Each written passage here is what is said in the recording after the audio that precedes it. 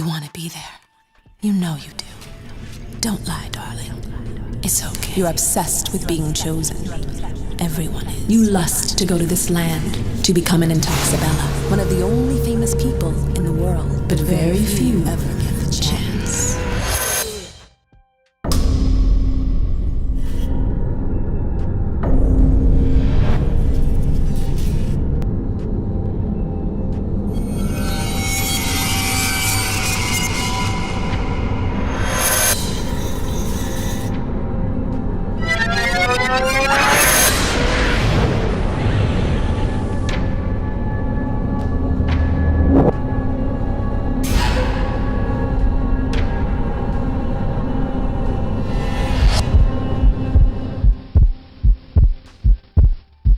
You want to be there. You know you do.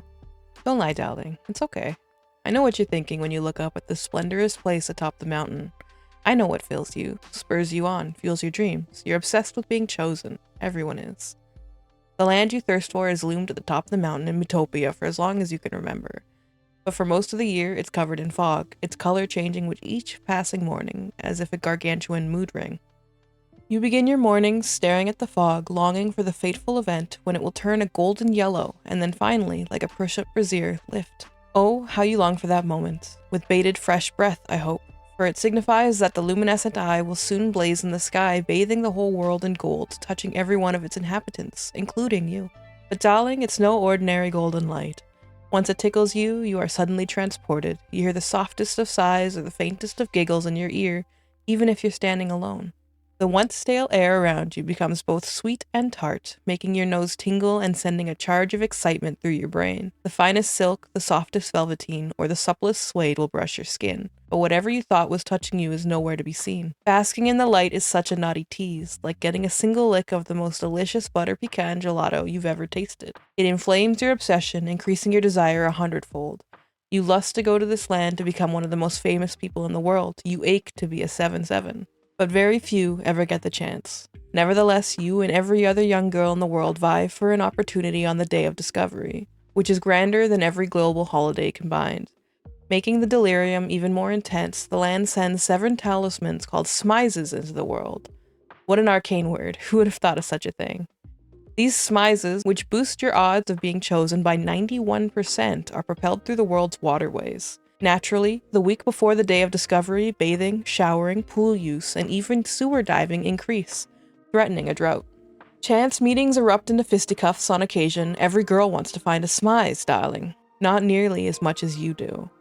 You ignore the slim odds and disregard the warnings you've heard since birth, like how it's easier to grow 3 inches in a month than it is to score a spot in the newest class. You turn a deaf ear to the cautionary tales whispered in your hometown and throughout Metopia, in dingy alleys in the side streets of Pitter-Patter, during shift changes in Shavira and on the assembly lines of Peppertown factories. Like the rumor that the school often takes inhumane and irreversible disciplinary action, or that certain disposable civilian girls are brought to the land to be tortured and then killed, used as a human sacrifice for ungodly experiments and animalistic rituals. It's obvious why they torture them, the gossip mongers whisper. Those in the land bathe in civilian blood to maintain their breathtaking beauty. Goodness, great shoes. A literal bloodbath, darling? The crimson elixir that must leave a nasty ring around the tub. Then there's the reality of the Pilgrim Plague, a form of sadness meet madness that compels unselected hopefuls to embark, dadless, on an unauthorized pilgrimage to the land. It is a sickness that comes with a quickness and afflicts the most determined and desperate, and the trek through the dangerous, diabolical divide always ends in dismembering death. As the day of discovery dawns, however, you and every other young girl around the world tune out the horrifying negatives and concentrate on the glitzy, gaudy, dream come true positive. You dredge up every ounce of self-confidence from deep within. This is my year, you say to yourself. And so does every other girl. They'll choose me for sure. Every girl feels the same way, except one. Tuki de la Creme. This book... this book was recommended to me by a friend, and I don't know how to feel about that. This book feels like it was written by someone who's not human. This may be the Fae. Maybe it was written by the Fae. It just... I finished this book. By the time I'm recording this part, I'm finished this book, and I still don't get it. I'm still coming to terms with this book. I was confused starting this book. I was confused reading this entire book all the way through, and I'm still confused now that I'm done. But I read the whole thing, so you don't have to. So I'm going to take you through the plot of Model Land by Tyra Banks. Yes, that Tyra Banks. Do you know what acting a fool means? Do you understand what acting a damn fool means? I love you, girl. Have you seen her? The girl whose face not even the meanest person you know would describe as yuck, but who would never in a million, no, a trillion years be described as alluring either. The girls whose eyes are 3 centimeters too far apart, whose mouth is 4 centimeters too wide. Not that you'd break out a ruler, but when you look at her, it's enough to make you say that something is definitely off. Come on now, you've seen her. The girl whose hair has multiple personality disorder that can't decide if it's supposed to be quasi-curly, semi-straight, frantic, frizzy, or wet and wavy. Or maybe a power to the people fro. The girl whose body is a contradiction of itself, a slightly hunched back from years of poor posture, one must presume, feet the size of snowshoes, and stick figure arms and legs so fragile you think you can hear them screaming. Feed me an entire grilled cow. Now, the girl with the humongous punch bowl-sized head with a forehead that goes on and on and on, making her look like the weight of her cranium will topple her over and break her into 1,000 pieces. And not only is her clothing painfully mismatched, so are her eyes. Darling, you heard me right. She has one green eye, one brown. Have you ever seen Tuki de la Creme?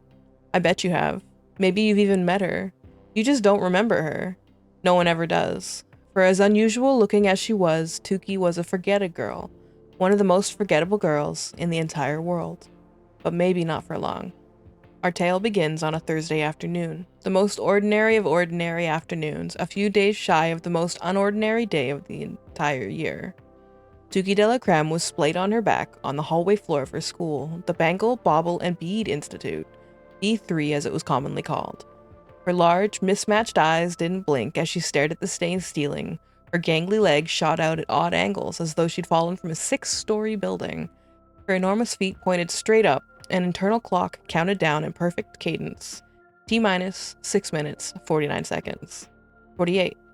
47. The book opens with our heroine, Tuki de la Creme, who is immediately described as having long awkward legs and huge ass feet. That is her defining traits. Long legs, huge feet, 5 head, mismatched eyes, insane hair.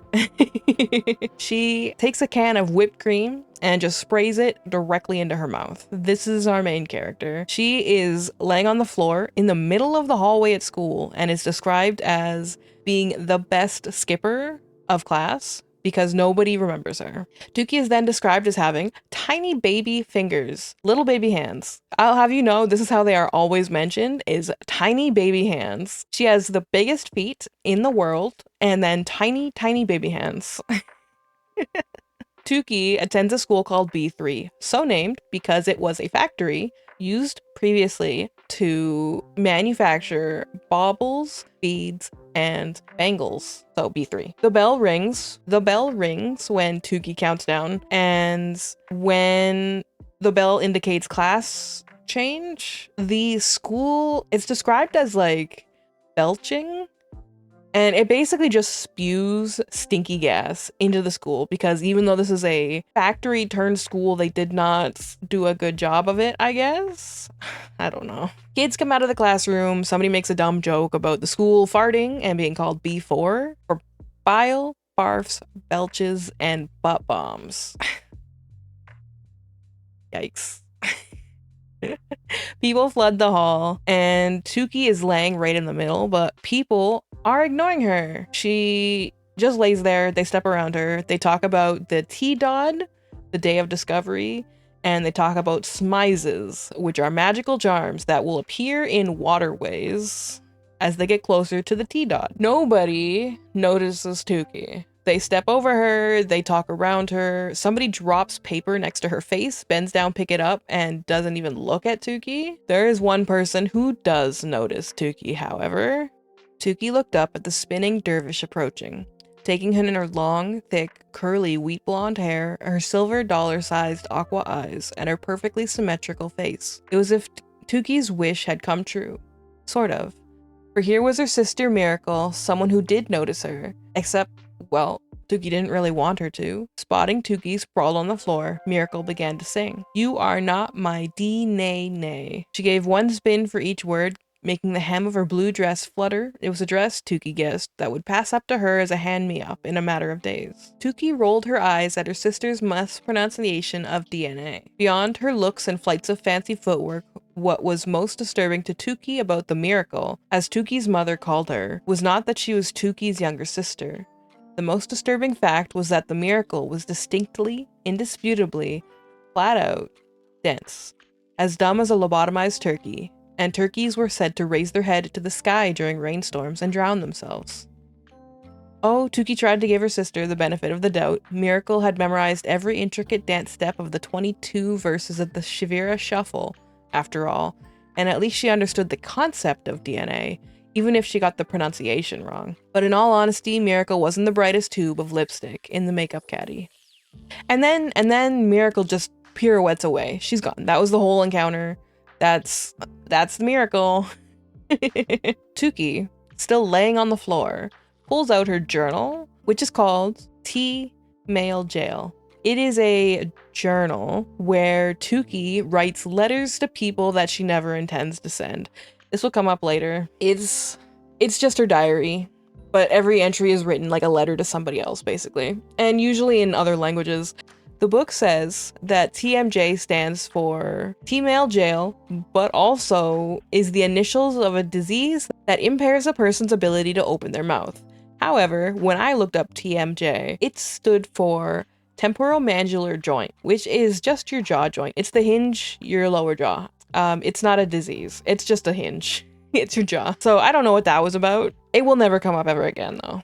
Tuki takes out her pen and she writes a letter to Lizzie, who is her best friend, who has also been missing for the last 6 weeks. She says she has been doing her SPLD thing for 39 days. SPLD stands for Silent Protest Laying Down. Girl has been laying on the floor at school for the last 39 days. Tuki goes to write a letter and she thumbs through her journal. And the book notes that every entry is written in a different color to correspond with the language that it's written in, because apparently Tuki knew 28 languages by the time she was 11. There's Goduian, Trejoli, Beijingal, Kolarian, which is a language spoken by the distant country of Sanskalar. Now, at the age of 15, she basically knows every language possible. Modo e ku movo e fianca a polo sintesa milabra con novo della cover girl queen collection no potre passa in savata tinta fe forte e natrio e lessa transpera la stata brillante Brasilia novo rosetto brilliant vibrant hue della cover girl queen collection. I'm gonna go off my script right here. I'm gonna tell you the other countries that I have found. The other countries mentioned over the course of this book. They all have basically English counterparts. This isn't Earth or whatever this is supposed to be. I don't know what it is. But all these cities seem to have basis in actual countries and stuff. So Godian is Spanish. Trejoli is French. Beijingal is Chinese. Metopia, which is the city that Tuki lives in, is based off of California. Or maybe the whole western United States. It's unclear. Shivira is a section of Metopia, and it's freezing, so I don't know. Terra Bossa Nova is Brazil. Chakra is India. Strip Town is Las Vegas. You can start to see where her naming conventions are coming in. Halinian is Alaska. Waito is an African country of some sort. 500 is southern United States. Cana de Abra is in the Middle East somewhere. Nord-DC is Norway, Sweden, Denmark. Cappuccina is Italy. Pyramidian is Egypt. Tulip is the Netherlands. Icy Lan is Iceland. Mini Paul is the Minneapolis St. Paul. And Texacoco is Mexico. Oktoberfest is Germany. There's Didgeridoo, which is Australia. That one gets me the most because she didn't even try for that one. Angel City is probably Los Angeles. Ooh, Big Teak might be like New York. It's a big city that's set in like a mall or something. And then there's Kremlingrad, which is Russia. This is just the beginning. This is just the beginning. Oh, we're in for it. The thundering crowd in the Bangle, Bauble, and Bead Institute hallway started to thin. Tuki nervously smoothed out her shorts, closed her T-mail jail, and straightened her body out of its position suggestive of traumatic injury. And then she heard the bow-legged footsteps she's been waiting for. Step, pause, step, coming her way. There was only one person at B3 who had spoken to Tuki besides Miracle. Class President Theophilus Lovelaces. The very step, pause, figure quick approaching. It had been 1 year ago, almost to the day, but Tuki hadn't forgotten it. In truth, it was why she had invented the act of SPLDing in the first place. There were so many letters in T-mail jail written to Theophilus, all expressing unrequited admiration and affection. Tuki longed to slip one into her locker, but she knew she never would. A year ago, Tuki had taken a real spill, tumbling down the narrow spiral staircase to the cafeteria. All she remembered about the moment was one foot touching the first step, and then both enormous feet flying into the air, and she was falling. Then there was floor. Boom. Tuki had landed so hard that the world had gone black for a few minutes. Spots had begun to appear before her eyes, bodies swept past her, but not one person tried to help. Tuki had just lain there, while the day continued as usual for everyone else at the Bangle, Bauble, and Bead Institute. Then, a figure in a pinstriped suit jacket had appeared. Tuki's vision was still blurry, but she could make out a small, round button on the figure's lapel. Vote for love. Are you okay? Theophilus Lovelaces stood above Tuki like a royal guardsman coming to the aid of his queen. The pin on his lapel was one of the good luck charms he passed out to B3 students in hopes of getting re-elected every school year. He'd never given one of them to Tuki, though. The noises in the cafeteria ceased to exist. Tuki was groggy from her fall, her ears rang to the point of leaving her deaf, and her mouth felt like it had been anesthetized, but it didn't stop her from noticing his imperfectly perfect features. Sun-kissed, tightly curled hair, a left cheekbone that was sharper and more defined than the right, sympathetic golden brown eyes the exact color of 2 salted caramels, Tuki's favorite candy. He wore a caramel-colored suit in the finest fabric, an indication of his family's prestige. They were the wealthiest in all of Metopia, and yet he didn't carry himself with the air of privilege or self-righteousness. In fact, he chose to attend B3 over a private school in his own neighborhood because he wanted to be among the regular people. He was smiling at Tuki kindly and generously as though they were equals. Yes, she wanted to tell him, I'm better than okay, but her mouth wouldn't work. Theophilus tilted his head to the side, his lip curling over a slightly chipped tooth. That was quite the spill. Then, amazingly, he had reached down and taken her hand. Tuki's tongue was frozen solid. She had imagined what she must look like to him, a rag doll without most of its stuffing and with trace lines of drool over both of her cheeks. Disgusting. After a few moments of Tuki lying there, just staring, Theophilus stepped back, an apologetic look on his face. Okay, sorry. And then he turned around and left. They hadn't talked since. Tuki hopes that today is the day that Theo really sees her. By the way, the name's Theophilus is just the beginning. Just the beginning, you'll see. He drops his button, his vote for love button, right on top of Tuki, but he doesn't bother to pick it up. He just leaves it there, and then she goes to pick it up herself. But somebody with a hockey stick slaps it off of her, like they just shoot it like a puck off of her, and it flies down the hallway, and Tuki goes feral. She gets up, and she's like scrambling and yelling and screaming and running after this pin because she wants it, because it belonged to Theophilus. And girl, you're embarrassing yourself. Not that anybody even notices her. She screams when somebody steps on the button. The button gets booted down the stairs, and then it gets booted again into the cafeteria, where it gets booted again and lands in a garbage can. And she dives directly into this garbage can and goes digging through all the discarded food to get this fucking button. A shiny black boot kicked the button and sent it sailing through the stale cafeteria air right into a trash can. Tukey pursued it like a lion after a zebra. She wanted that button. It felt like the only new thing anyone had ever given her in life. Not that Theophilus had exactly given it to her, but Tukey wasn't one to quibble over semantics. She reached the trash can and took a deep breath and plunged her hands into it.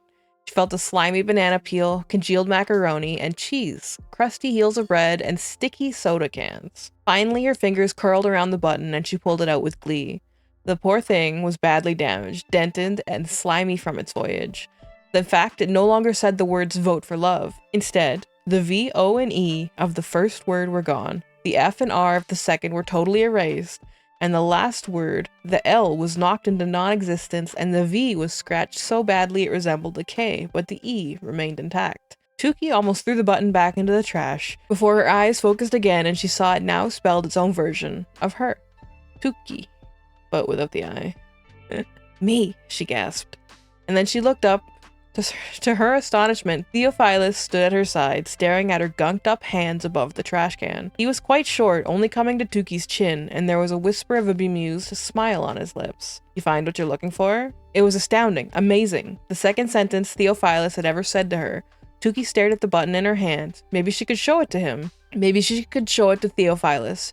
Look how your slogan changed into my name, she could say. Don't you think it's a sign too? Theophilus? Tukey and Theophilus' heads swiveled to the left. Zarpessa Zarono strolled into the hall. See what I said? With a long, single-textured, bone-straight auburn hair, flawless skin that didn't need an ounce of concealer, eyelashes that required not a stroke of mascara, and a tall, lean body, kissed with subtle curves that made every head in the B3 hall whip in her direction. And just like that, Tukey's heart dropped to her hand-me-up shoes, which were 2 sizes too small. Zarpessa was Theophilus' girlfriend. They'd been an item for the past 3 years. There you are, Zarpessa trilled, swinging her goldenrod-hued dream bag, this year's $5,000 IT purse, in her hand. She glided towards Theophilus with the grace of a swan and held up a massive poster written in gold glitter pen. Zarpessa Zarono presents Theophilus Lovelaces for president. Again. This is made with real gold dust, Zarpessa boasted.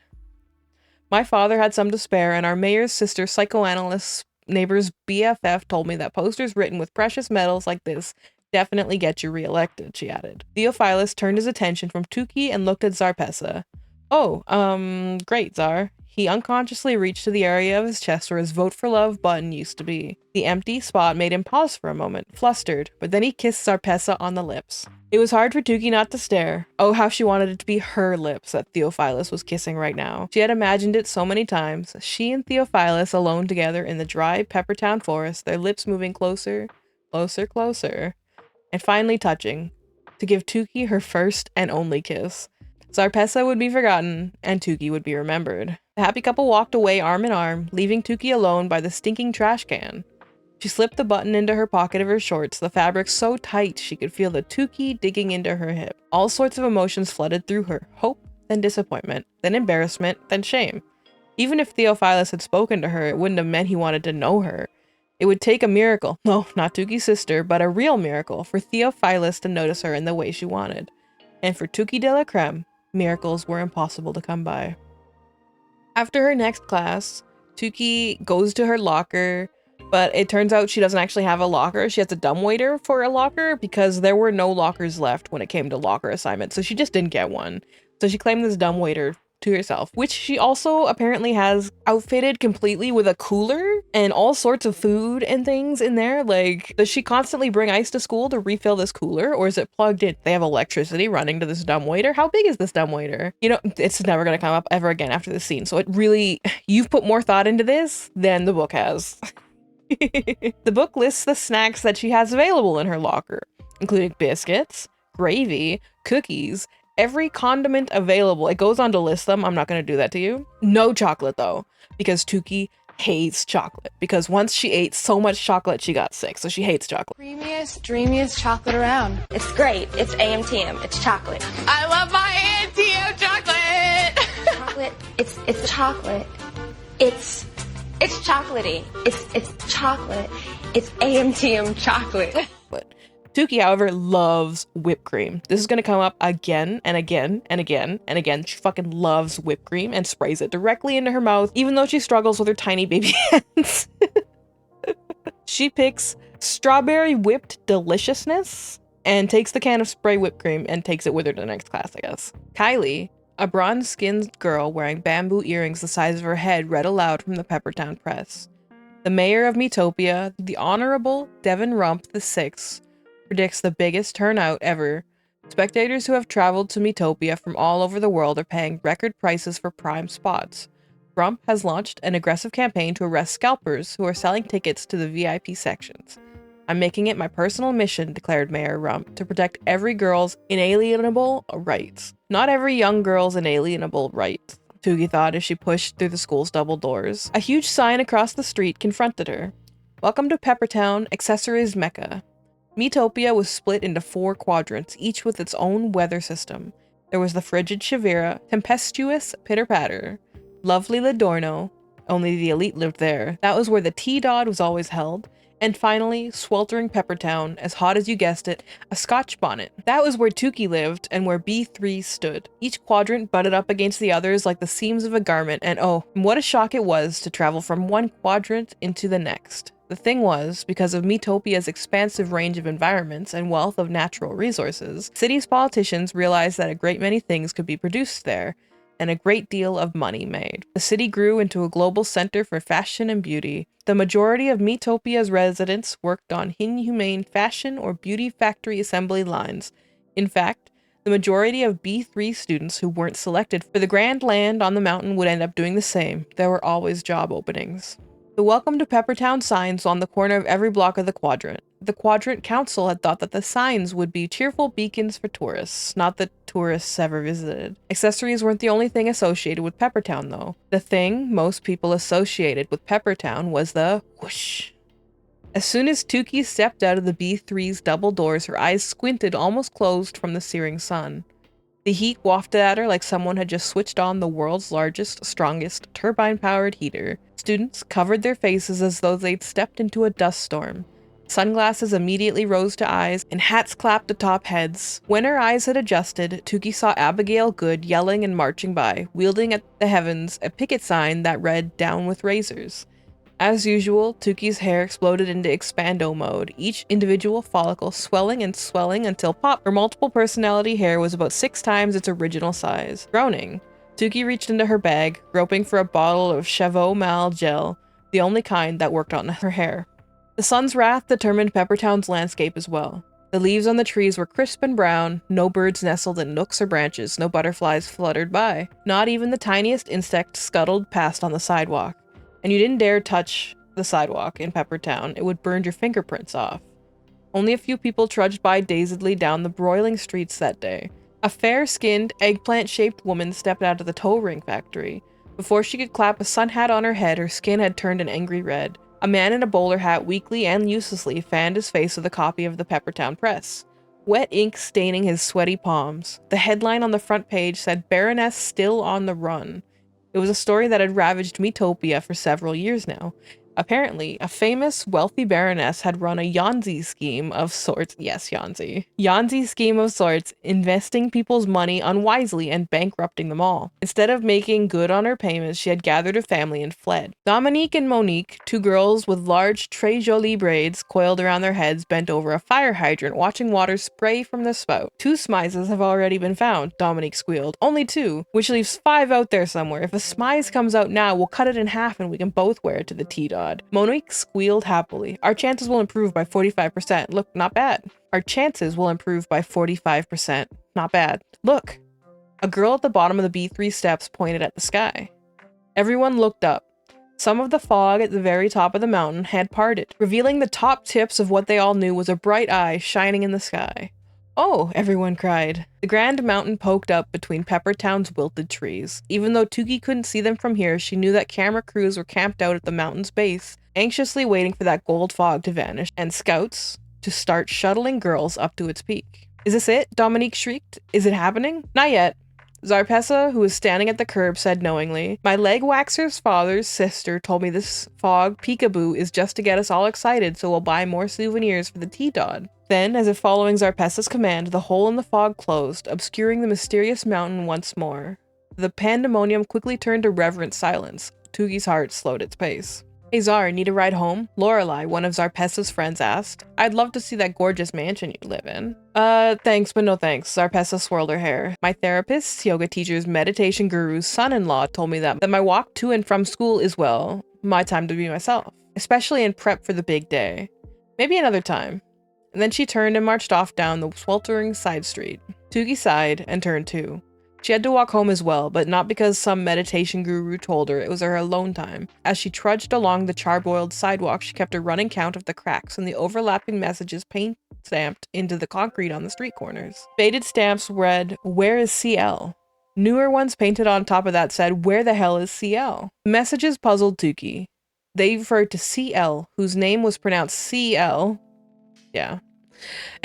The most magnificent 7-7 to ever grace the earth. A 777, the majestic woman with caramel-covered skin and the most intoxicating eyes. For a long time, CL's visage was everywhere and monopolized every fashion campaign and runway in every major style capital of the world, until only a few months ago, when her images had abruptly disappeared from billboards, magazine ads, and sides of buses worldwide. A special news bulletin had been announced that CL was no longer accepting work and wouldn't be the face of her own CL by Jerk perfume, the best-selling fragrance in the world, but there was no explanation. Tuki keeps walking down the street, but she stops at a window to describe herself for us. Then she approached a sunglasses factory whose facade was made of long sheets of glass. Her image swam into the reflection, and she winced. She still had that 6 head, the slightly too small, weak chin, the multiple personality disorder hair, and the woolly caterpillar eyebrows. Her eyes still spread wide like an antelope's, and one the color of dirt and the other of snot. Yep, same old Tuki, different day. Tuki stops by a tree, where apparently her friend, her bestie Lizzie, lives. I guess she's like an orphan, a vagrant orphan type. She's unexplained, and she does not get explained in this book. I assume that was gonna be the next book, but there is no next book. Tuki is sitting at this tree, and she's like, I miss you, Lizzie. I wonder where you went. And then actually it turns out Lizzie's there. Lizzie's back. Her bestie's back. And Lizzie reaches down and pulls Tuki up into her treehouse. When they reached the top, the girls extended their palms out, pointed towards the sky with both hands, sniffed each armpit, and then curtsied.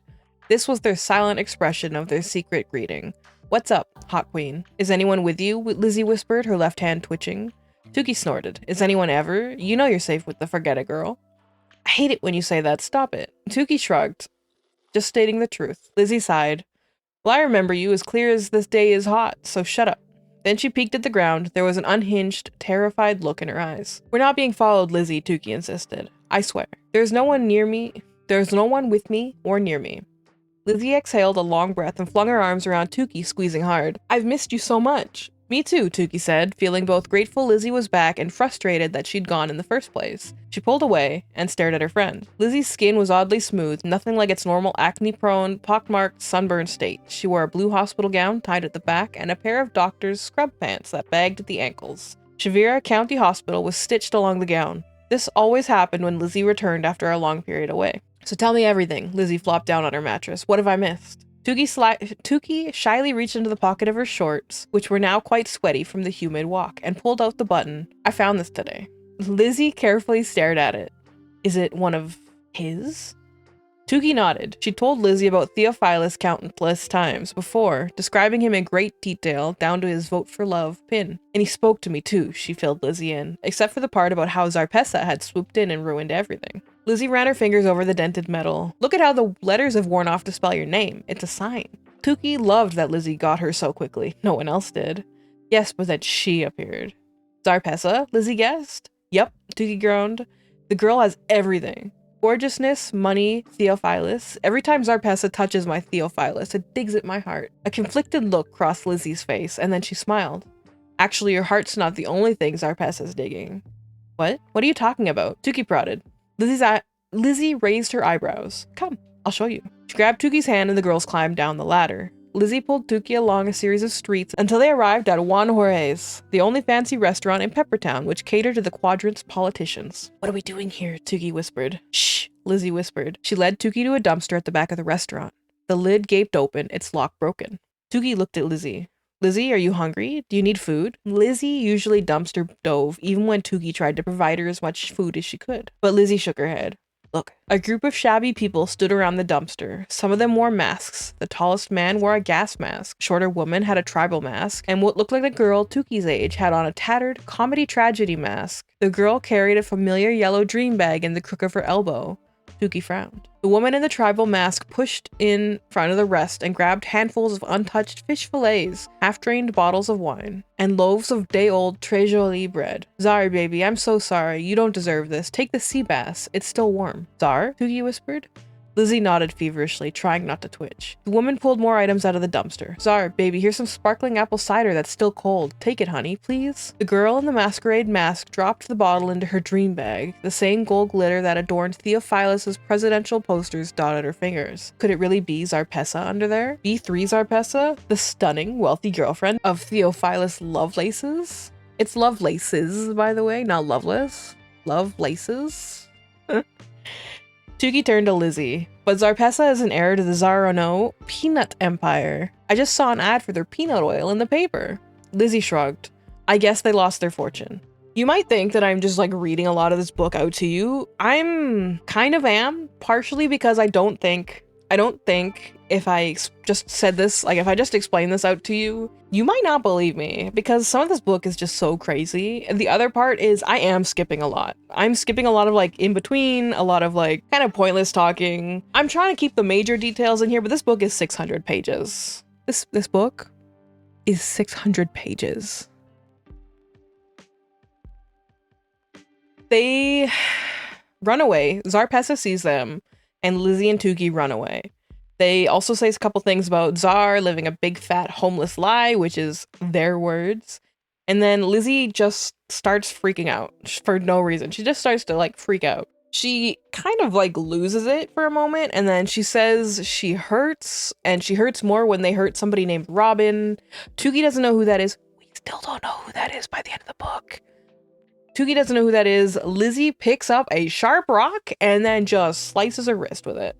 Just straight up. She just grabs a rock and swoof. Tukey asks why she would do something like that, and then Lizzie says, it hurts so much better when I do it. Which doesn't really make a lot of sense either. Whatever. Lizzie lowered her eyes. Her face was a ballet of twitching and wincing. It hurts so much and I feel better when I do it, she said desperately. Tears came to Tukey's eyes and she felt helpless seeing her best friend so tormented. Lizzie, what hurts so much? You can tell me, Tukey begged. I can handle it, and you know I'm not going anywhere.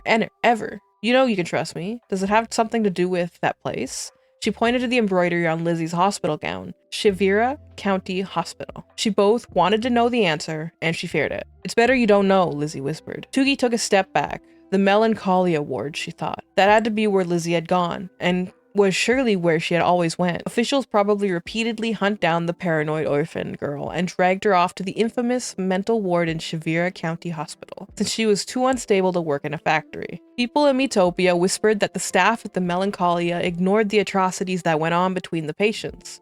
Some said it was worse than the Shivira prison, which housed Metopia's deadliest criminals. There was never any way Tukey could look for Lizzie in Melancholia either. Shivira Hospital kept no records as though it didn't exist. During the 5 years they'd been friends, Lizzie had taught Tukey many things. Not to be afraid to spelunk in the hidden Peppertown caves, which offered a stunning view of the undiscovered Peppertown Platinum Mine. How to sneak into the ritzy, no tourists allowed areas of Lodorno without getting caught. It's all attitude, Lizzie had said, donning a hand-me-up dress from Tukey's closet. And what with Tukey's strange SPLDs and writing but never sending letters habit, and Lizzie's screams and paranoia, it was like they were the only two happily crazed snowballs in a sea of sanity. Try not to think about where I disappeared to, Tukey, Lizzie whispered, pulling the nightgown's sleeves back over her arms. A wistful look floated across her face. Think about Exodus instead. Sleeping on the beach every night. Tukey smiled weakly. And swimming wherever we want to. Lizzie poked Tukey's thigh. The whipped cream factory we could build for you right on the shore. And we'd be in the dreaded factory business, huh? Tukey said playfully. Grow what we know. We'll build a grilled cheese dipped in strawberry jelly factory for you. Grilled cheese dipped in strawberry jelly was Lizzie's absolute favorite food. Toogie snuck Lizzie sandwiches whenever she got the chance. And we'd own the factories, not just work in them, Lizzie added. Our workers would be part owners too, and we'd treat them with respect, not like the workers here. And Theophilus would be our mayor, Toogie swooned.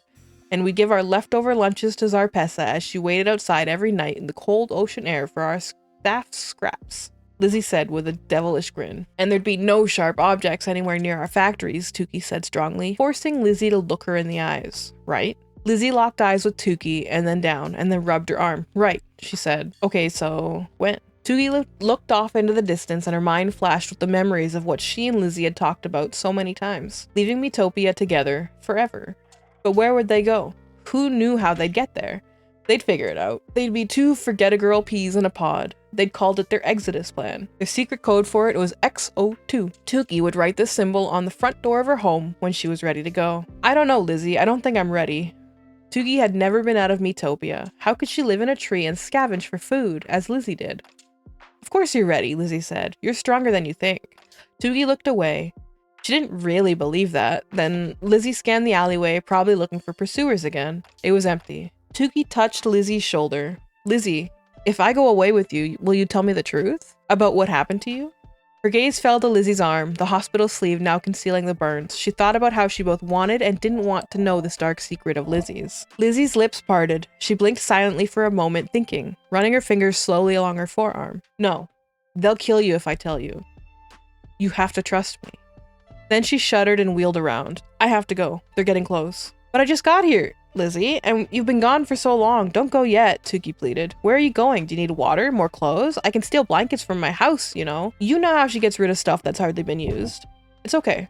I'll be okay. I'll wait for you to be ready, Tookie, and I know you will be soon. Exodus. Think about it. For real this time. I love you, Tookie. Giving Tookie a hurried wave, Lizzie ran down the hot Peppertown sidewalk. Tookie's eyes tracked Lizzie as far as she could see. Her last view of her troubled friend was Lizzie stooping to pick something up off the ground. Tookie shut her eyes, devastated when she realized what it was.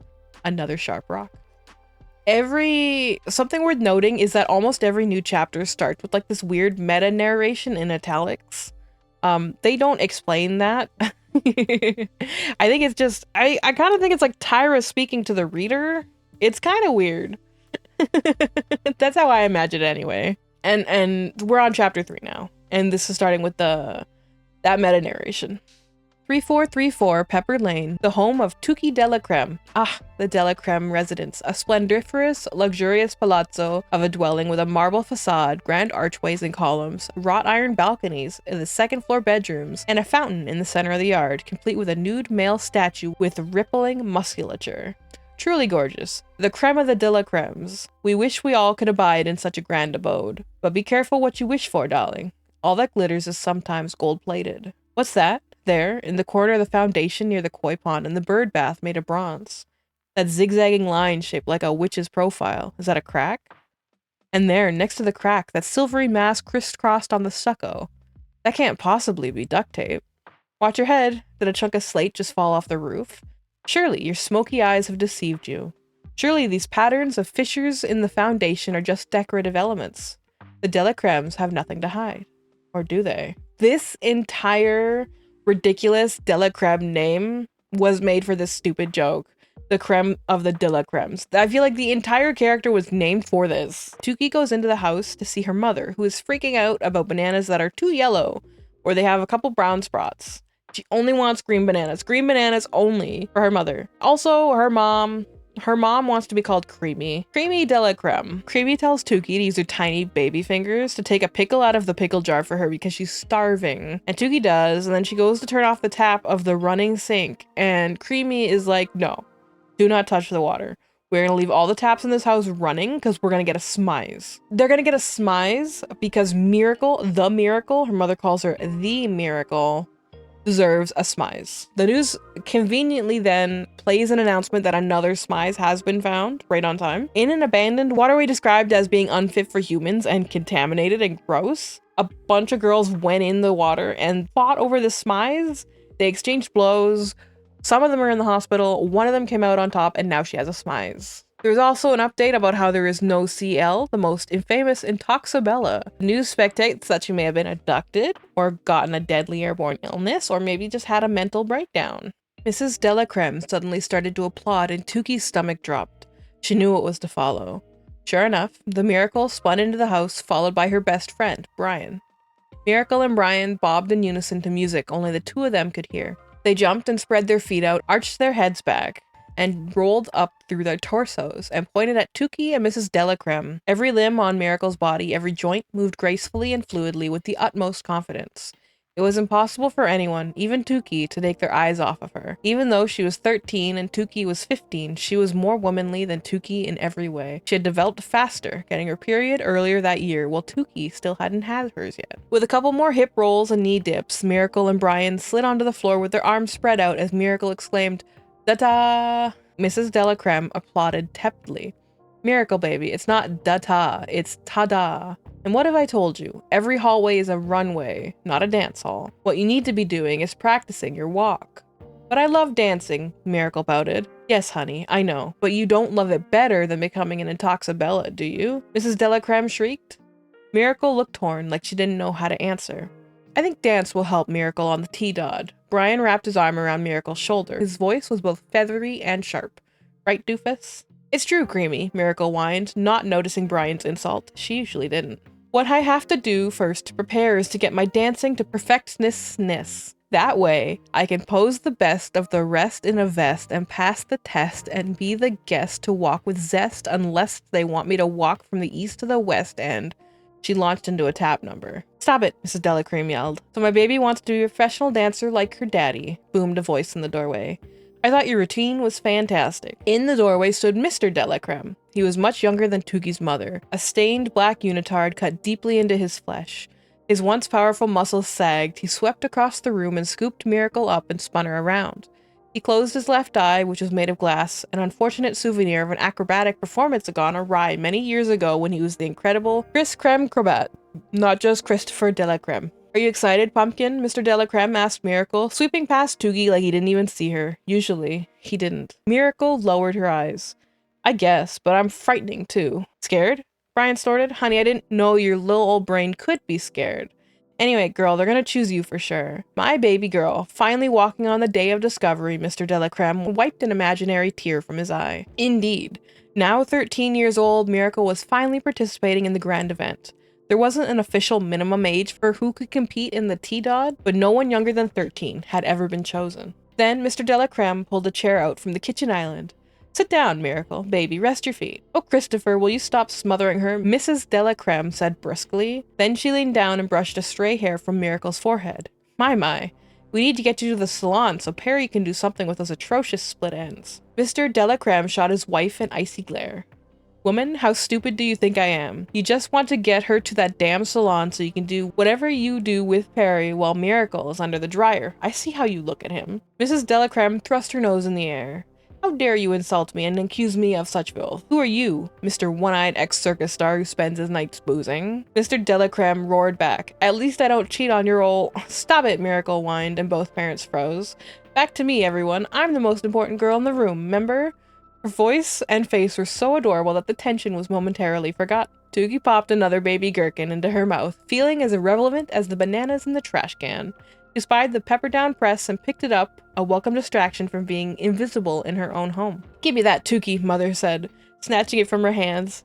"I haven't read the paper yet, and you know I cannot stand touching it after anyone else has had their dirty hands on it." She thumbed through the pages. "Ha! The police are moving in closer on the fugitive Baroness." She read the article out loud. "Authorities believe the Baroness may have fled to Terra Bossa Nova, although they have no firm proof. They are working with Bossa Novian local authorities to track down this evildoer who has ruined the lives of tens of thousands and scarred the image of the annual Atoxa Stakes event in which second-year students travel to Strip Town and gamblers bet on which girls will become Intoxabellas upon graduation." She looked up. "I hope they find that shady wretch. We've lost most of our savings trusting her."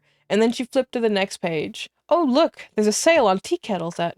"Woman," Mr. Delacreme said through clenched teeth, "you still have a brand new, unused tea kettle on the stove. You don't even drink tea because the leaves are dried up and stale." Mrs. Delacreme stared at him. "Tuki, make me some tea." Tuki flinched. "But Creamy, you don't..." you don't like? Duh. Mrs. Delacreme imitated nastily. Spit it out. Tookie glanced at the floor. For as long as she could remember, the sight and sound of her mother had caused her heart to flutter, her palms to sweat, and her tongue to stammer. Mrs. Delacreme dragged Tookie to every speech pathologist in Ladorno, but the mother's specific stammer could not be cured. Mrs. Delacreme rolled her eyes, exasperated. What did I say, Tookie? Make me some tea. Now. Tookie shrugged and took the tape off the tea kettle's spout. She placed it onto the gushing tap, filled it, and placed it on the stove. Suddenly, a tiny, yellowish bubble spewed out of the running faucet. This wasn't unusual. Off-color water was a common sight in the Delacreme household because of the home's broken water filters. Tookie scampered to the cabinet, snatched up a mug, and dropped a bag of mint tea into it. Moments later, she ran back to the boiling kettle and relieved it of its howling. She poured the scalding water over the bag and handed the brew back to her mother, who scowled at the cup. Mrs. Delacreme defiantly looked over at her husband and then brought the cup to her nose. Smelling it is not enough, Creamy, Mr. Delacreme taunted. Drink it. Tookie turned back to the tap. The small yellow bubble began to expand, filling half the kitchen sink. Then it changed color, from spicy red to soothing blue to emerald green, and finally to a plethora of yellows. It was strangely beautiful. Tookie carefully picked up the bubble with her hands, and then, before her eyes, the bubble flattened itself and transformed into cellophane-thin, golden cat's-eye sunglasses without the frames. Oh, Miracle screamed, looking at Tookie. Look! Mrs. Delacreme noticed it too, and dropped the teacup from her hand. It crashed to the floor. Could it be? Our ship has come in, Mr. Delacreme exclaimed. Tookie looked from her sister, Miracle, to the true miracle that had taken shape in her hands. A smize. The smize is described as ornate with eyeshadow-like flourishes of taxicab, Dijon, baby chick, banana, and lemonade yellow. As expected, Creamy immediately takes the smize from Tookie, and then suddenly the smize pops out a note. Apparently it has a note in it. Mrs. Delacreme brought the smize under an overhead light. Brian, Mr. Delacreme, and Miracle gathered around and stared. Tookie had to stand on a chair to get a partial view of it. Soon the smize began to shake. Waves of yellow in every shade popped out from all sides. A miniature flag, emblazoned with a smize, then deployed from the middle of the object, fluttering in its own mild breeze. Words began to scroll through the air. Mrs. Delacreme began to read, in a clear, haughty voice. Congratulations, Delacremes. Delacremes, it can see us? Mr. Delacreme wondered worriedly. He began to flit around the room, removing duct tape from various holes and cracks and tidying as much as he could. We can't let them see the place like this. Mrs. Delacreme sucked her teeth and shook her head at her husband before continuing to read the words that floated in the air. You hold in your tea-drenched hands the 7th and last day of discovery smize, what girls everywhere dream of having. The wearer of this smize has a 91% chance of being discovered on the day of discovery. 91% chance. Ha! Mr. Delacreme boasted. My miracle will be batting 1,000. He hobbled around, throwing out the tea bag, crumpling the newspaper, and sprawling on his knees to glue the broken granite tiles back together. If you don't stop, Mrs. Delacreme said, glaring at him, I'm gonna poke out your other eye. Which we are elated to inform you improves the Delacreme offspring chances of fame and fortune. Perhaps you'd be able to rid yourself of this ramshackle asylum should your spawn reach the pinnacle of success. We're gonna be rich, Brian yelled. We? Mrs. Delacreme eyed him suspiciously. Then she continued, Might I bring your attention to the myriad of golden colors on the smize?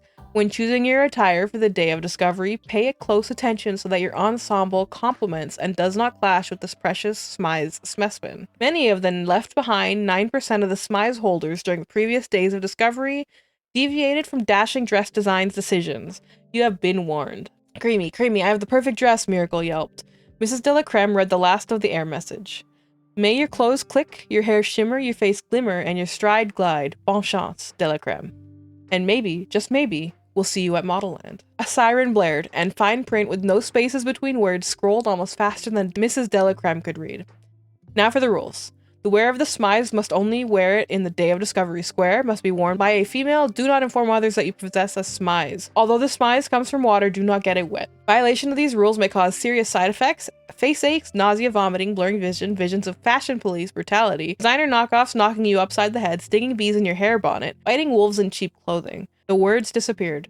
The colored ribbons and flag retreated, and the smize let out what sounded like a contented sigh.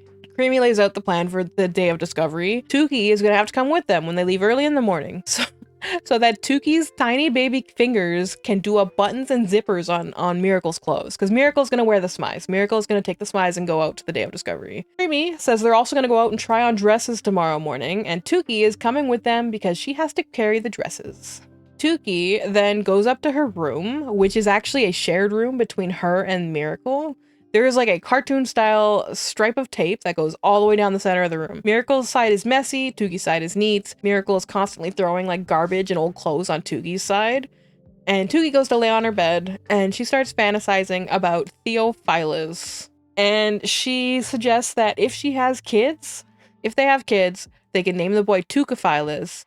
And if they have a girl, they could name the girl Thuti. Tuki makes out with Miracle's full-length mirror, and her sister walks in on her smooching with the mirror. But Miracle says, well, it's better to make in with yourself than to not do it at all. Because she got make out wrong, I guess. I don't know, it's fucking stupid, man. That night, Tuki actually sleepwalks out of her room and into the hallway. Tuki sleepwalks. She sleepwalks a lot, and she always wakes up wherever is like super convenient for the story, and they never explain it. Tuki sleepwalks out of her bedroom into the hallway where she finds her father in the living room drunk on tater mash imported from Kremlingrad. So, vodka from Russia. He's out doing acrobatic tricks in the middle of the floor, and she remembers the day of his accident. He had been 7 stories up on a tightrope about to do a super amazing new trick when her mother pulled out a compact mirror to adjust her makeup, and the light reflected off the compact mirror and into his eyes, and he fell 7 stories. But because he's an acrobat, he tucked and rolled and he landed fine. Like he was unharmed. He stood up after he landed and like did his bow to be like, I'm okay. But when he bowed forward, he impaled his eye on a sword that was facing upright right in front of him for some reason. That's his whole accident. That's why he lost his eye. Her father catches her watching him from the hallway, and she asks if he wants a spotter. And it's the first time he's let her spot him since he had his accident. He says all she needs to do is to keep an eye out and make sure he doesn't fall. Tuki immediately stops paying attention, and her father falls, and then he gets mad and tells her just to get out. The next morning, Tuki, Creamy, and Miracle go to Ladorno, which is the richest, most amazing quadrant in Metopia. They go into a big mall, and they buy designer vintage dress from Miracle. The most interesting thing in this entire segment is there's another girl in the background whose name is Janif. Janif! Tuki sees a bunch of CL merch, and then the vendor for this merch calls her a funny-looking girl. Tuki then sees a guy she recognizes wandering around the mall. She notices him because he wanders around like by the school and stuff too. He has a single wingtip shoe that he's been holding on to, and so she calls him Wingtip. This guy will come up later. Wingtip. Remember Wingtip. He looks up at her and he sees her, and she thinks that he is the only person that really like looks at her. Like, it's weird.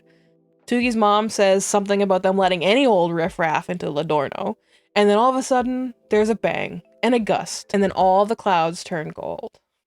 A brisk wind stirred, whipping Tuki's hair into super expando mode and fluttering her skirt. Tuki peered into the sky.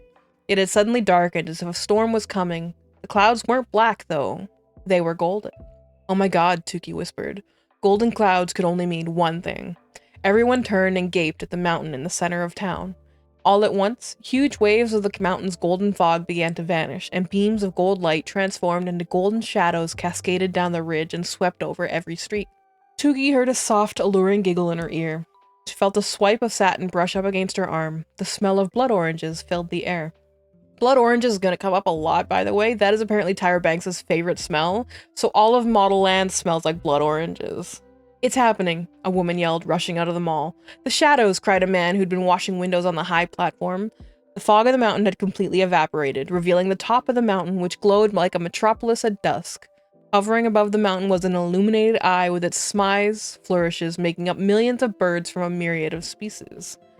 Tuki had seen the phenomenon before, but never this close. A sleek, yet enormous hand of smoke looped around the entire mountaintop and proceeded to spell a word with its white plumes of smoke. Model Land. Everyone spilled out onto the sidewalk and watched the spectacle. Cars stopped in the middle of the street, the drivers gawking at their sunroofs. An elevated train halted in its track. All passengers stared out the window with their mouths open. I see I have your attention, boomed a familiar Godwian accented voice. It seemed to be coming from the sky itself. Lightning bolts shot from the letter cloud to letter cloud, turning them from white to red to blue to green to yellow. This is the Belladonna speaking, the voice continued. Everyone oohed and awed. The belladonna was the grand dame of the land on the mountain and the final decision maker about all candidates. The day of discovery is less than one sunset away, the belladonna went on. And so, the time has come to present you this year's newly minted 7-7. This is a glimpse of what your future might be if you are so lucky, if you are so divine, if you are one of the most special girls in the world.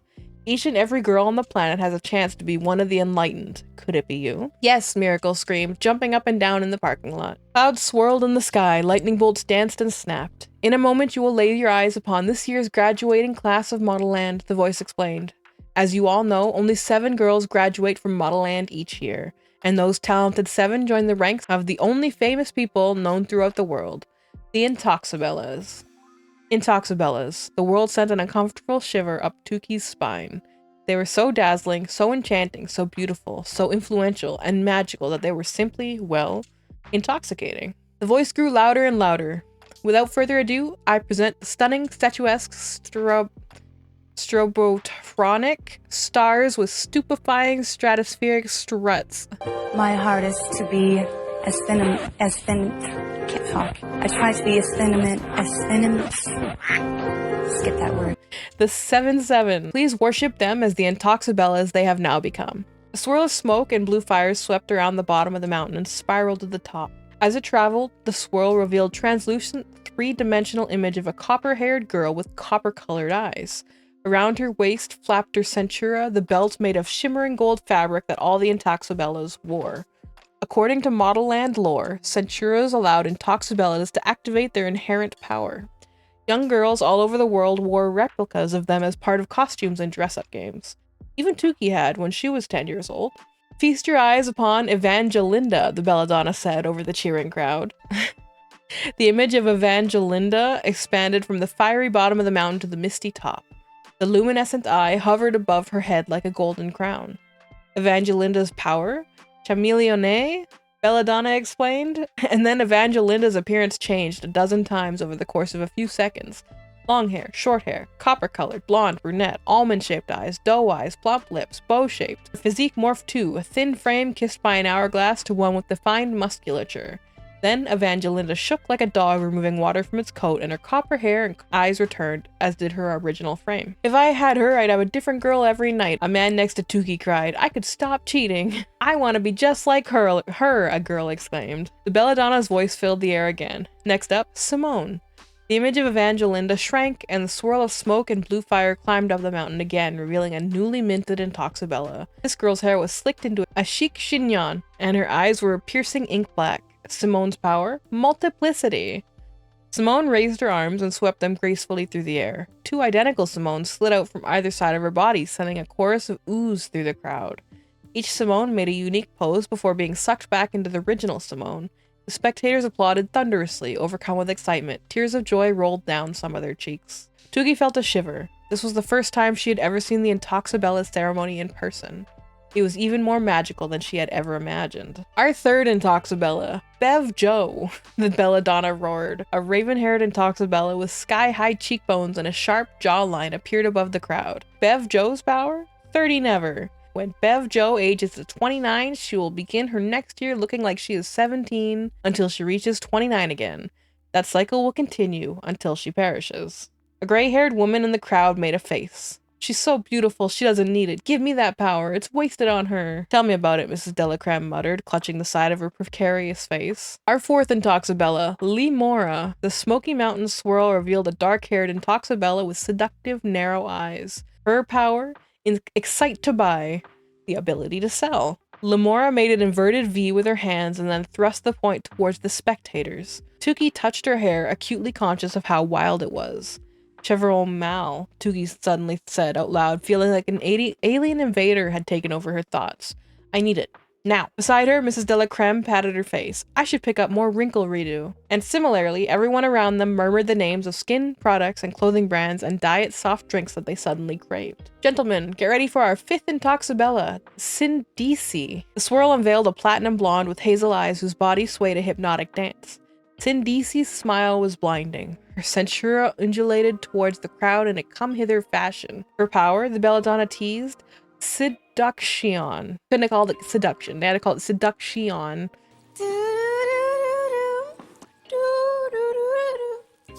As Sindisi's hair blew in the wind, all the men in the crowd stared. "I'm ready to sin with Sindisi right here, right now," one of them yelled. "Our sixth Intoxabella, Catuccia," said Belladonna, a cocoa-skinned, large-eyed beauty with close-cropped hair spun in the air. Unlike the other Intoxabellas who wore the most fashionable couture, this Intoxabella wore an outrageously mismatched, tattered blouse and skirt combination. Her power is Sixth Sensa, a remarkable, supernatural sixth sense.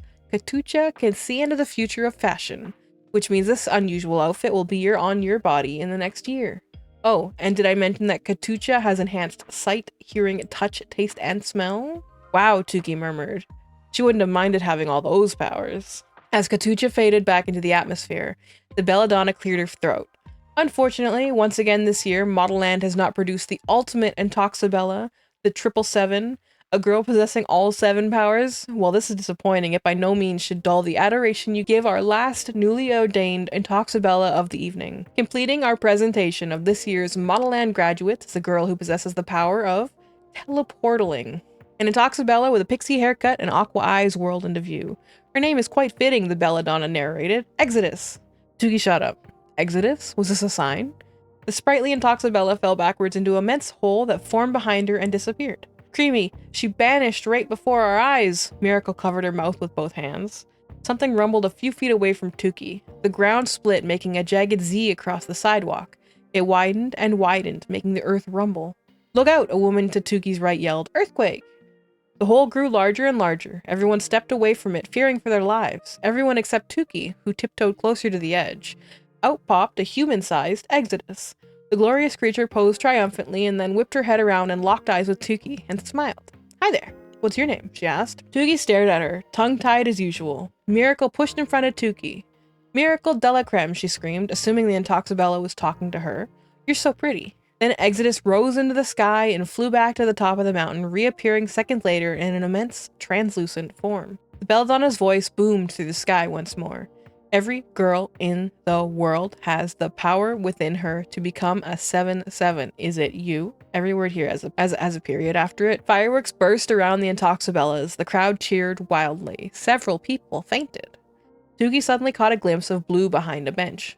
2 feet clad in doctor's booties. She drew in a breath. "Lizzie?" Tuki scampered over worriedly, not even bothering to tell her mother or Miracle where she was going, since they were transfixed on the spectacle in the sky. Lizzie was half hiding behind a bush, twitching wildly. Her eyes rolled back in her head. "Lizzie," Tuki cried, taking her friend's hand.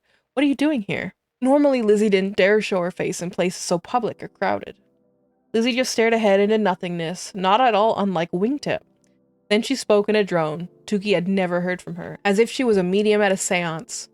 "They took her last night, by her feet. The burning continued throughout the night. They cut open her blisters and poured liquid metal into her veins." Lizzie then raised the cuff of her pants, which were dragging on the ground, revealing feet that looked like they had been dipped in battery acid, with open sores that oozed pus. The area near her arches had 100 little cuts that ranged in straight lines, as if they were soldiers ready for battle. "Lizzie," Tuki cried. She looked around frantically, hoping someone could help her.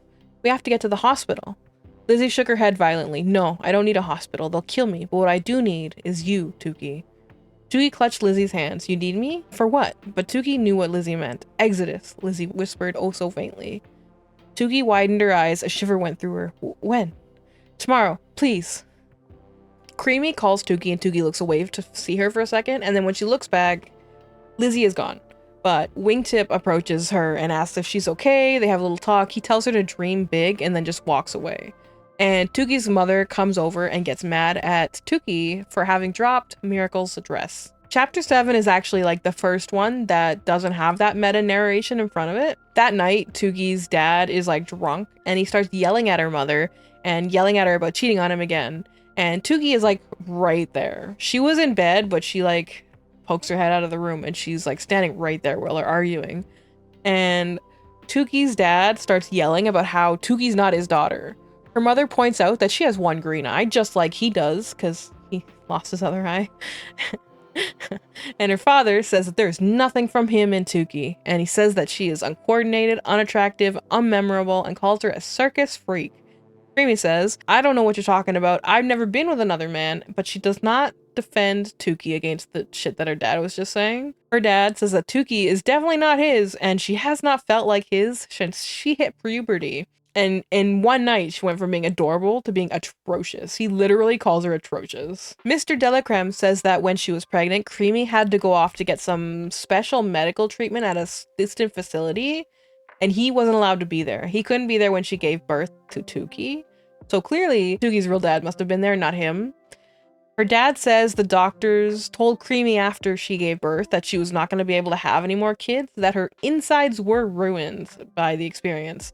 And then 2 years later, she got pregnant with Miracle, who actually looks just like her dad.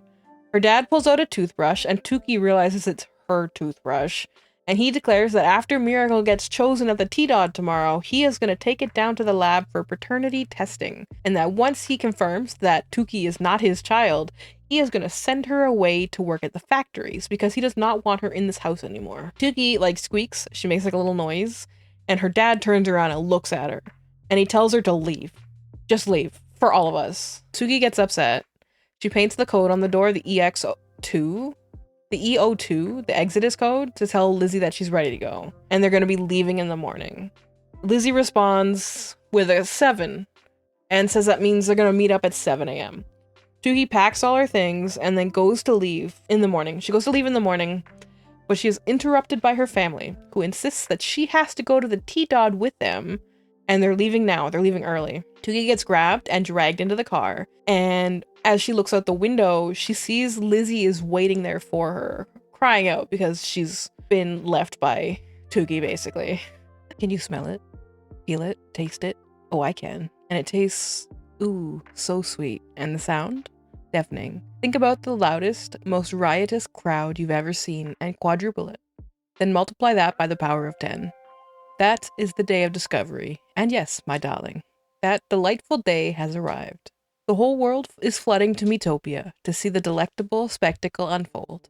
It takes place all over the planet, of course. On the sexy beaches of Terra Bossa Nova, on the strip of Strip Town, around the Taj Gardens and Chakra. But there's nowhere like Metopia for the most authentic experience. Model Land is right there, after all, at the top of Metopia's highest peak.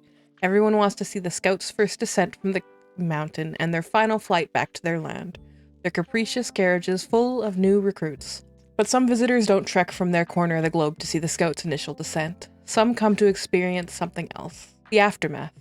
The madness that affects the forsaken, the rejected, the unchosen, and the denied once all the discovery after parties have ended. There's always some rejected candidates who just cannot accept Model Land's decision. They are so sure they deserve a spot in the new class, so convinced that there has been a terrible mistake, that they all embark on a pilgrimage up the diabolical divide, in hopes that Model Land will see firsthand the grave oversight that has been committed. These intrepid females, the pilgrims as they are called, have tunnel vision so laser-focused that no one can convince them they're mistaken. People call this debilitating illness the plague. The first telltale symptoms are profuse sweating, massive headaches, and bulging veins. This plague is worse than the one you may already be familiar with. The B one, bubonic, that is. That plague induces seizures, fevers, chills, gland swelling, the upchucking of blood, and decomposition of skin while one is alive. But I will take the bubonic plague any day, for if it's caught in time, it can be ousted from the body with a simple swallow of one of the two mycins, Yenta or Strepto. The pilgrim plague, however, is terminal, darling. And I am not referring to an airline departure lounge. None who have journeyed up the mountain have ever made it to Model Land, and none have returned to Metopia alive. Now doesn't that send Shavira shivers all the way down your sky-high stilettos? So the whole family goes to T-Dod, the day of discovery, and it spends pages and pages describing the scene. It's pandemonium. There are crowds, there are pop-up tents, all the models are getting dressed and ready for the walk. Miracle, her family brings a tent, they pop it up. She gets changed into the dress that they bought the day before. Tukey is tasked with doing up apparently hundreds of buttons on Miracle's dress. That's an insane amount of buttons, but okay. And then Tukey turns to her mom and she asks if things are going to be okay after Miracle gets selected for Model Land. Like, is she gonna be okay? Creamy says that Tukey's father made very difficult decisions last night, but as his wife, she has to support him, meaning that Tukey is going to be sent away because her dad decided that that's what he wants to do now. Miracle puts on the smize and it like sucks to her face and then turns into like a glowy yellow eyeshadow or something. I'm not 100% sure on what this is actually supposed to do. But everybody sees this and notices, and all of the other girls are jealous. Miracle actually turns to Tukey and she asks her for some reassurance. It is the only time that Miracle hasn't shit talked Tukey like this entire time. The event is walking. Basically, all the girls go and they just walk. Up and down lines, invisible catwalks, they just walk. They can't be selected if they're not walking. So all these girls are just walking around the plaza and they're like bumping into each other, they're fighting. That's it. Tukey just hypes up Miracle, who walks off and pushes another girl out of the way. That hairy girl like I mentioned earlier in the book. And this girl falls over, hits her head on something, and then is just out cold. That's it, she's done. Theophilus is there and he approaches Tukey. He asks her if she's competing and she says no. And he's like, yeah, good for you. Zarpessa is there. She is obviously competing. Goats start showing up. They come out of like nowhere. Like one comes down like a meteor. The other one is like a lamppost that changes into a lady. One is a person, like a unhoused person. Their shopping cart turns into the scout. It's weird. Tukey moves to get out of the way. They climb onto a parked car, and then a scout pops out of the hood of the car. And then Miracle like pushes people out of the way. She climbs up onto the car. She's like, oh, it's me. You want to take me to Model Land. The scout like assesses her, and then she looks at the list in her hand, and then she turns to Tukey and offers her hand to Tukey. Big surprise. Tukey got selected. Tukey's mom like goes, wait, you don't want that one, and pushes her out of the way. A sparkling slip of paper appeared in the scout's hand. Studying it, she first eyed Miracle, arcing her body towards the girl so that mere millimeters separated their faces. In a flash, the scout turned and looked at Tukey, and then she returned to Miracle, triggering a hopeful smile on Mrs. Delacrème's quivering lips. She scrutinized the paper in her hand again. What's taking you so long? Miracle blurted out. You want me? I'm the Miracle. I'm wearing the smize. I'm on that list, right? Miracle reached out for the list in the scout's hand. Wow. The scout jerked back so quick that one of her necklaces swatted Miracle's hand away. Miracle let out a sharp squeak. Ow, creamy. She smacked me with a thing. Mrs. Delacrème squared her shoulders. Oh no, you did not just whack my Miracle. I may not know who the hell you are, but I do know you have lost your diamond-crusted mind. The scout's body tensed, and in the blink of an eye, Mrs. Delacrème changed her tune. But I mean, lovely, bejeweled goddess, you do indeed know best. You can whap, slap, smack, clobber, knock out, and even give my Miracle a black eye. Do as you wish, just choose her. Miracle pointed accusingly at Tukey. She's the one you should be smacking. She doesn't even care about Model Land. Yes, I do, Tukey said softly. Not that any of you have ever asked. But her words were drowned out by the howls of the crowd, the blares of car horns, the ear-splitting bong of the giant clock in the middle of Adorno Square, as it marked the official end to the day of discovery. The scout consulted a glittering piece of jewelry on her wrist that resembled the top half of a crystal snow globe. Changed colors slightly with every second that passed, and then she extended both hands to Tukey, waving them impatiently. Oh, okay, Tukey said uncertainly, but it felt like she was in a dream as she reached for the scout. But before they touched, two strong hands shoved her from the side. She tumbled off the car, falling straight into Mr. Delacrème's arms. He quickly pushed Tukey back up on the roof. Creamy, what are you trying to do? Kill the girl? They want one of our daughters. Isn't that good enough? If she wants Tukey, let her take Tukey. Mrs. Delacrème glowered at him. Oh, so now the circus freak is your daughter. Mr. Delacrème looked right at Tukey. Tukey, don't listen to her. You know I love you, right? Always have, always will. Your daddy's special baby girl. Tukey's chest burned. Daddy? Special? Love? She had a strong feeling he didn't mean it, but she couldn't help keeping his warm words. She couldn't help letting his warm words affect her anyway. Just go, Mr. Delacrème told Tukey, for all of us. As if it had been waiting to be released her entire life, a single tear dropped from Tukey's eye. Did he want her to go because he just wanted to be rid of her? Or was he truly proud of her and thought she really deserved this? Or was he now willing to be her daddy because she was the scout's choice? Suddenly, something in the crowd caught her attention. There, on one of the huge screens, was her face.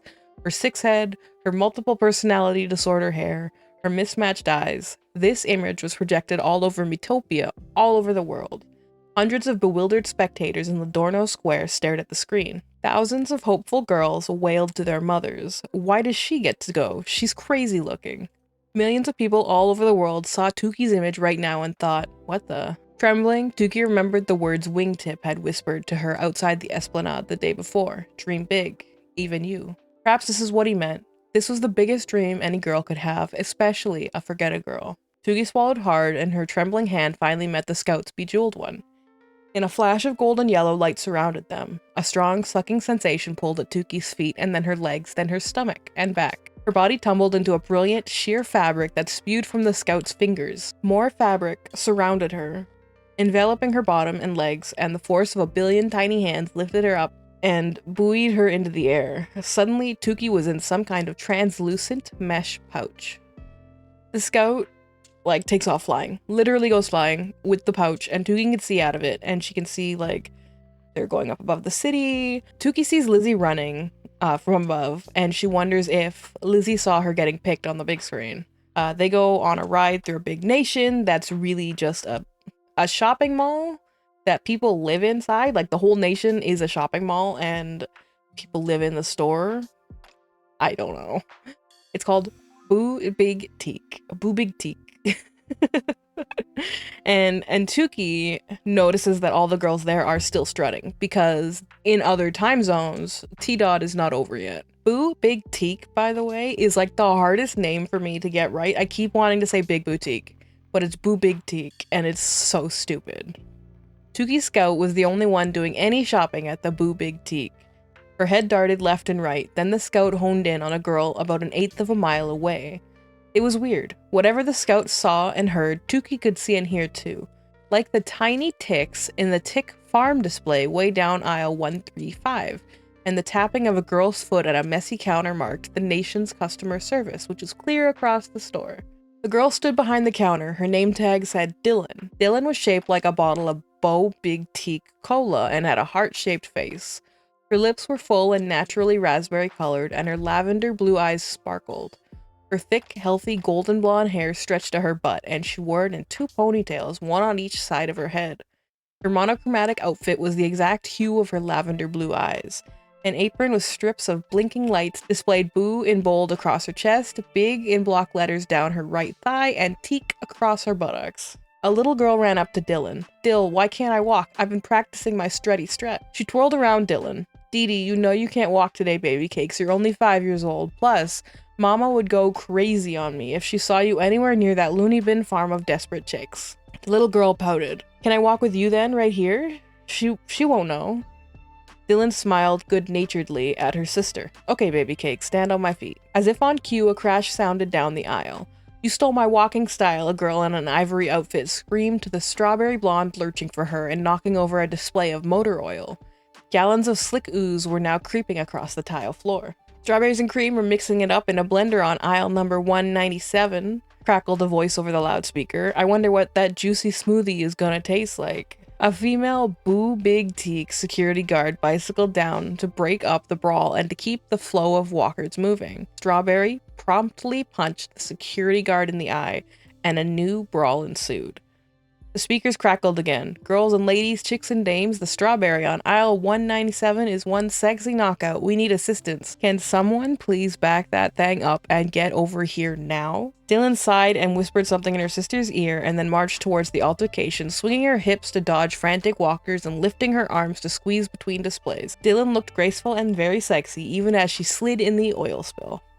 As expected, Dylan is then selected by the scout and ends up in the pouch next to Tuki. They fly off with the scout again, and then they emerge from inside a candle with the scout magic. They're in a country called Canna de Abra, which is a place known for making candles. They find a girl on the street, and the scout picks her up immediately. Her name is Shiraz. Dylan and Shiraz both immediately start fighting, when Shiraz says that the other two in the bag don't look like the sorts of girls who would be models. Tuki points out that none of them look like they would be the kinds of girls who would get into model land. The scout then pops out of somebody's ear in another country called Sans Color, a country of people who all happen to have albinism. I can't believe this. I can't believe this stupid book. There is a big dome over this country to block out the UV rays because everybody who lives here is albino. The people here speak Colurian, which is described as lots of popping and clicking. They take Piper, a Colurian princess whose mother does not want her to go. So the Colurian people open fire on the scout because they all have guns apparently. And then the scout escapes anyway without an issue. And Piper's in the bag now with the other 3 girls. Piper mentions that her father was killed by creatures called gizzards that live outside the city. And then Shiraz and Dylan both say their dads are also dead. And then Tuki says she just lost her father recently. The pouch dropped out into a windy, thunderous sky and swelled and dropped dramatically. The 4 girls looked out the side of the pouch to see if they could tell where they were. Thick fog covered the ground below. Voodoo-style drum beats sounded from the ground. In the distance, they saw what they thought were Model Land gates. A wide expanse of bright orange and red flames shot from the top of the mountain. Are the gates on fire? Dylan asked shakily. No, no, no. Shiraz clutched her head. This cannot be happening. Dylan looked at her. What can't be happening? Shiraz trembled with fear. This is the real reason we are chosen for Model Land. She began to sing in a sweet, haunting voice. On the day of discovery, when new recruits arrive, a plan of debauchery where all but 4 survive. Deformed and defectives they torture and connive, till no bones are connective, they blaze the 4 alive. When Shiraz finished, she looked at them. When I was a little girl in Canada Abra, that song we sang, she whispered. You know sacrifice rumors, right? They true. Shiraz has an accent, so she just, speaks in really choppy dialogue, and I hate it. Piper frowned. I haven't heard anything about sacrifice. Really? Dylan raised an eyebrow. Those rumors run rampant all up and down the Boo Big Teague aisles. It goes something like, Model Land brings in 4 lesser girls to brutally experiment on them. And then sacrifice them to an ancient, gorgeous goddess or something. Shiraz nodded frantically. Yes, exactly that. So you believe we're this year's fresh meat? Piper asked. Yes, Shiraz squeaked. 4 crazy-looking girls in sack, they will burn us in ceremony. A loud thud echoed through the pouch. Dylan had fainted. She was now flat on her back, a ghastly expression frozen on her face. On your presence, I didn't feel that you embraced. My God! Tuki scooted over to check on her. Dylan? Dylan batted open her eyelids and mumbled, I still need a cleanup on aisle 197, oil spill. Dylan, you're in the pouch, Piper said. But what about my siblings, Dylan said. I got 4 each. Tuki's heart pounded fast. She'd heard of the sacrifice rumors, too. Everyone in Metopia whispered about them, debating whether they were true. Intoxibellas were even asked in interviews if the torture and murders really happened. Every Intoxibella denied it, but maybe that was because they didn't know, or worse, were in on it. Reality started to set in. Tuki had known this was all too good to be true. Of course Model Land didn't want her, a dirty, snot-eyed, freaky-looking forget-a-girl. Look, Piper screamed, pointing at the diabolical divide. Tuki shot up. Lightning flashed every few seconds in time with the beating of drums. With each strike, Tuki saw the evidence of lives somehow lost. A filthy gray hooded sweatshirt caught on a dead tree limb. A patent leather backpack with its pockets ripped open, abandoned near a small stream. Half a girl's white sneaker propped against a tree stump. The shoe looked as though something had taken a huge bite out of it. Tuki swore she saw blood smeared on the toe. Those items must be from the expired pilgrims who caught the plague, Piper said quietly. Expired? Dylan shook her head. The Princess of Sans Color is also a princess of understatement. Those pilgrims aren't just expired, honey, they're dead. No, they know pilgrims, Shiraz cried desperately. They killed through sacrifice. The scout made an abrupt incline. Only the glowing eye at the very tip-top of Model Land was visible. The thumping of the drums grew stronger, vibrating through Tuki's chest. The flame shot higher into the air, setting fire to a giant wall made of a mishmash of unidentifiable items. Then the gates of Model Land came fully into view. They were made of blue and gold metal and deeply engraved silver, and they had gears on both sides that seemed to be some kind of high-security locks. The scout flew lower and lower. Tuki chewed feverishly on the inside of her lip. Her heart was pounding so fast she was sure it might soon rip from her chest. Could Shiraz be right? Were they flying to meet their doom? Pouch's walls began to drip liquid, lightly at first, but then the wetness poured down in sheets. They're gonna use this liquid to electrocute us, Dylan cried. Tuki felt a wet hand slip into hers. It was Dylan's. Piper grabbed Tuki's hand from the other side and Shiraz grabbed Piper. Tuki squeezed her eyes shut, bracing for impact. The pouch skidded on the ground with a loud jarring thump. There was a ripping sound and the pouch split open, spilling out Tuki and the girls. Tukey leaned down and grabbed the empty pouch in a panic, rummaging through it like trying to locate the scout, but the fabric remained lifeless in Tukey's arms, the scout nowhere to be found. An immense umbrella appeared out of nowhere and plopped into the middle of the pouch. "Oh, thank God," Piper said, grabbing it and holding it over her head, surely to block her sensitive skin from the sun's rays. Suddenly, the strange voodoo drumming stopped. The silence was deafening. The girls looked around. They were in a large clearing atop green grass. Tukey ran her hands over the green and in the dim light realized it was not grass, but fine fabric. "Now what do we do?" Shiraz whispered. Something shot towards them through the darkness. When Tukey's eyes adjusted, she saw a small creature with a long head shaped exactly like a human hand with 4 fingers and a long thumb. The palm of the hand contained blue eyes, 2 holes for a nose, and 2 full lips. Below the strange hand head was a body of a normal human. "Hello, mademoiselle. Je m'appelle Guru Aplaze, the head of the couture department," the creature said in a thick, très joli accent, smiling with its broad mouth full of perfectly straight white teeth. "I am beyond excité. You have arrived early. Your lack of tardiness deserves a round of applause. Oui?" With a squeal of pleasure, the creature leaned all the way to the left and hit its hand head into its left palm, and then did the same on the right side with its right palm. Just looking at this bizarre ovation made Tukey dizzy. "That thing gives new meaning to the phrase, 'talk to the hand,'" Dylan whispered. Tukey couldn't help but giggle. "Ah, you are the seamstresses I ordered, no?" The hand looked excited. "The Intoxistics theme this year is insects of the bush, and I need all the extra helping hands I can get, seeing as I only have 3. I paused for effect, a coy smile on his face. "Now let's get to work. Oui?" Yellow smoke began to swirl around the girl's feet. Shiraz jumped back. "Sacrifice is starting. I too young and spry to die." The other girls yelped and grabbed each other's arms. Tukey could barely breathe. She was so afraid, but as she grasped the girl's hand, she suddenly felt a small note of reassurance. She wasn't going to die alone. The other 3 actually wanted to face death with her. As smoke rose higher, fully encircling them, Tukey squeezed her eyes shut. "At least I had an adventure at the very end," she told herself. She could feel the hot flames on her cheeks. The smoke tickled her nostrils. Suddenly, the smoke flew away, coming to a halt in a wall-like clump a few feet from the girls. Suddenly, the cloud wall reassembled, forming a door of black smoke. The door flipped open, and behind it was a black chamber full of angry, swirling wind.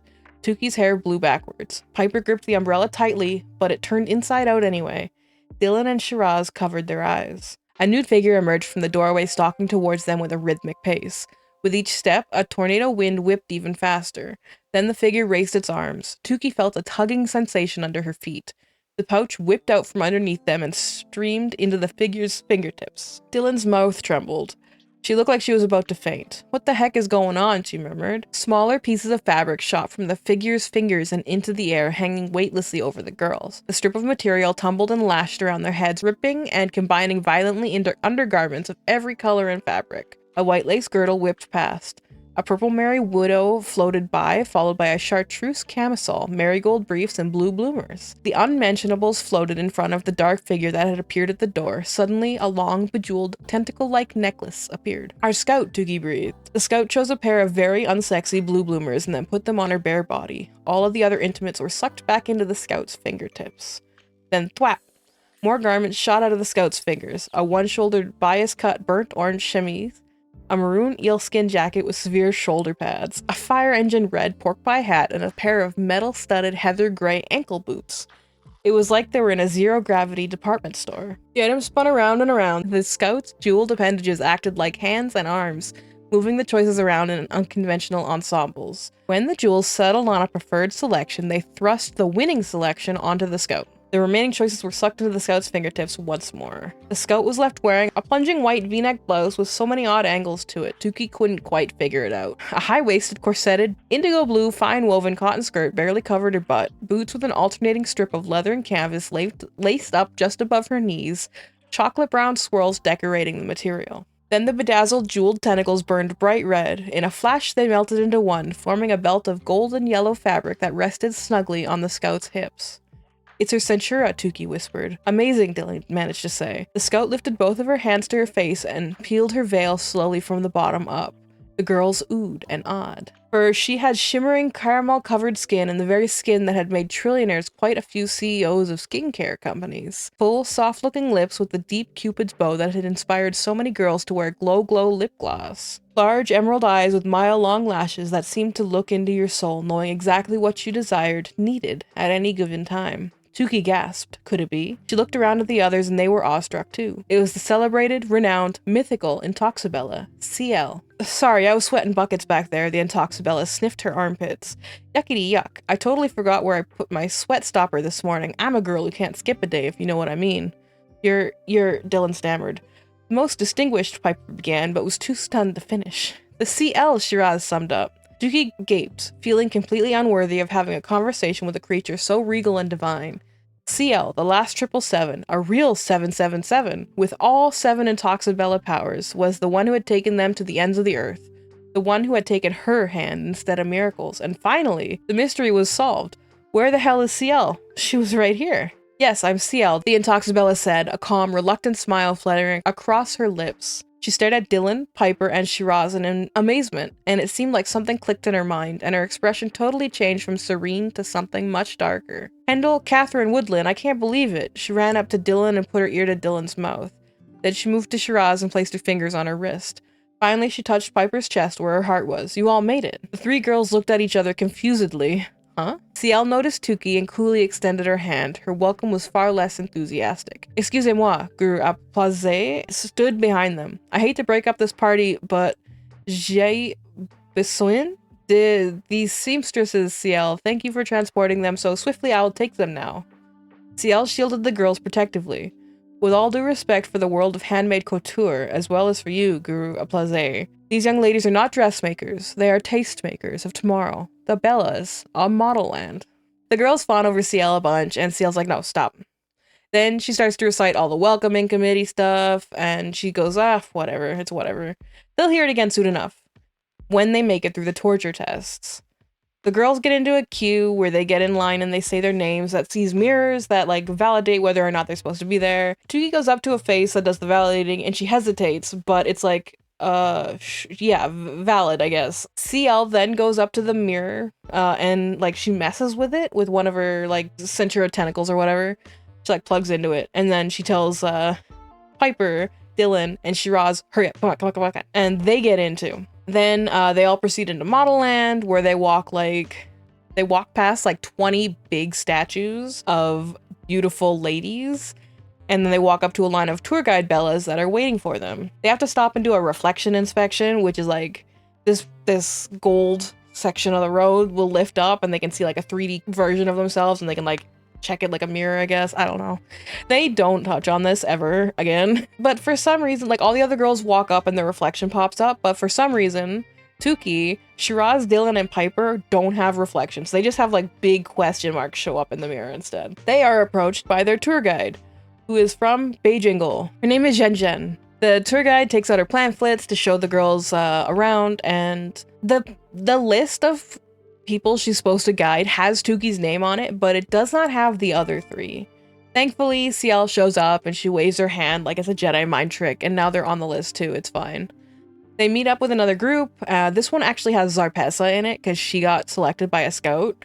And Zhen says something about sticking together because they don't want to get clawed by whatever is on Catwalk Corridor. They talk about CL for a bit. Zhen is like a huge CL fan. Like she's she has the power where she can change how she looks, and she often like changes herself to look more like CL. They talk about the Belladonna a bit, and the Belladonna is the headmistress of the whole school, the land, Model Land. She's also part of a royal line, and that line has been in charge for the last, I guess, forever. Belladonna has been in charge for 10 years. All the statues that they saw at the front when they came in are previous Belladonnas. The tour guide mentions THBC, does not tell them what it stands for. And when they ask her, she says, I can't tell you.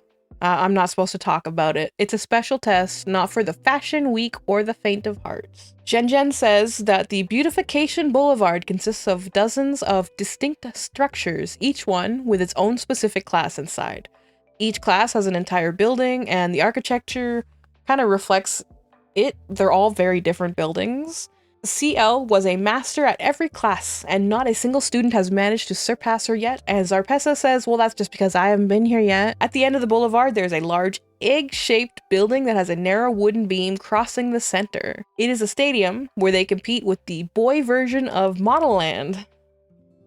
This boy version is called Bestosterone. The second they said high beam, like the beam crossing the middle, I'm like, oh, this is gonna be an arena where Tuki does a fight or something on this beam, and her dad's acrobatics training is gonna come in handy. The competition that they play against Get Bestosterone, by the way, is called Man Attack. We never know when Man Attack will happen, Shen said. It's always a surprise. And anyway, girls, males are accessories at Model Land. Don't ever forget, we are the stars, not the boys. Yeah, they do some modeling stuff, but basically we have them here to work for us, building our buildings, provide security, and eye candy. That sort of thing. They continue down the boulevard, passing more fantastical and unique structures. A windowless plaid cube about the size of a department store balanced on the very tip of one of its corners. To the left, Tuki saw a ship bobbing on a body of water that seemed to just appear from nowhere. Although the round portholes she could just make out a class in session, a group of girls in neat, even rows making bizarre faces in unison. The boat building is where Kara class takes place, Zhen explained. Tuki wasn't sure if she should feel excited or alarmed. She'd never been on a boat before. The only opportunity to go on the water in Metopia was on a yacht in Ladorno, and only the rich got to do that. Tuki swiveled around and stared in the other direction down the boulevard, fixing her eyes on an immense, octagon-shaped course broken up by high walls, gravel pits, flamethrowers, ropes that whipped indiscriminately, jutting corners, sections of runways, and, of all things, spinning dance floors. As if that wasn't confusing enough, thumping trance music began to pump loudly from space. Shiraz started bopping to the beat. Dylan smirked. You really can't help yourself, can you? Tuki watched Shiraz, feeling a familiar pang. Shiraz's dancing reminded her of Miracle.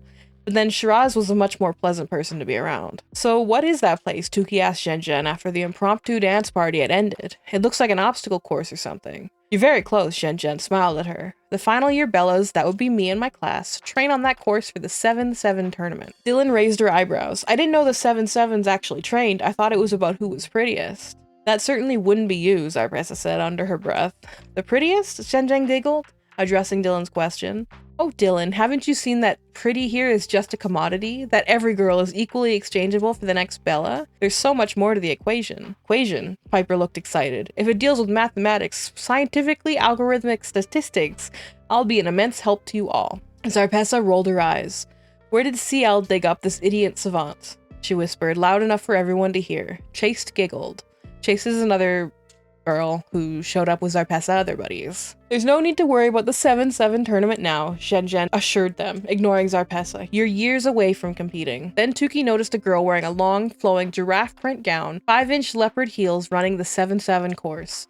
She dodged the flames nimbly, cleared the walls, expertly walked the runway upside down, and gracefully performed a dance routine before disappearing into a waterfall. Zhen's nose wrinkled. Of course Caitlin will be practicing already. We aren't supposed to start until 2 weeks before the 7-7 announcement. I should report her. Zhen checked the timepiece on her wrist. Oh goodness golly gracious, I have to finish fast. She started walking again. This is only one section of Model Land. There is much more that you will be allowed to experience firsthand should you survive THPC. Whoops. She clapped a hand over her mouth. Pretend I didn't say that, okay? Whatever THPC is, I can't imagine all of us surviving it, Zarpessa simpered viciously, eyeing Tuki's crew. Then Zhen motioned for all the girls in the group, except Tuki, Piper, Dylan, and Shiraz, to gather together. The girls did so, eyeing Tuki and the others with snarky confusion. I have one last piece of knowledge to share with you, Zhen leaned in close. It's about Catwalk Corridor. Technically, I'm not supposed to warn you about it, but when CL used to give these tours, she always broke the rules a bit and warned the girls. So beware. Catwalk Corridor. You never know where it may appear. It's nothing stinging antiseptic and tetanus shot can't fix, but still, it can give you a fright. Tuki's stomach roiled with dread. Then Zhen giggled nervously. Really, Catwalk Corridor isn't half as bad as the ugly room. You don't ever want to get sent there. And then there are some natural dangers around this place. She leaned in even closer, her voice dropping to a whisper. You all know about the diabolical divide, right? For sure. That's a big and scary no. Don't you dare enter it. And there's more than one way to get into it too, so be careful. Rarely, like every few years, but too often if you ask me, the divide sends out fireballs at Model Land. Many years ago, a fireball landed right on top of the old 7-7 stadium. It burned the whole thing down and a bunch of girls died, and screech. Piercing alarm cut off Zhen's tirade. Hordes of tour groups ran down the boulevard, stampeding past Tuki and her group at a blur of arms and legs. Shen Zhen waved her arms around. That's the buzzer. Run, girls. To the O. Back to the thorn bush. You know the way now. Go. The O is the name of a building. There's the M, the O, the... We'll find more of them later, but they all have stupid names. Shiraz took off instantly in a cheetah print sprint. Piper was close behind her, her gallop precise and efficient, like she was speeding forward but barely moving at the same time. Dylan followed, her run a sexy swagger. Tuki had not yet moved. She felt struck, compelled to observe just for a moment. She considered her place in this place. The place every girl in the world wanted to be. The place that produced the only world-famous people on the planet. Where did she fit in here? From the looks of the nearly perfect bodies that ran ahead of her, minus the 3 misfits who accompanied her on her trek, she knew that she was living not her fate, but someone else's. Miracles. Tuki wasn't sure if she should just run and hide or run to catch up with the girls sprinting towards their destinies. Run, a kind-faced girl whose eyes were decorated with a smize and who wore a headphone contraption tapped Tuki on the shoulder. Come on, you can do it. It felt like a sign. Tuki lifted her right leg, then her left. She started to run. 4 steps later, her large right foot caught on the back of her left leg. She stumbled, suddenly airborne, and then went straight down in a textbook Tuki de la Creme fall. Tuki gets left behind and gets lost running back to wherever they're supposed to go, but CL pops up and saves her and gets her to the opera house. That's what the O stands for. The O for opera. Which is, it's like it's an opera house. Zarpessa sneers when she notices Tuki made it, and CL turns to Tuki and tells her that Tuki is different. Way different from everybody else around here, and gives her advice to, like, don't lower yourself to their level when they start being mean, type thing. Suddenly, shackles appear on CL's arms, and CL disappears.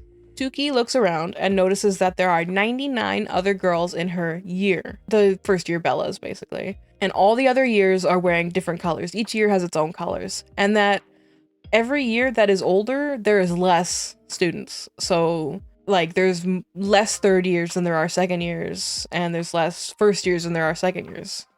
There is a group of boys that are paraded out first, and Zhen Zhen gives all the girls a reminder that the boys are not allowed to be touched unless it's for man attack or to do a photo shoot. And then the board are brought out. The board is spelled B-O-R-E-D, and it is spelled wrong on purpose because it is the board in charge, but they always look like they are bored. Like, not having fun. It's stupid. It's so stupid. Zhen Zhen says they're the highest level instructors. They are gurus. Tuki counted 6 members of the board, one stranger than the next. Guru Aplaze marched with them, his head waving to the crowd. Another board member, an ancient-looking troll of a man, had aged parchment skin that hung loosely from his arms. Every inch of his body was covered in moving tattoos. Tuki read a message scrolling across his forehead. Long, long ago, the battle raged between the Muses and the Nar. But before the message could end, the board member frantically wiped his forehead and changed what was being spelled out. The scroll started over. Long, long ago, the battle raged between the Muses and the nail polish remover. One board member had lizard skin and yellow eyes that and a forked tongue that sprang out of its mouth. That thing makes me feel normal, Tuki thought, as she watched the lizard's head turn white and it morphed into an alabaster alligator with pink eyes. Piper smiled. I just know I'm gonna be his teacher's pet. A stunning figure that looked like it was 3/4 man, 1/4 woman pranced in next, generating a half-hearted smattering of applause. This guru wore what looked like the mating result of a black leather jumpsuit and a bustier. He or she was muscular yet thin, with blonde hair slicked back in a tight ballerina bun. When the figure's eyes connected with girls in the crowd, everyone jumped back a step. Then the guru turned and stared at Tuki and her friends. A sickened expression washed over the guru's face. Blood-curdling seconds passed. Tuki spotted a deep gash on the guru's right cheek directly under the eye. Tuki held her breath, expecting something awful to happen. But then, abruptly, the strange figure continued to walk towards the base of the waterfall, disappearing from view. A massive 10-story tall pure diamond statue is revealed to be the Belladonna. One of the servants stepped forward. The servants are called Manicants, and this is the chief Manicant Persimmon. The Persimmon has a name of Persimmon the prosecutor because they always spin stories when they relay them to the Belladonna to get people in trouble. The Belladonna is actually very rarely seen. She only comes out for the 7-7 race. The statue looked around the O. its head moving in Tuki's direction, and Tuki's stomach clenched. The belladonna is looking at me. Then the statue directed its full attention to the entire audience and, accompanied by the full orchestra, began to sing. My dear model land is a heavenly queendom, its walls rich with memories of yesteryear. Our laws antiquated but must be respected, or I'll discard you like a moth-eaten cashmere. Listen to me now, my spanking new no-sees, your infants, your rascals, and oh so askew. You've entered a world that most would slay for, but amongst them I have chosen you. Tuki tilted her head towards Zhen. No-sees? She whispered. New girls, replied Zhen, before bringing a finger to her lips. Listen up, this is my favorite part. The belladonna began the chorus of her melody, and the older bellas sang with her. Model land is your new home. Welcome to the super dome. For you XX chromosomed. Model land is your new home. And then the belladonna launched into the next verse. Regard your dear neighbor, the bella to your near left, ambassador to model land, and now you are too. She'll excite the world to bywares of design and splendor, and here's a list of Model Land's curriculum menu. Zhen leaned into Tuki and the girls. Listen to all the great stuff you'll be learning how to entice the world to wear. It's really cool. From footwear to free sprays, foundation face powders, to corsets and camisoles, to culottes and trousers, moccasins and miniskirts, mesh tops and bronzers, sandals, suspenders, and sunblock with powers. Sunblock, Piper commented. Your poster girl's right here, belladonna. You'll wear waistcoats and wedding dresses, sweatsuits and lingerie, leotards and yellow belts, deodorant every day, hosiery and houndstooth and rougey lips to chalet, bandeaus and bodices, and LBD at soirees. You'll exfoliate, emulsify, dilapidate, and moisturize. Sell glycerins, jojoba oils, fragrances, and fluorides. Cocktail dresses, cardigans, concealers for tired eyes, and practice all your posing tricks from sunset till sunrise. Perform in petticoat-themed, much-attended fashion elite expos. Safari wear, tuxedos, tunics, tops, all types of clothes. Kilts and cloaks, and swinging coats and crocheted kimonos, with audiences making bets on who will fall upon their nose. The elder bellas began to sing the chorus again, and this time some of the new girls sang along. CL, dressed in a sateen couture straitjacket, rose through the ground, imprisoned in a birdcage, its bars made of razors. Tuki clapped her hand over her mouth. The belladonna continued. Regard this renegade, this rowdy rabble-rouser, this shameless charlatan, this skank scallywag. A troublemaking malady, a traitor, defective, we all zig, this pest must zag. CL cast a mournful look at the statue. You've all grown up dreaming and hoping to be her. Now this 777 is inferior to you. So learn from your missteps, hello to your futures. To CL's au revoir, adios, adieu. Beside them, Zhen let out a whimper. I feel her pain, she cried, tears forming in her eyes. I knew it, Zarpessa yelped. How the mighty have fallen. Maybe if CL had a famous boyfriend, she wouldn't be in this mess. The orchestra ended with a crescendo. All that remained was one lone violin playing a haunting melody. The girls sang the chorus once more, but this time they sounded nervous, even a little fearful. This is scary, Shiraz mumbled. Listen closely to this next part, Zhen warned. Uno, the upper-class bells called in Godwian. You will exit my gates through 5 distinct fashions. Listen closely. One of 5 will be your truth. The foolish, moronic, the feeble, the mindless will risk and regift their coveted youth. Regift their coveted youth? What does that mean? Asked Tuki. Close your eyes and imagine yourself 50 years older, Zhen said. If you leave Model Land without permission, you kiss your youth goodbye. Dos. The meek and misguided muckety-muck flunkies will ride Senso Unico through farewell toll booths. Tuki, what's she mean? Shiraz asked. Senso Unico means one way in Capuchinan, Tuki translated. You get a one-way ticket out of here if you continually suck, Zhen explained. Trace. Other castaways will opt for manicant memoirs, perhaps better to be pitiful pre-Model Land pursuits. When the belladonna sang the word manicant, Tuki turned to look at Persimmon, in time to see her head drop. Quattro. Second-string bellas will opt for the silver screen, miming the multiplex so trite, so uncouth. The belladonna can't stand actresses, Zhen whispered. She says they're pitiful Model Land rejects who just want any kind of spotlight. I once heard her say actresses are a step below mannequins. Cinco. Prime few will emerge 7 toxabellas. For this reward, pathetics would sell their eye tooths. After the last chorus, the newly recruited bellas all cheered wildly. The agile ones did high kicks, back flips, and splits in the air. Shiraz did a cartwheel. The statue began singing again, this time without music. Your premature merriment has come much too fast. The disparity between good and bad will be very vast. THBC separates the punks from the class. For some no-sees discovery day will be your last. Tuki meets a girl with a headbanger. It's literally called a headbanger. It's a wearable head device that delivers music right into your brain. It's It's basically a headphone. Her name is Kamalini, and she's from Chakra, which is this world's version of India, I guess. Dookie approaches Zarpessa and tells her she won't tell anybody that she saw her eating out of a dumpster. And Zarpessa's like, you fucking better not. And they go their separate ways. They all take a zip zap, which is like basically, it's literally a zipper and you unzip it and it opens to like a slide or something, like a portal.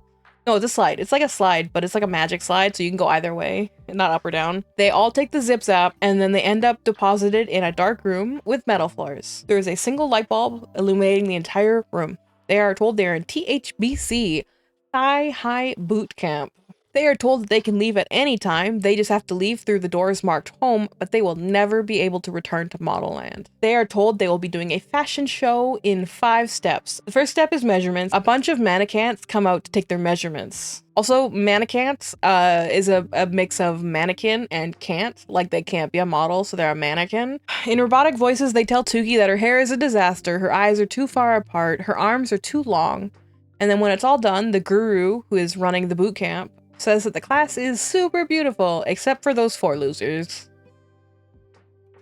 The next stage has the girls sitting in chairs. The mannequins put makeup on them, and they all feel like they're gorgeous. So yeah, they get makeup put on by the mannequins, and the mannequins are like sharing the makeup amongst all the girls. And then everybody looks at themselves in the mirror, and they're like, wow, I look so beautiful.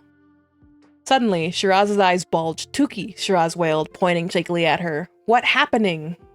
Tuki turned to see what Shiraz was pointing to. An older, unrecognizable person was staring at Tuki. It had a boil growing on its nose, letting out a smoke that smelled of rotten eggs and animal droppings. Much of its hair had fallen out in clumps, and many of the hanging strands were fused together in what looked to be like chunks of petrified wood. Its eyes were bruised and swollen nearly shut. Its ears were swollen into what looked like bulbs of cauliflower. Oh my god, Tuki, and the creature whispered. That was when she realized the gruesome creature was her. Everyone in the room screamed, their faces melting and warping, just like Tuki's was. Piper's skin was so raw it was transparent. Her blood was visible, pumping wildly through her face. She resembled a skeleton with muscles and veins, with a thin layer of clear plastic coating keeping it all together. Dylan's ponytails had completely fallen out, and she was cradling them in her arms. Her nose had become detached from her face and was sitting on top of a bed of hair. Shiraz's grapefruit-sized eyes bulged and bulged like they were about to pop out of her head. The spot where the ruby had been sitting on Kamalini's smize was now a gaping hole 4 inches wide, exposing her brain. Angelica's zip-zap head injury had split open from the top of her head to the base of her neck, and when she screamed, her exposed vocal cords, which lay in spaghetti-like tangle at her throat, vibrated. My head hurts so much. Both sides of Angelica cried. Even Zarpessa and Chase looked like mutants, their noses falling off and their lips turning into slugs. 3 monster girls instinctively ran towards the white door marked home. As soon as they went through, huge sighs ensued. I'm beautiful again, one cried through the door. I'm not melting anymore, another cried. Last chance, anyone else want to go through the home door? Gennaro teased. It's dreadful to be hideously fugly, isn't it? Tuki's muscles twitched. She couldn't take this. Is this what Model Land is about? Bringing lovely, well, mostly lovely, girls up here and turning them into ogres? Who would be left to become an Intoxabella? Suddenly, she sat up straighter. Wait a minute. She turned to Shiraz, who sat at her left. It's a trick. Shiraz's lips were now the size of grapefruits. Shiraz's lips, which are now size of grapefruits, parted. What you mean? It's a trick, Tuki repeated. We're gonna be okay, I think. Stay in your seat. Tell Dylan and Piper too. Shiraz looked uncertain, but turned and gave Dylan and Piper Tuki's message. For a moment, Tuki feared she might have been steering them wrong, but she stayed put. A trick. It's a trick. It's a trick. 10 more harried girls ran through the door marked home. As Sam shut once more and the room went dark, more screams filled the air. Oh dear ladies, Gennaro's voice purred in the darkness. I am very disappointed. A mere baker's dozen skinless chickens chickened out. I thought I could count on more of you no-sees leaving by now. C'est la vie, let this be a lesson to you ladies. Here in Model Land, we have a golden rule about passed-around beautification apparatuses. What is it? Kamalini asked. Gennaro sighed deeply. The first thing you must know about cosmetics, feeble-minded females, is to forget everything mommy and daddy ever told you about sharing. Unless, of course, you want your face to fall off like it has just now. Shared utensils give you creepy conjunctivitis, gory gangrene, bubonic boils, atrocious abscesses, styes, and staphylococcus. So from this moment on, you have my personal permission to be stingy, selfish wenches when it comes to your maquillage. Got it? No sees? So that was like the craziest thing I've read in this book, was this like body horror of the girls' faces peeling off. And it's all just a lesson about don't share your makeup. Don't share your makeup or your face is gonna split in two and your throat's gonna be exposed and your vocal cords are gonna fall out. Like, what? And then just like that, everybody's back to normal. Like it was an illusion, basically. They're all back to normal now, by the way. It's fine. Everybody is given accessories. Everybody celebrates. Oh, I got this designer bag. Look, they gave me this pair of brand earrings, and oh my goodness, the scarf is like a fancy fashion designer or whatever. And then all of a sudden, the items like turn on them. The earrings turn into weights that rip through earlobes, and bags bind wrists together, and Tuki's necktie starts strangling her and burning her throat. And then the home door appears and more girls run out. 11 more girls are gone. This was a lesson to not buy cheap knockoff shit. The accessories suddenly stop attacking and everything is returned to normal once more. The next stage involves a giant needle. It goes to stab the girls in the head, but like when it does, they disappear. This was the weirdest part. They get stabbed by a giant needle, and then more girls panic instead of get stabbed by the needle, and they run to the door. And then the ones who stayed, like Tuki and the other girls, they stay. They get stabbed. They get turned into like bubbles. Their like head is in a bubble and they're floating through the air, and their head like floats through a home door, and Tuki's like, oh, I guess I'm leaving then. I guess I quit. I guess I lost because my head floated away into the home door. It makes about as much sense as what I'm saying. It's stupid. It's stupid. It never comes up ever again. Her orb goes through the door and she wakes up on the ground in Model Land. Jen is there and greets her and is like, congrats, you did it. There was supposed to be a fashion show at the end of the boot camp, but they didn't do it because the guru has been skipping it for the last couple years because he wants to teach the girls how to do their strut before they do a walk on the catwalk. Jen tells them that 54 of the girls made it through the trials and everybody else went through home doors. She asked them if they want to see the D. She asked them if they want to see the D, and the D is the dorms. There's the O for the opera house.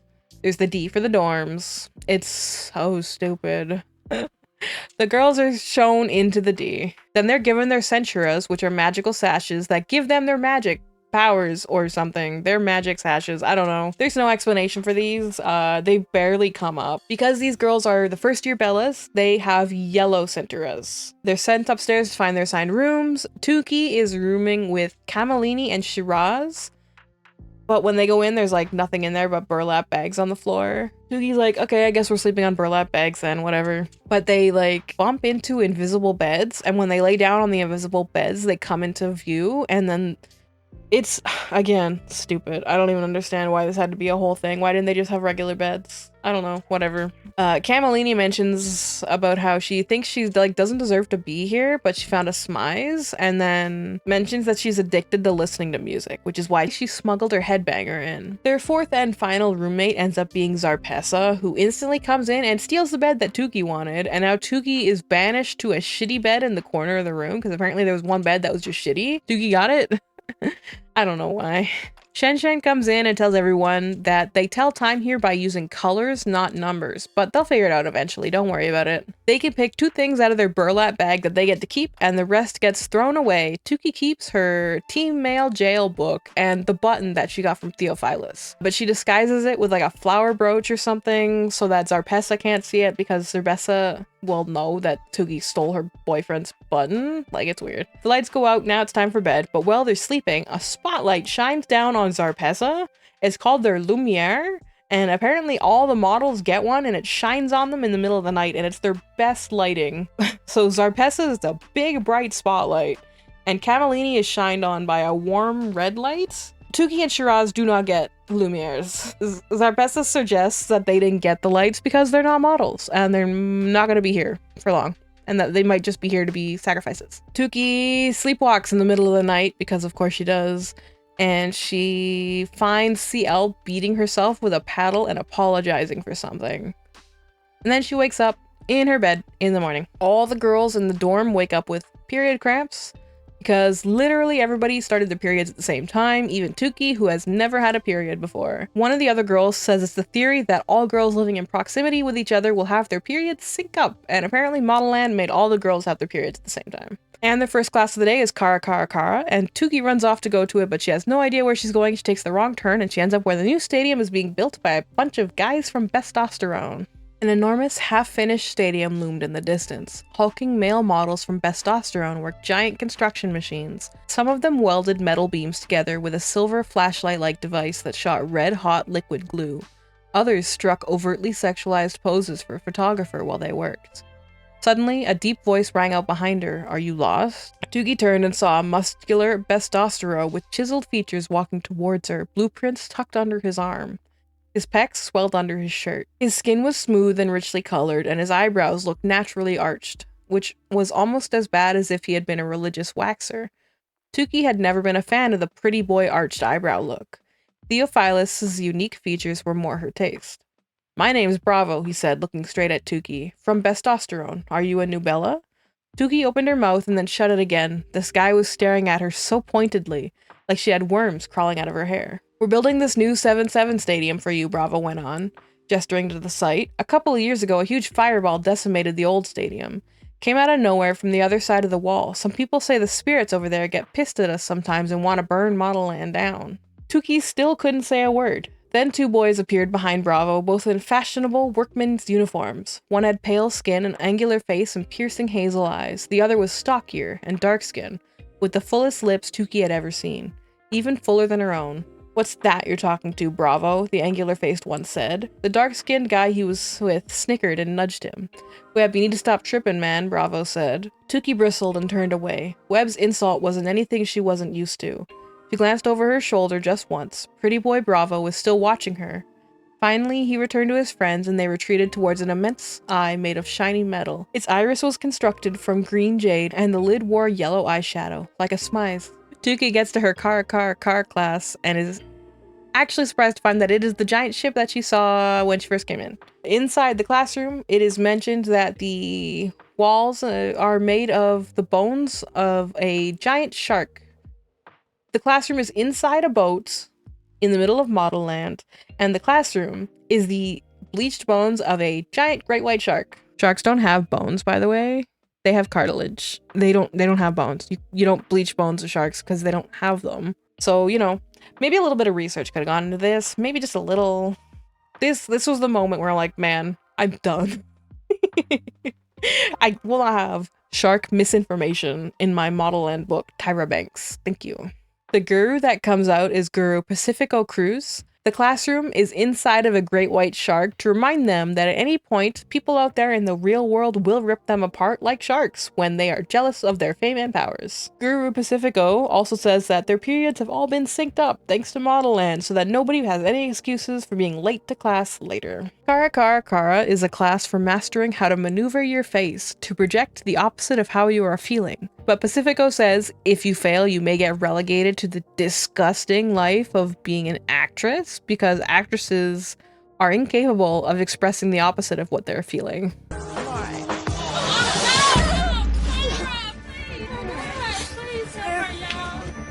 my god. Let's her pulse. Check her pulse. Oh, no! I'm alright.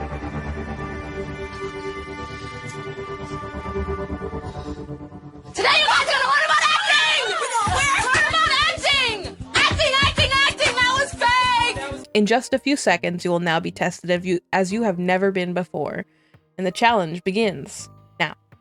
Pacifico untied the serape sash from around his narrow waist, rolled it into a narrow strip, and tied it around his head. Martial arts bandana style. Copy me, Bellas, copy me. The girls yanked their centuras from their waist and tied them around their heads. As they did so, Tuki noticed that the boat was tilting more rapidly from side to side, like it was caught in a storm. She suddenly felt off kilter. "Through your crampy pain and sickness from the sea," Pacifico said, "your centuras will aid you with the power to conjure the opposite expression. Perfectamente." A shark bite sound filled the room. What is a shark bite sound for, by the way? A shark bite sound filled the room, and a three-dimensional image of a two-headed vulture picking at a child's eyes appeared before every Bella. Several girls gasped. Piper covered her eyes, saying it looked like a gizzard. A girl named Bo, who sat on the other side of Tuki, seemed devoid of any expression whatsoever, didn't react at all. No, no, no, Pacifico bellowed. Opposite, opposite, opposite. Look at me, Zarpessa cried. She was smiling into the eyes of the two-headed vulture as though it were a cute newborn baby. Fantastico, Bella, Guru Pacifico patted Zarpessa on the back. The boat rocked to the right, making Tuki's stomach swim. The two-headed vulture morphed into an enormous yellow feather that was as long as Tuki was tall. It flitted around the class, tickling girls. Giggles erupted through the class. Bella's, Pacifico shook his finger. Use the power of your centuras to resist the urge to laugh. At once, the centuras came to life. Two strands that hung at the back of the girl's head reared up and swatted the feather as it approached. Shiraz's centura swatted at the feather like a boxer hitting a speed bag. Piper's centura took calculated jabs at it. Dylan's clawed at the feather like it was a girl in a catfight. Chase's centura shimmied sexily, pulling the feather towards her body. But when the feather approached Tuki, her centura remained limp at her head. She couldn't stop giggling, even as the boat lurched angrily to the left. Tuki, Guru Pacifico declared. You are all wrong. Frowned. Pretend that feather feels like a more pain inside you. Tuki's cheeks burned. All these years she had never been called on in class, and now she finally was, and it was for something negative. Worse than that, her head was spinning. Why is this boat rocking so wildly? It seems so calm on the shore. The challenges zipped by more quickly. They all had to react to a steaming pile of rotted food under their noses, and then a picture of an earless baby rabbit abandoned by its mother. Some girls instantly reacted to the photos before remembering they were supposed to do the opposite, but Piper studied the images quickly and smiled when the image was ghastly, and then looked surprised when the image was serene, and gasped when the image was gentle and sweet. Good, Piper, Pacifico praised. The image appeared of a bunch of boys mooning a busy highway. Then, one of a hooded figure that looked like death approaching. The Bellas changed their expressions from happy to sad, confused to angry, sexy to serious, with each different challenge, but Tuki continued to fail miserably, over or underreacting to the photos, finding it difficult to focus. Her centura remained comatose on her head. Tuki, Tuki, Tuki, Pacifico cried over and over again, which only made Zarpessa twist around and smirk triumphantly at her. The only girl he corrected almost as much was dead-faced Bo, who didn't even freak out over a photo of a dead cat giving birth to an octopus on an abandoned road. Then the image of an acrobat falling off a dizzying high tightrope appeared. Almost everyone reacted with the opposite expression: boredom, apathy. But Tuki's face froze in the worst possible way. The performer reminded her of Chris Creme Crobat, her father, or, well, whoever he was. The shame of feeling disowned or unwanted washed over her. She couldn't hide it. The ship lurched once more to the side. Tuki's insides churned, and her lower back contracted in a sharp cramp. She gagged repeatedly and closed her eyes to avoid the next abominable image, but closing her eyes made her seasickness even worse. Suddenly, she couldn't take it anymore. She twisted to the right, leaned over, and threw up. Some of it landed in Bo's hair. But to her relief, Bo threw up too, impassively, of course. Dios mío, Guru Pacifico cried. The wretched scourge of the first-run regurgitators. Seen it before and smelled it much longer. The images around them disappeared. Okay, Bella, remove your centuras from your heads. You will do this again and again this quadmester until you get it right. Do not fret about the mess. Remember, sharks love chum. As far as who did well today, he paused on Piper, seemingly wanting to point at her, but then looked away. He pointed to another girl instead.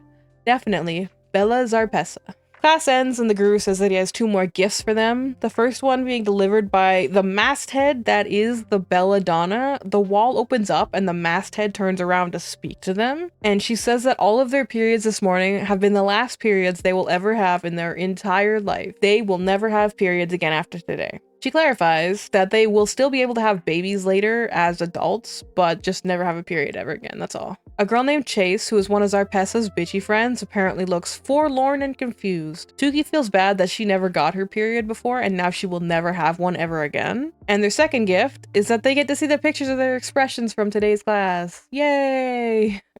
Tuki's looks like ass, and she wonders if she was really brought here to be a sacrifice. The next class is called Runaway Class, where they are going to learn their walks on the catwalk. Tuki and all 3 of her friends are in this one, along with Chase, Zarpessa, and 2 other girls, one called Desperado, who is literally always crying, and the class is led by the guru who ran the boot camp, Guru Ganero. He is in the middle of his spiel when the doors fly open and Manicant Persimmon comes in and says that the class is going to be co-led by CL today.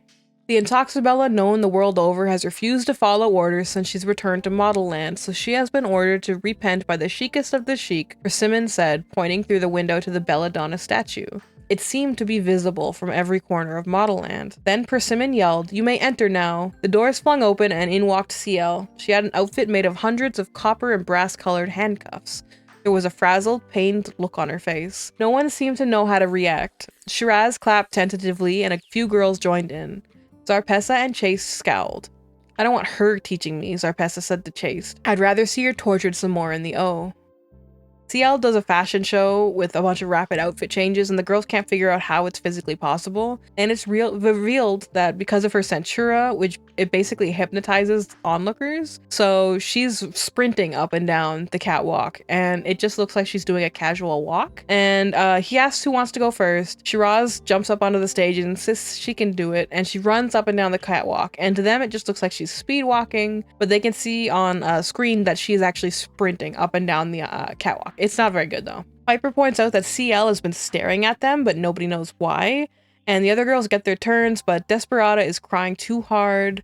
Chase is described as shaking everything she couldn't as she walks down the aisle, so her model is like gyrating up and down the catwalk. The guru says it's Tuki's turn. He calls her crazy eyes, and when Tuki goes up, it doesn't work. She's just running up and down the catwalk. There's no illusion whatsoever. Tuki realizes that Zarpessa is smirking at her and must have done something to her Centura. Zarpessa does her runway walk, and it's flawless, because of course it's flawless. Tuki asks what she did to her after class, and Zarpessa says that her choice was to keep her yellow dress that she wore in, and she cut it up into a bunch of different parts. So now she has a yellow skirt, and she's got yellow underwear, and she could also cut a sash out of yellow and leaves it at that. And Tuki realizes that the sash that she is wearing, her Centura, is just a strip of Zarpessa's dress.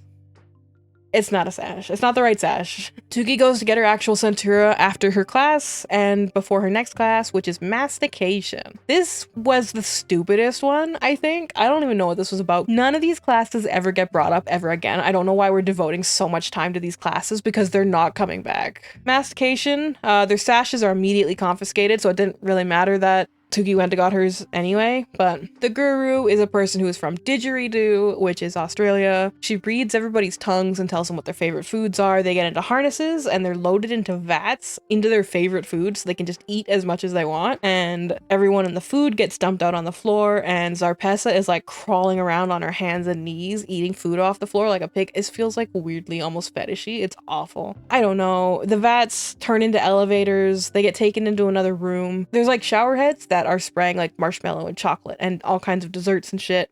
It's gross. And all the girls end up being marked as whether they're overeaters or undereaters, or if they're eating just enough. Like it's weird. This never comes up ever again. Then they get sent off into the cafeteria for the actual lunch. And there's a ruckus and everybody goes to look out the window in the cafeteria, and they see Bravo and his two rude friends outside throwing girders around, taking action shots. Bravo looks right at Tuki, and then Persimmon comes in and is like, okay, we gotta get moving, everybody go. They're going to the ooh-ah, which is literally a massage parlor called the ooh-ah. The girls are led into a room with a bunch of slabs. They're told to lie down and they're undressed by invisible hands. They get rinsed off, they're put in towels, and they get led elsewhere.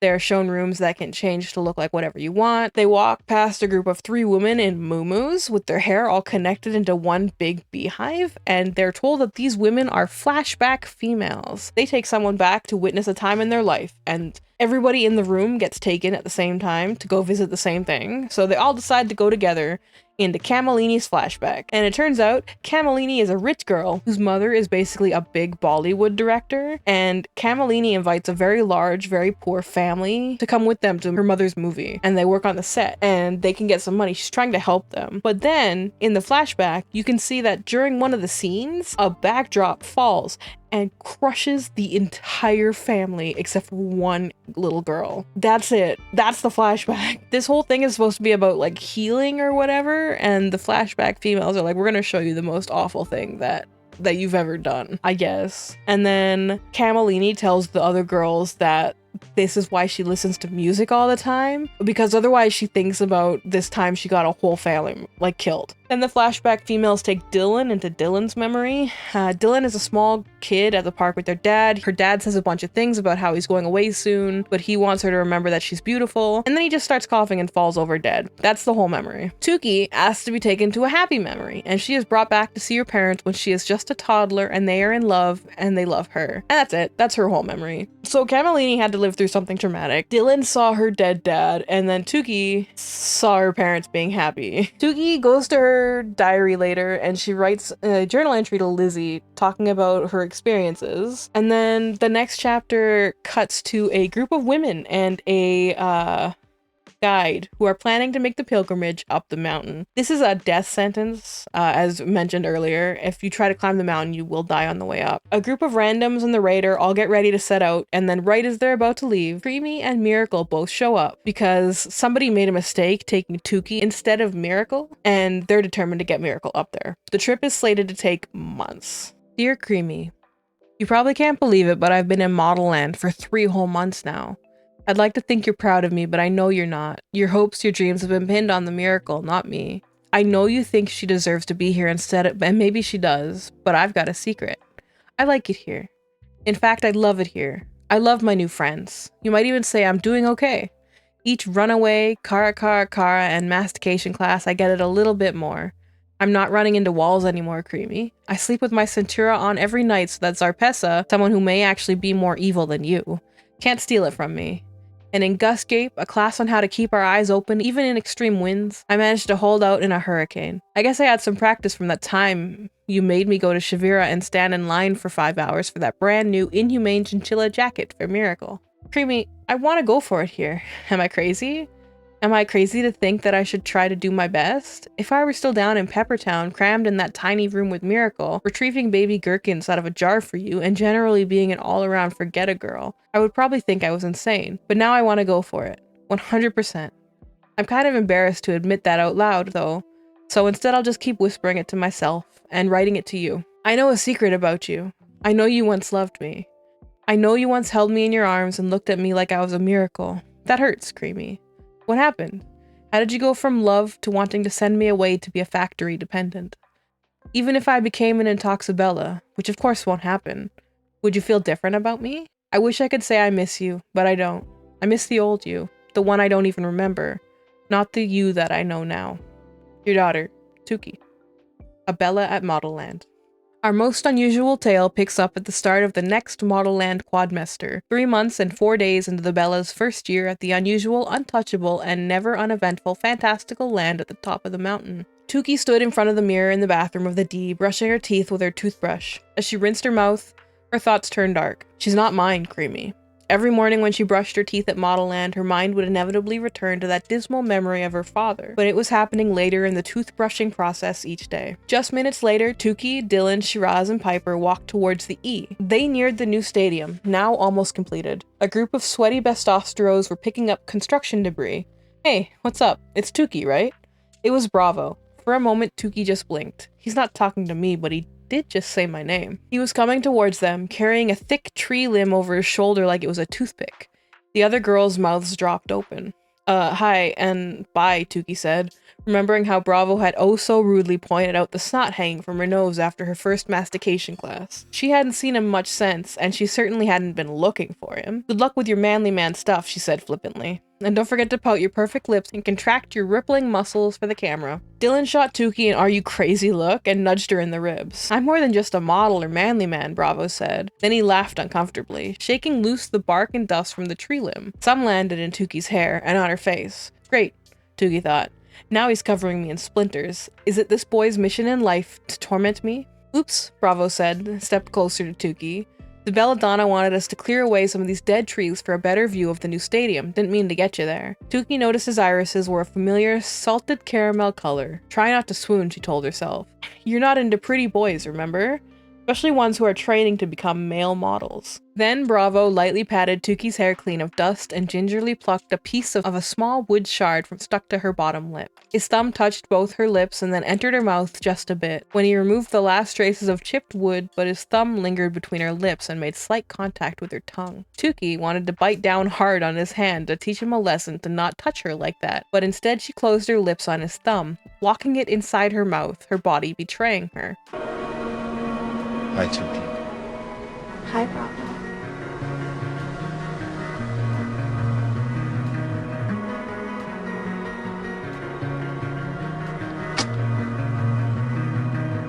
She smelled him, a mixture of tree bark, sweat, and blood orange, and felt the heat of his sweating body sail towards her.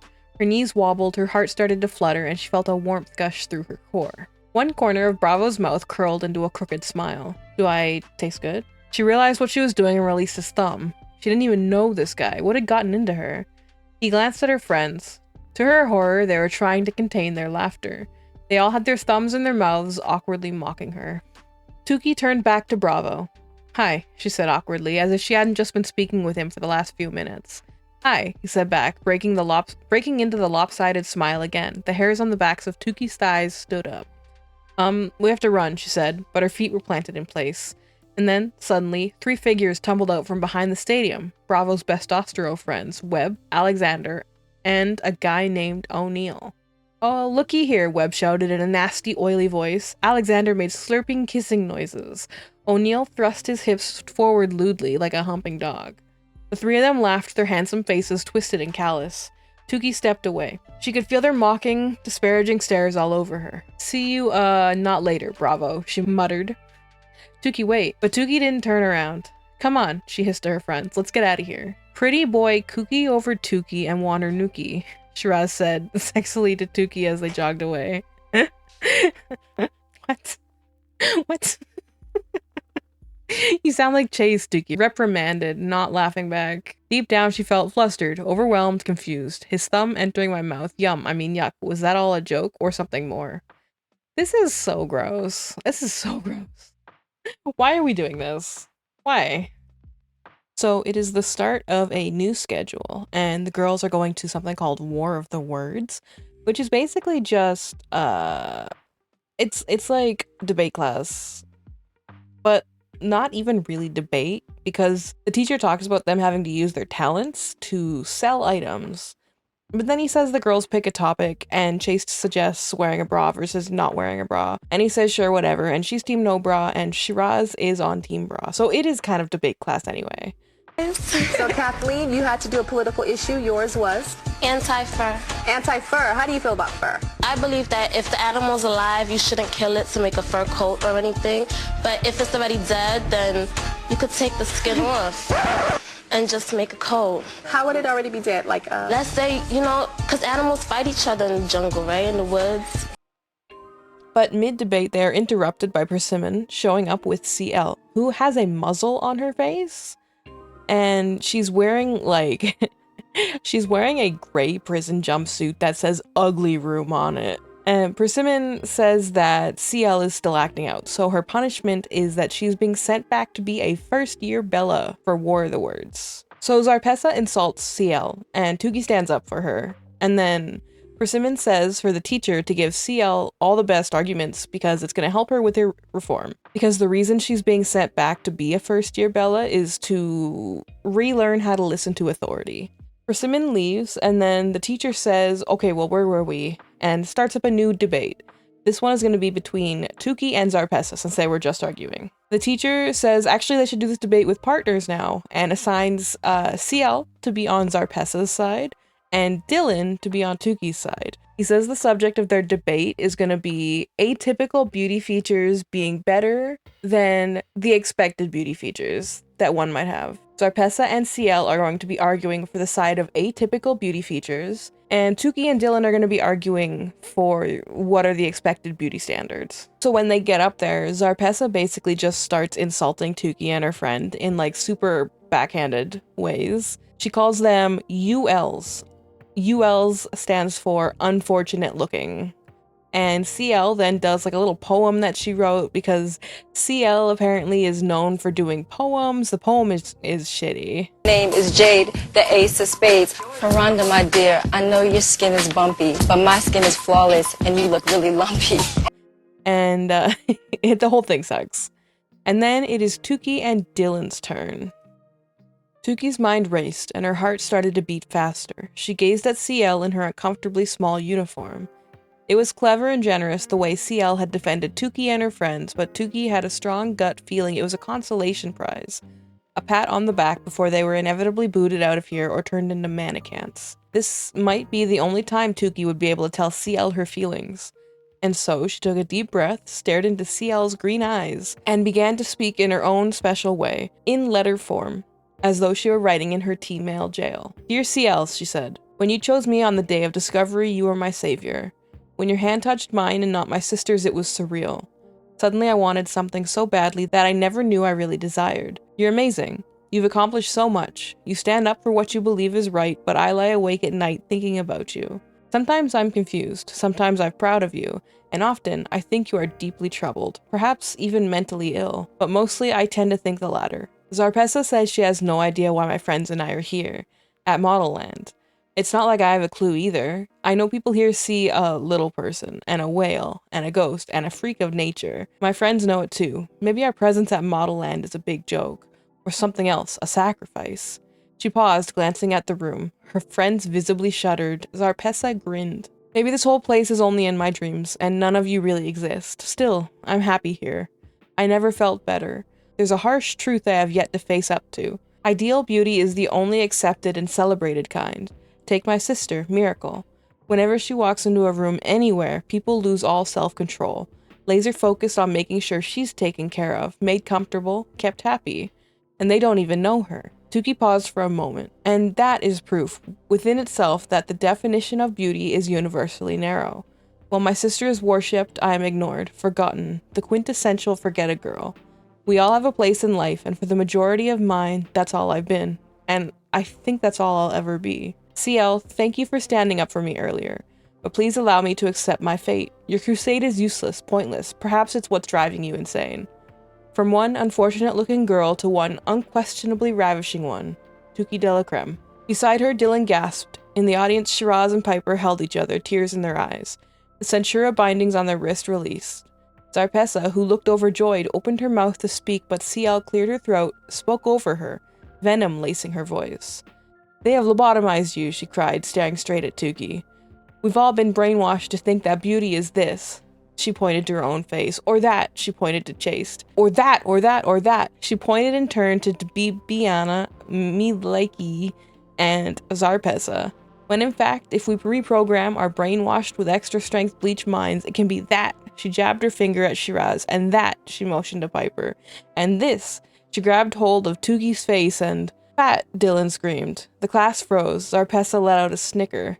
What? Tuki and CL said at the same time. Y'all listen to me right now, Dylan yelled, trembling. There may be different types of girls in this room from different countries all over this damn different world, but y'all have one thing in common. And I refuse to stand here and state the obvious. She gestured to her body. You can all debate unique features this and atypical looks that all damn day long. All damn day long. But what in the hell is unique about me? A waist as wide as this damn sphere is round, legs as thick as tree trunks, a butt as big as the Bo Big Teak Nation. Oh, ladies, do not waste any more of my precious time with your nonsense word war, because none of it, not a smidgen, not a drop, not a damn thing pertains to me. CL looked enraged. Dylan, beauty is what we believe it to be. If you would just look in the damn mirror, girl, you'd appreciate. That's where you're dead wrong, CL. Dylan's lips were quivering uncontrollably. You may be right about one thing, that beauty is what we believe it to be, but that's from the neck up, and you know it. CL shook her head.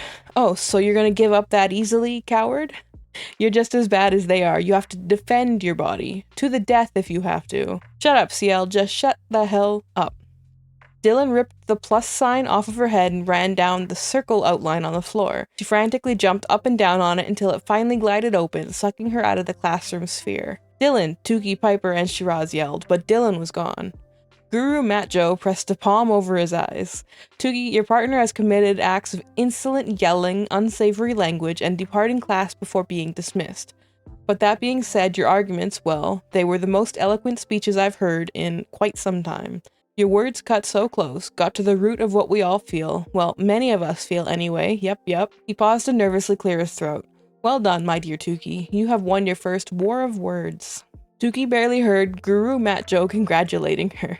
The circle had opened again. Dylan, she cried, rushing towards it, but it was Persimmon. She stalked right towards Guru Matjo. You let her spout her sickening poems without doing anything about it, she hissed at the Guru. How dare you? While we work overtime to reform CL, your lackadaisical attitude has regressed her reprogramming by a fortnight. You know who you will have to answer to for this. Guru Matjo turned away, looking guilty but satisfied. Persimmon redressed CL in the gray ugly room jumpsuit and replaced the muzzle on her face. Dylan runs away from class, just being so dramatic, and all the girls leave to chase after her, and they end up in catwalk corridor. As you may remember from earlier, they were warned not to go to there because it's dangerous. The corridor is actually literally filled with cats, and Tuki starts immediately having an allergic reaction to the cats, but also the cats talk, and also they have human faces, and they look like other Intoxibellas that they've like heard or seen. Tuki tries to run, but a gate slams down and they're trapped in there, and Zarpessa and Chase are there too, and all these cats come out and they're like taunting them and offering them drugs and other cats are like biting them and clawing at them, and then a big lion shows up and it's got the Belladonna's face and it's huge, and the Belladonna lion scolds all the other cats for being too catty. They're supposed to be better than that, and that's why they've been punished to Catwalk Alley. She summons the cats to return to their pens, and the cats jump into the Belladonna lion's eyes, and then they disappear. And then the Belladonna lion scolds the other girls for not being able to say nice things to each other. And then she opens up her mouth and sticks her big tongue out. And then Tuki's like, okay, let's go. And they walk into the Belladonna lion's mouth. And they emerge in the dorms, where they find Dylan in the bathroom purging. They all have heartfelt hugs and they talk about their body issues. Dylan being her weight, Piper being her albinism, Shiraz being short, and apparently Shiraz also talks about her father dying of a broken heart after her mom died, and she goes, well, that means he didn't love me enough. If he was so sad my mom died, that he died, he just didn't love me. And that Tuki goes to get her T-mail jail book, and then she reads a page that she once wrote out loud to the others. Dear Tuki, you know how much I detest you, how the very sight of you makes me want to stab you through the heart. Why do you rise each day? What is the point of you even existing? Of breathing this earth's precious air, which rots each time you exhale? Do you know how much I hate you? How much the very thought of continuing to inhabit this world makes me ill? Why are you even writing this now? What is the point of you lingering any longer? Of using up ink and killing trees to record thoughts that no one will ever care to see? I hope you go to sleep tonight and don't wake up. Oh, how beautiful the world will be tomorrow with you dead. Oh, I can't wait. Please hurry up and end it. Just go. For all of us. Respectfully yours, Tuki Delacreme. All the other girls start fawning over Tuki, saying, oh, she has it the worst because she wanted to die. So Tuki's the biggest sufferer out of all of them, clearly. And then the girls all group hug it out.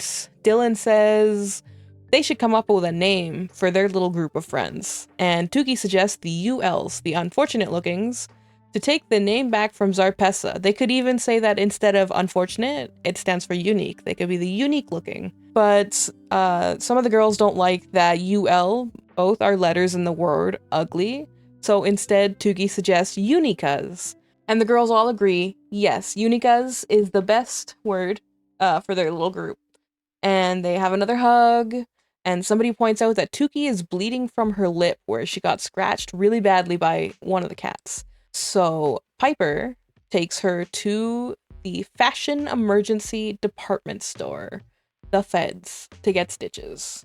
They run into Zhen on the way, and she goes, ouch, catwalk corridor, like immediately. She sees the scratches and she's like, I know where you were. All the girls are like, yes, and Zhen says that the cats there are actually the real Intoxibellas, who were turned into cats as punishments because they're being too bitchy and misbehaving.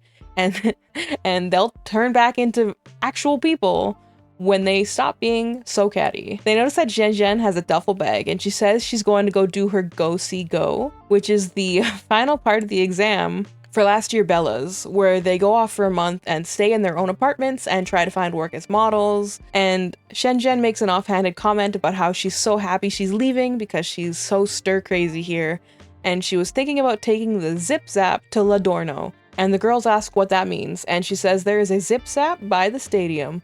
It has a fork in the zipper, and it's a 50-50. It will either take you to Ladorno or it will take you to the diabolical divide. And apparently a bunch of girls died taking that zip zap when there was the stadium fire a couple years ago.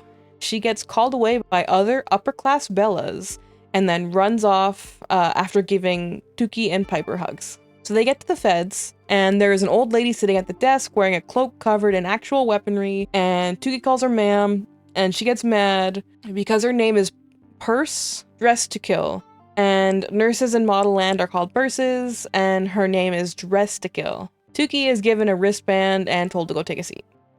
They fell into seats. Tuki was next to a soaking wet girl gasping for breath. The girl's uniform was 5 sizes too small, hitting her mid-calf. It reminded Tuki of CL's too small uniform in War of Words. Do you mind if I ask what you're here for? Tuki whispered to her. The girl flashed Tuki the diagnosis sticker on her arm. Flooding pants. I washed my uniform in super hot water today, she explained. They told us to only wash it in cold, but it was so stinky from Runaway Intensive 201, I had to. When I took it out of the wash, it was tiny. My D-mates told me to turn it in for a new one, but I was late for History of Model Land class, so I just threw this on. All of a sudden, I was submerged in water. I felt like I was gonna drown. Now I can't get the uniform off, and the floods have been happening like clockwork. I can't swim, and I can only hold my breath for... Suddenly, water rose up from the girl's feet as if she was in her own private fish tank. The water swelled higher and higher until it completely covered her head. The girl flailed about, eyes bulging, panic-stricken. Purse Dressed to Kill ran over, yanked a razor from her arsenal of weapons, and punctured the bag. Water spilled out onto the waiting room floor. The girl collapsed on her side, gasping for air like a hooked trout. Purses scooped her up and swept her through the Drama Trauma Center doors. Tuki turned to Piper. Okay, that was weird. Oh, that was nothing, Piper said. Take a look around. Tuki surveyed the rest of the chaotic waiting room. Across the aisle was a girl with blackened eyes and foul-smelling dark puffs of exhaust coming from her sockets. Smoky eyes, her armband read. A loud wail filled the waiting area. Tuki turned and noticed Desperada, the girl who had not stopped bawling since she'd arrived at Model Land, collapsed in a corner.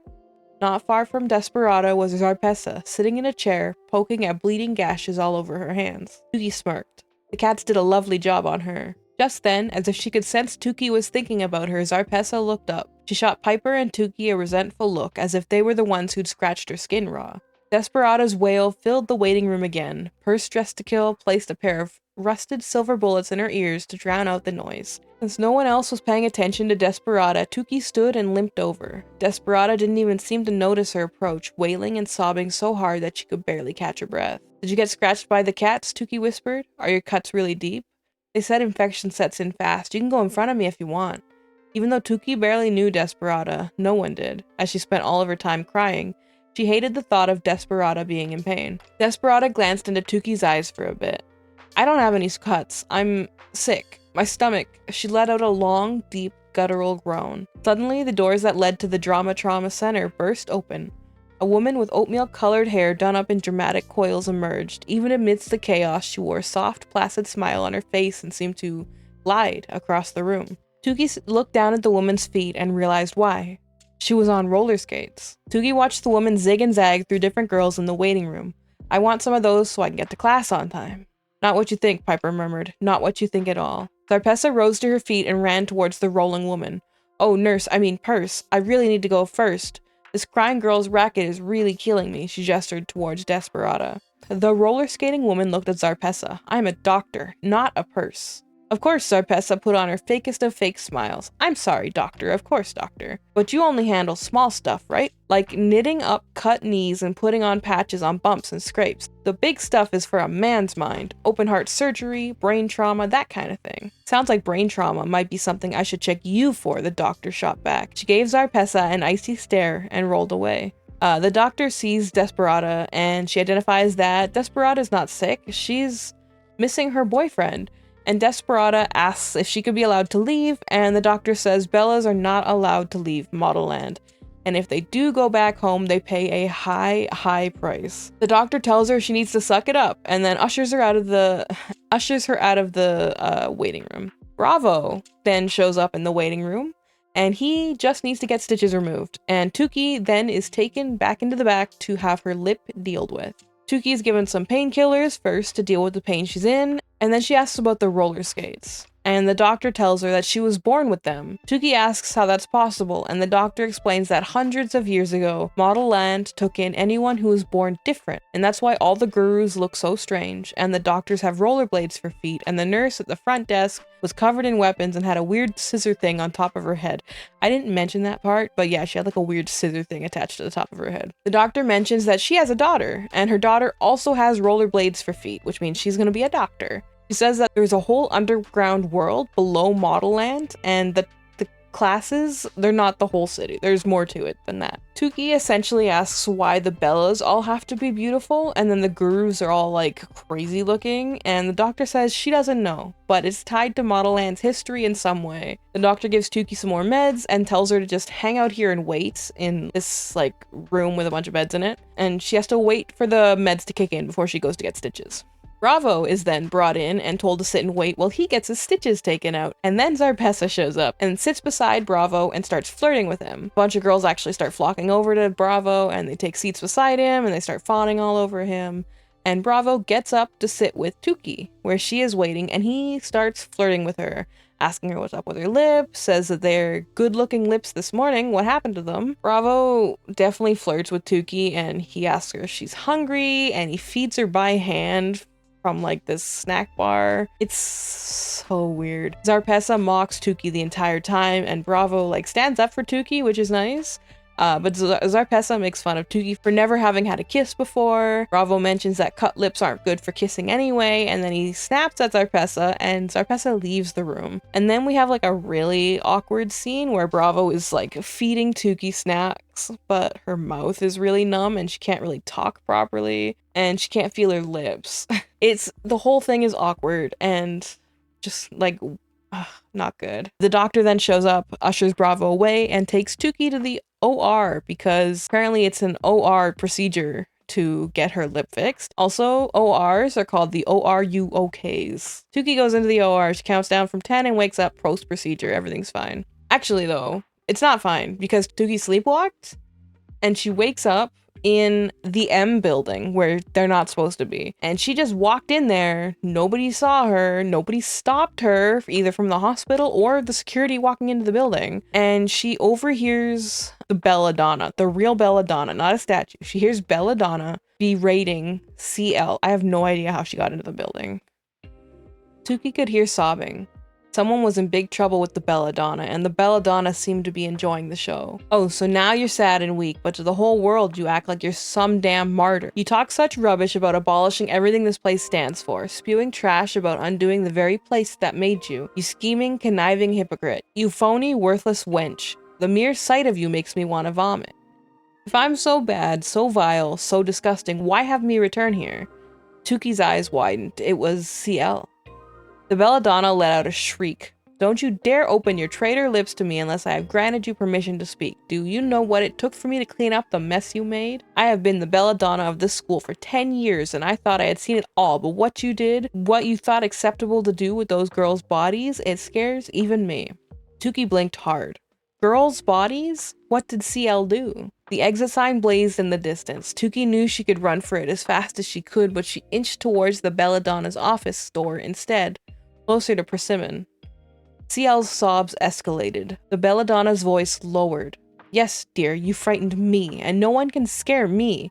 At least that's what I thought, and now you've dug up some new trash. What are you planning to do with that round one, the wee one, the Wayne one? They were funny here at first, amusing even, kind of like hideous-looking masked mascots, but I'm over them. Abolish them. Now. Tuki's eyes widened. She knew immediately that the belladonna was referring to Dylan, Shiraz, and Piper, but she didn't mention me? Tuki wondered, both guilty and relieved that the belladonna had left her out.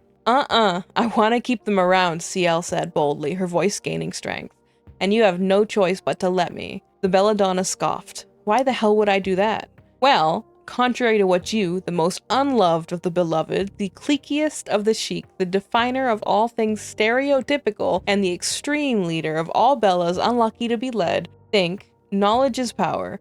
And the knowledge I have will make you do whatever the hell I want, because if you don't, I will tell everyone your little secret. And what secret is that? The belladonna asked in a voice that was nervously subdued. You made one grave mistake, CL said, and I don't mean torturing me for half a friggin' year, or making me redo War of the Words in my first year uniform, or demanding that I answer calls at the Model Land agency where I've had to tell clients CL is not available to model for you because she's an ingrate, or forcing me to clean the floors of the ugly room with my tongue, or gagging me like a horse while you pry my eyes open and make me watch old Model Land propaganda films for 7 hours at a time while you drip saline into my eyes so they don't dry out, or denying me food for 3 days in a row to slim my thick hips, or making me feel so crazy and deranged that I have to freeze my face into a half-pleasant expression to hide the agonizing pain my body is truly suffering from every day. CL stopped and gasped for breath.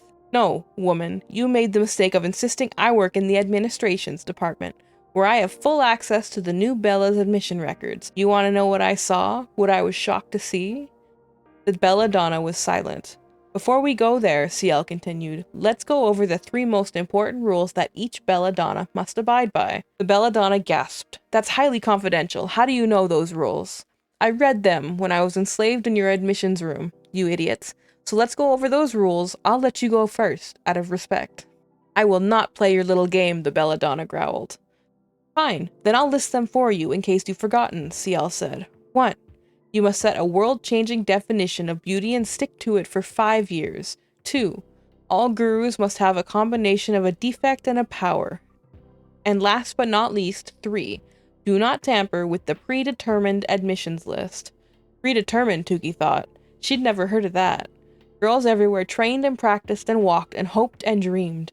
Nations made their fortunes promoting their local T-Dods. Companies reaped massive profits selling beautification methods for hopeful competitors, pushing the message that the dream was alive for all. Desperate girls lost their lives every year to the Pilgrim Plague, certain that Model Land got it wrong. She thought of the protest signs at the square. It's a sham, a phony exam. Were they right?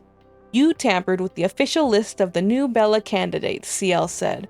You scratched out one worthy candidate, and you know the consequences. You'll be forced out. You'll live a life of immense physical pain and suffering. The ugly room will be just the beginning. There was a long pause. Tuki waited, her heart pounding. CL, what do you want? The belladonna demanded. You're not abolishing those girls. I want them. Why? The belladonna's voice was laced with something that sounded almost like fear. CL laughed devilishly, almost evilly. You know why. They're my experiments. If you don't let me, what I did to those girls' bodies just might have to happen again. This time, I'll be successful. Let the death march begin. Come on, Belladonna, you're up for a little sacrifice, aren't you? The belladonna sucked her teeth. Tuki bit down hard on her tongue to keep from crying out. Experiments? Bodies? Sacrifice? There was another long pause, and the belladonna uttered one word in a tiny voice that Tuki hadn't thought the woman possessed. Okay. Good girl, CL said, like she was speaking to a dog that had just sat at its master's command. You hold up your end of the bargain, and I won't say a word about your little experiment either. How you replaced a worthy candidate with Tuki de la Creme. The next chapter goes back to the pilgrims who are climbing the mountain. Miracle and Creamy still going up with the guide, And that's it. That's the whole chapter.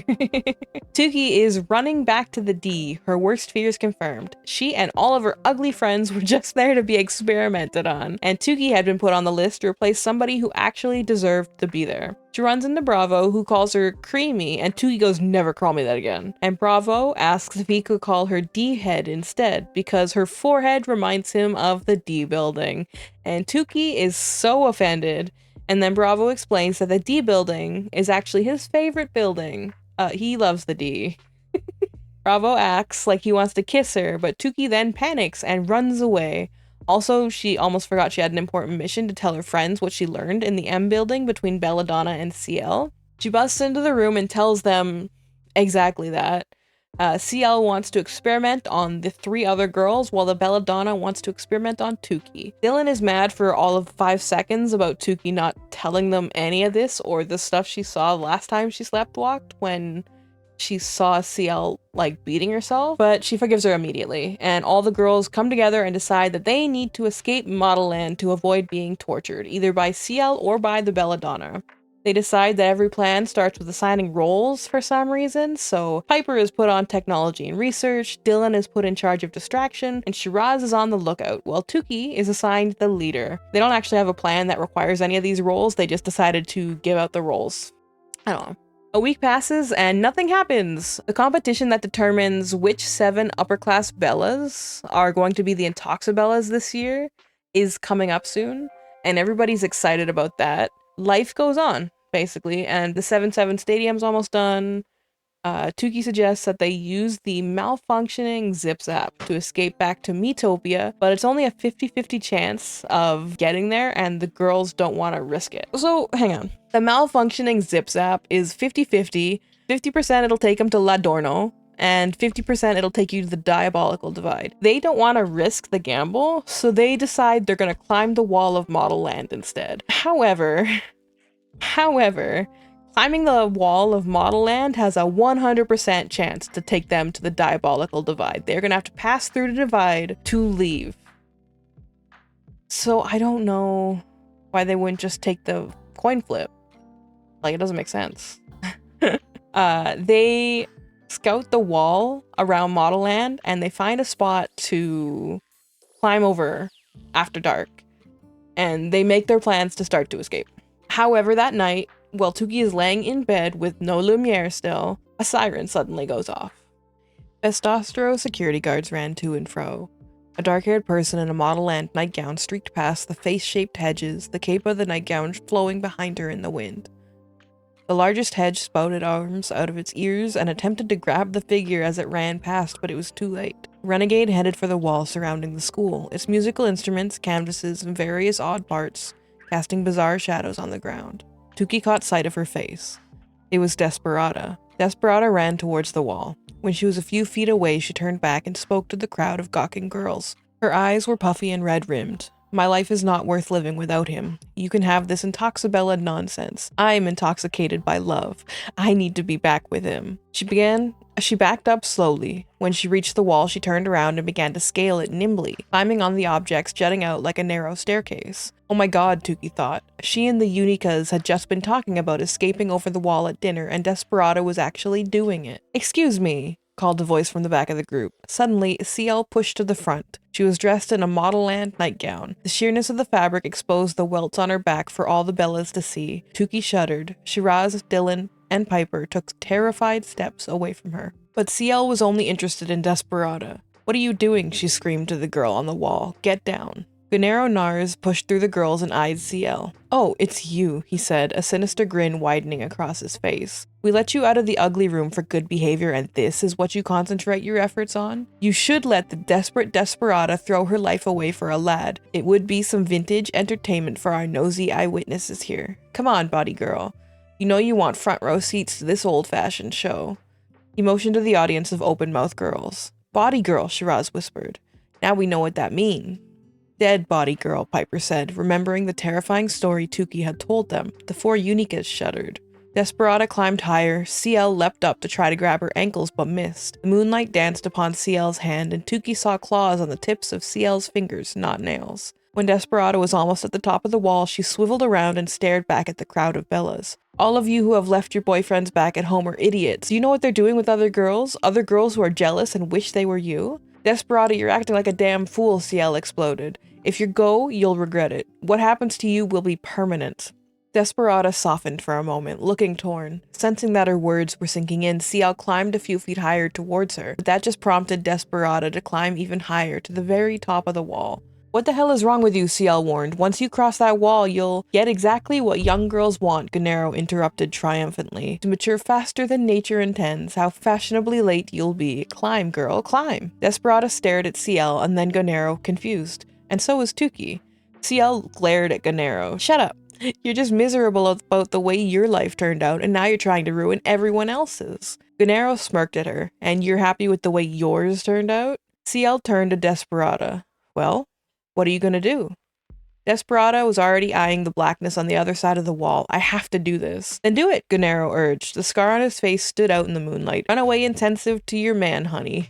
Desperada's face went from panicked to calm. She looked at all the girls' faces and then jumped down to the other side of the wall. Everyone screamed, waiting for some awful explosion or monstrous roar. CL just stared at the wall, blankly. Then, dead silence. Zarpessa wrinkled her nose. Is that it? What a letdown. I thought whoever crossed would... A thick lightning bolt struck the wall, making everyone jump back. It sent an immense fountain of color into the air, and the barrier became transparent. Suddenly, Desperado was visible on the other side, laying on the ground. Is she dead? Zarpessa chirped a little too excitedly. Desperado's body jolted, and she struggled to stand. Slowly, she rose to her feet, facing away from the crowd, her hair blowing on the howling wind. She brought her hands to her face. Tuki looked around at her friends. She's seeming okay, Shiraz said. Gennaro snorted. Be patient. The show has just begun. Desperada, turn to your adoring public. Desperada slowly turned to face the wall of girls. There was a chorus of screams.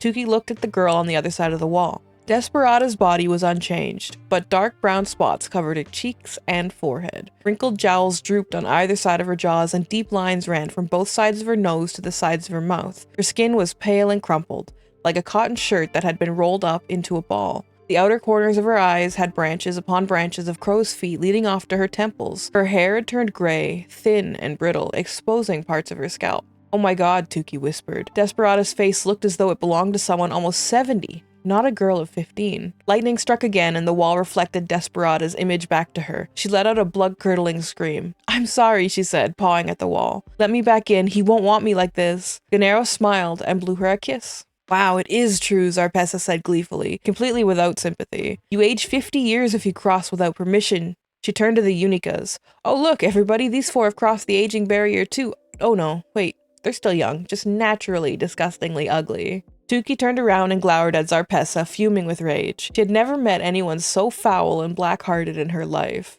This would be an opportune time to cash in on our Camellini headbanger bet, Piper whispered. Unfortunately, none of us won, so...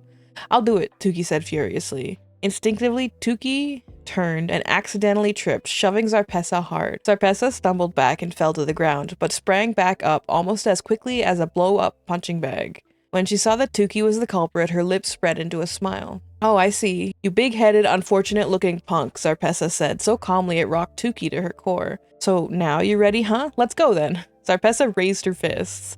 Tuki tried to summon every ounce of courage that hopefully lived somewhere deep inside her scrawny body. I'm ready for you, Zar Opressa, Tuki said. Tuki raised her fists as well, but they shook ever so slightly. Dylan moved and stood between them. Guys, don't. Not now. Aw, how cute, Zarpessa said nastily. Miss Parade Balloon comes to Miss Watermelon Head's defense. Then, shrugging, she stalked off to stand next to Chaste. Oh, it's really on now, Big Head, she yelled at Tuki over her shoulder. A gondola-type roller coaster car appeared on Desperada's side of the wall. Take this senior ex-model land citizen down to her brace-faced teenage fellow, Gennaro commanded. A large crane picked Desperada up by the collar of her uniform and placed her in the seat of the contraption, a U-shaped bar lower in front of her, securing her in. Then the car zoomed away. Here's hoping your boyfriend isn't discarded Model Land Cougars, Gennaro teased. Thunder rumbled, lightning struck the wall again, sending a shock wave of electricity through it, reversing the transparency. And then a second rumble, far deeper in tone than thunder, shook the entire wall and the ground beneath them. Girls flew right and left as a wave traveled across the solid ground beneath their feet. Gennaro smiled and then pointed into the distance at the O. The belladonna statue glowed, its arms outstretched, vibrating violently. CL just stood there with a foreboding look in her eyes as everything started to crash to the ground around her. Tukey somehow knew that CL, in tandem with the belladonna, was responsible for the devastating tremor. Debris was falling everywhere but on CL. The Bellas all screamed and ran wildly, looking for places to duck and cover. Tukey and the Unicas found shelter under a large wooden table. They huddled there for what felt like forever as potted plants, tree limbs, chunks from the D, and even dead birds that had apparently been struck midair came crashing to the ground. The earthquake lasted 3 long minutes until, finally, the shaking abruptly stopped. The area looked ravaged and war-torn.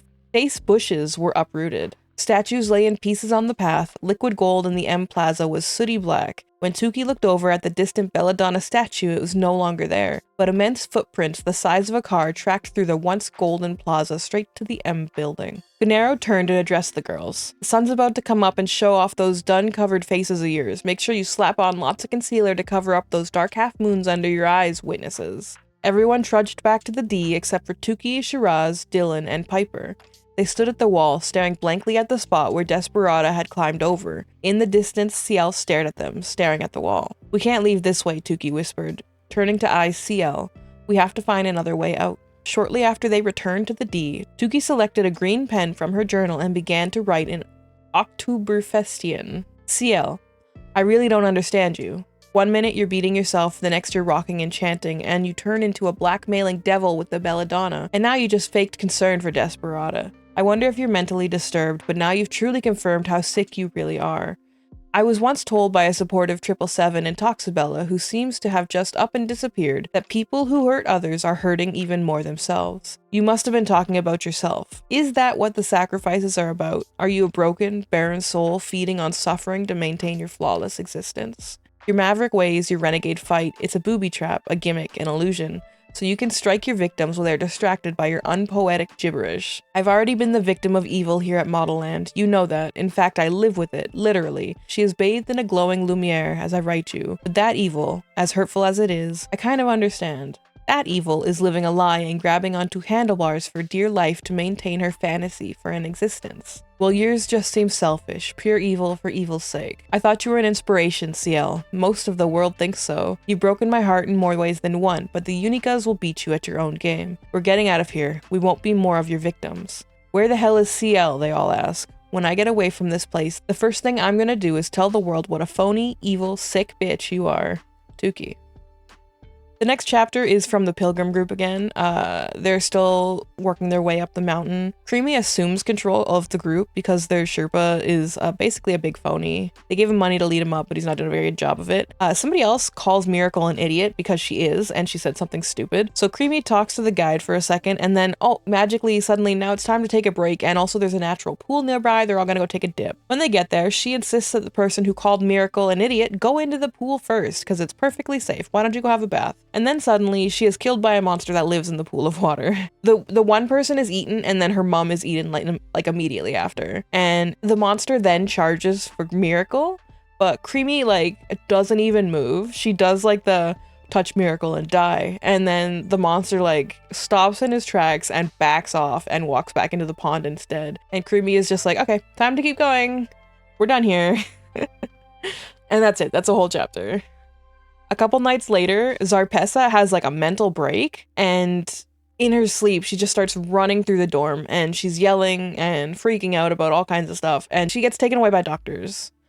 The next morning, Bravo shows up and flirts with Tukey and points out the pin that Tukey is wearing over her heart. It's the badge that she stole from Theophilus at the beginning of the book, but there's a flower-shaped brooch over top of it, and points out that it's over her heart, but he refers to Tukey's heart as his heart, and she's like, "Aw, that's cute."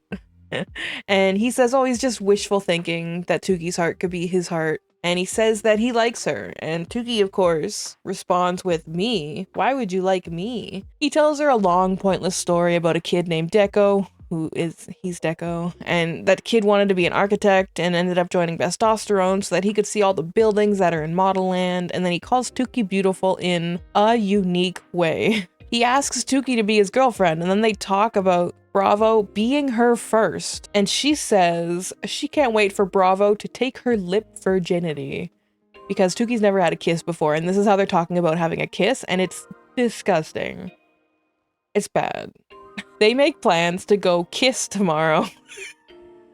They make plans to go kiss tomorrow after the surprise man attack challenge that is going to happen. If you've forgotten, in the last like 2 hours, there is a stadium that was built for man attack, which is a challenge between the Bellas and the Bestosterone boys where they do some kind of competition. The boys aren't supposed to tell the girls when there is a man attack happening, but now that Tuki is his girl, it should be fine if he breaks the rules.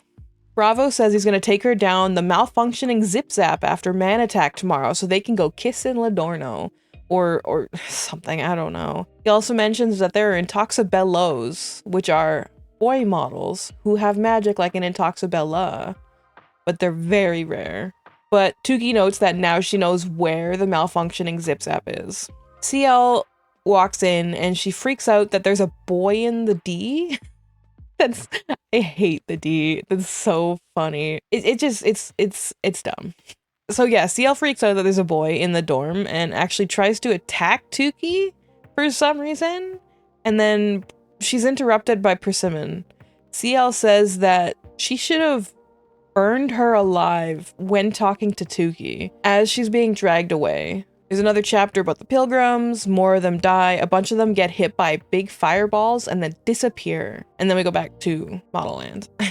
All the girls are sitting around and planning for tomorrow. The Tuki has gone to see the Zip Zap with Bravo. She hasn't told him the plan that they're leaving though, but she had him show her the Zip Zap. And tomorrow at Man Attack, she is going to be competing. They pick certain girls and certain boys to fight against each other, and Tuki is one of those ones who are going to get picked. So the other girls are going to try to make a distraction and cause a blackout so they can all escape. Tuki has an attitude with her cohorts here, and I don't get it. Like, she acts like a huge bitch for no reason at all. And then they actually explain it because she's snapping at everybody because she's sad because she has to leave Bravo. And she and Bravo have the most intense love ever. And so she doesn't want to leave him behind, but she has to. The next morning, in the mirror, Tuki is looking at herself and she notes that she seems more shapely than she used to be. And she might actually be kind of pretty now. I really don't like how this is tied to her. This feels like it's tied to her relationship status, and it sucks. CL comes to collect Tuki for Man Attack, and she says that Tuki and her friends better come find her, being CL, after Man Attack, or she will hunt them down. Man Attack is basically a one-on-one competition where one girl and one boy face off against each other on a wooden beam, and it's done in their underwear. The girls and the boys are in their underwear, and this is going to be 3 rounds. One is Zarpessa, one is Chased, and the other one is Tuki. And then they show the boys as well. And of course, Tuki will be facing off against Bravo. Chase and Alexander are the first round, and I think both of the dudes are actually Bravo's friends from earlier. Tuki is in the waiting room because she's 3rd on the list, and Bravo knocks on the door and comes in, and he conveniently explains how all of Man Attack works. The first round is trying to knock their opponent off the bar, but they do this by running at each other and then touching each other or holding hands or like just making somebody uncomfortable and making them fall off the bar. It's really awkward. These are teenagers. It's yikes. Then for the next round, clothes get launched at them and they have to assemble an outfit on theme. There are flying balls, Maki balls, that have makeup in them, and you have to throw yours at your opponent, and if you hit them, it explodes, or it's dumb. Basically, you just need to put makeup on and throw dodgeballs at your opponents. But they fly, like they're flying balls. And then the next round is they need to pose on the bar and take up more of the screen than their opponent. Chase wins her round, and then Tuki tells Bravo that they're leaving through the Zip Zap with her friends later, and she's leaving Model Land. Bravo accuses Tuki of using him to find a way out, and thinks that everything between them has just been Tukey using him. In revenge, Bravo then tells Tukey that the reason he wanted to give her a kiss is because he had a bet with all of his friends. And he didn't actually want to kiss her, he just was carrying out a bet. It was all a thing. Because it's more of a challenge to get a funny looking girl to fall in love with him rather than the other ones. Tukey yells at Bravo to leave and he leaves. Zarpessa has her match and she wins, of course. And then now it is Tukey and Bravo's turn to fight. The piercing buzzer sounded. Tukey and Bravo ran down the plank towards each other at top speed. Bravo stretched out his hand, 10 feet away, 6 feet, 3 feet, and then contact. Tukey's arm hooked Bravo across the neck, throwing him off the plank head first. The crowd gasped. Bravo's head was an inch from the ground and he was yanked back up by the anti-gravity pull of the orb arena. Crazy eyes might not just look crazy, Gennaro trilled. The crowd let out a mix of cheers and boos, and Bravo was obviously the favorite. As the anti-gravity pushed Bravo back to the plank, he shot Tukey a look of surrender. But Tukey glared at him, years of pain and rage bubbling up inside her. No way she was backing down, not after she found out she was nothing but a bet. Phase 2, wardrobe, Gennaro crowned. Crown whipped towards Tukey, hitting her square in the face. The force knocked her backwards. A queen's dress with a Jeremy Jerk label pelted her leg. Next came a ruby-encrusted bracelet that was as long as her entire arm. She struggled to put the bracelet on. Stop, Tukey moaned, kicking and thrashing at the clothing and crown. A blazer embellished with an armor breastplate punched Tukey in the stomach. She floated awkwardly away from the plank. Bravo grabbed her wrist and pulled her back onto the plank. Gennaro snickered. Bella girls, that fire you smell, it's your representative from Model Land and she is being barbecued, going down in flames. Me, I'll have a hot dog, plain without the bun, please. Tukey squirmed away from Bravo's aid. When she turned around again, Bravo wore a blazer of armor with no shirt and a royal soldier's helmet made of wool. He looked so handsome her insides did a flip, but reality kicked back in quickly. The bet. She puckered her lips. What are you doing? Bravo whispered. Giving you your first smacker from me, she teased. Oh, come on, Bravo, baby, close your eyes. He did. Tukey brought her ruby braceleted arm behind her, clenched her fist, and hit Bravo in the face. Oh, baby, does it feel good? She yelled, a crazed look in her eyes. A penalty horn sounded. -5 points before maculage. Gennaro tisked, that's one bitter queen. Kick her in the head, Bravo, Webb yelled from the audience. It should be an easy target to hit. Bravo stood and gaped at Tukey. Blood dripped from his nose. I'm not a punching bag, Tukey. And I'm not a joke, Tukey screamed. The blue and red explosive maki balls appeared. In frustration, Bravo kicked them to the end of the plank, away from him and Tukey, but they bounced right back up. Kicking the maki balls? Ouch, 10 points off Bravo, Gennaro admonished. Tukey, you have to get dressed, Bravo urged. Put something on. He gestured to the floating clothes around her head. Why the heck are you helping me? Tukey snapped. I don't need your pity. I'm nothing but a bet to you. She grabbed one of the maki balls and rubbed it. Lip gloss spilled out and she smeared it on her lips. My first kiss, Bravo. My real first kiss? I know what's gonna happen. Know what it's gonna be? He paused, waiting. It's gonna be a perfect sunset near a garden of golden flowers spreading as far as the eye can see, Tukey said, making it up as she went along. The lucky guy who will get to pucker my suckers will be wearing a tuxedo, and he's gonna sing me a song he wrote and he'll dance to it. It needs to make me laugh and make me cry. Bravo blinked. Are you for real? Hell yeah, I'm for real. And he will open up his shirt like a superhero, she went on. And on his chest will be written, Tukey, you are the most amazing girl I've ever laid eyes on, and I can't decide which I love more, your green eye or your brown eye. And then you'll have to touch my face gently with both hands. Her eyes spilled newer, fresher tears.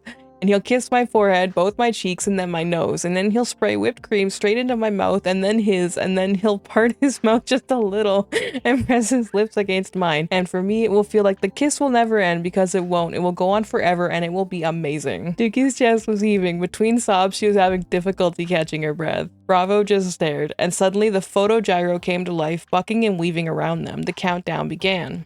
Z, Y, X. Bravo moved closer to Tukey. I want you to win. Mess me up real bad, okay? I don't care how hard you go at me. Throw a maki ball at me. Don't take any more pity on me, Tukey roared. I haven't, Bravo said. I never pitied you. You big fat devious liar. Furious, Tukey plopped the queenly couture crown on her head, but held onto it. I should throw it at him. She held it in her hand, debating what to do. S, R, P. Bravo sank to his knees. You realize, Tukey, that even if you throw that crown at me, you'll still lose. But there is one way you can win. What? Maki balls, 2 of them. N, M. Activate them, he urged, and I'll take both and hold on to them. Tukey stared at him curiously. You'll lose 50 points, and you'll get them. She placed her hands on her hips. Why are you doing this, Bravo? Feeling guilty? H. Just a little bit, Bravo said. And you deserve better than me, Tukey. G. Tukey stared at him, a whole new kind of rage boiling inside her. I deserve better? Damn right I deserve better, and there is better than you, Bravo, believe it or not. Theophilus Lovelaces. The crowd fell silent, and suddenly from the wings, Zarpessa let out a shriek. Theophilus? My Theophilus? Bravo blinked hard at Tukey. Who's Theophilus? Do you have some other dude at home? He's not tall and not a pouting bestostero pretty boy like you. Girls everywhere don't scream out that they want his babies, but he's better than you, Bravo. Smarter than you. Is that why you're leaving, Bravo whispered, because you want to be with him? Tukey turned away. If Bravo wanted to think that, then let him. Bravo shook his head in disbelief. I can't believe you, girl. And just so you know, there was never a bet. I just said that because I was pissed at you. Because you used me. I wanted to hurt you back, but now I think there should have been. Tukey blinked at him. Could he be telling the truth? All of that happened, by the way, between G and F. Before the audience could say GF. All of that. Bravo's salted caramel eyes looked so sincere, his lips were still moving, but Tukey couldn't hear a word over the roar of the crowd. She tried to emblazon him in her memory, a person who would seem so genuine but totally fool you, just like CL had. Tukey, Bravo said, just pick up the damn Maki balls and get this over with. Without a word, she picked up a red Maki ball, her touch activating it. Tingly jolts of electricity tingled her palms. Instead of a blush or lipstick, streaks of yellow liquid appeared on her fingers. That's weird. Is it the body oil Bravo was talking about? But that was supposed to be in the blue Maki balls. The liquid began to solidify and then buzzed in her hands. Was it about to explode? She stared at the peculiar half-liquid, half-solid substance. The buzzing turned into convulsions, and then, gradually, the substance formed into a cellophane-thin sheet. The object was now rising and falling as if it was alive. Tukey's mouth dropped open. Is this a smize? Gennaro called. Hot damn, we haven't had one of these little babies appear in our Maki balls for quite some time. It's a lucky charm, Crazy Eyes. Cover those loony peepers of yours and put your spectators' eyes out of their misery. Slowly, Tukey put the smize on her face. The moment it touched her skin, she felt a jolt in her heart. Her head cleared and it filled with an incredible pulsing energy. So this is what a smize feels like, she thought, feeling stronger and more powerful than ever before. She felt beyond special, as if a switch had just been turned on, illuminating her from the inside and dimming everyone else. Her senses were on fire. Each breath Bravo took reached her ears. Her taste buds were flooded with every delectable whipped cream she'd ever tasted. Neon colors dazzled her eyes, and the air smelled like lime and crushed mint, island coconut, and rosemary and buttercream frosting. Tukey felt, no, she was intoxicating. Waves of words flowed into her brain. Magnifique, Omorphos, Vacker, Shon, Melee, Muy, Guapa, Sundar, Maganda, Chachao, Belle. Hundreds of words coming from the smize that all meant the same majestic, wonderful, marvelous, magnificent, mind-blowing thing. Beautiful. As she turned to Bravo, his jaw dropped. Oh my god, he said, staring at her, transfixed. When Tukey looked at the crowd, everyone was gawking at her too. Even Webb, Alexander, and O'Neill. Even Zarpessa, who, like the other Bellas, paled in comparison to Tukey's ravishing glow. Even Gennaro looked spellbound as he's whispered, whoa, supermodel land eyes into the microphone. And then Bravo stood and took the second red Maki ball from Tukey's hands and placed it on his chest. The Maki ball rose and fell with each fast breath. E. Tukey watched him. The ball's beeps quickened. D.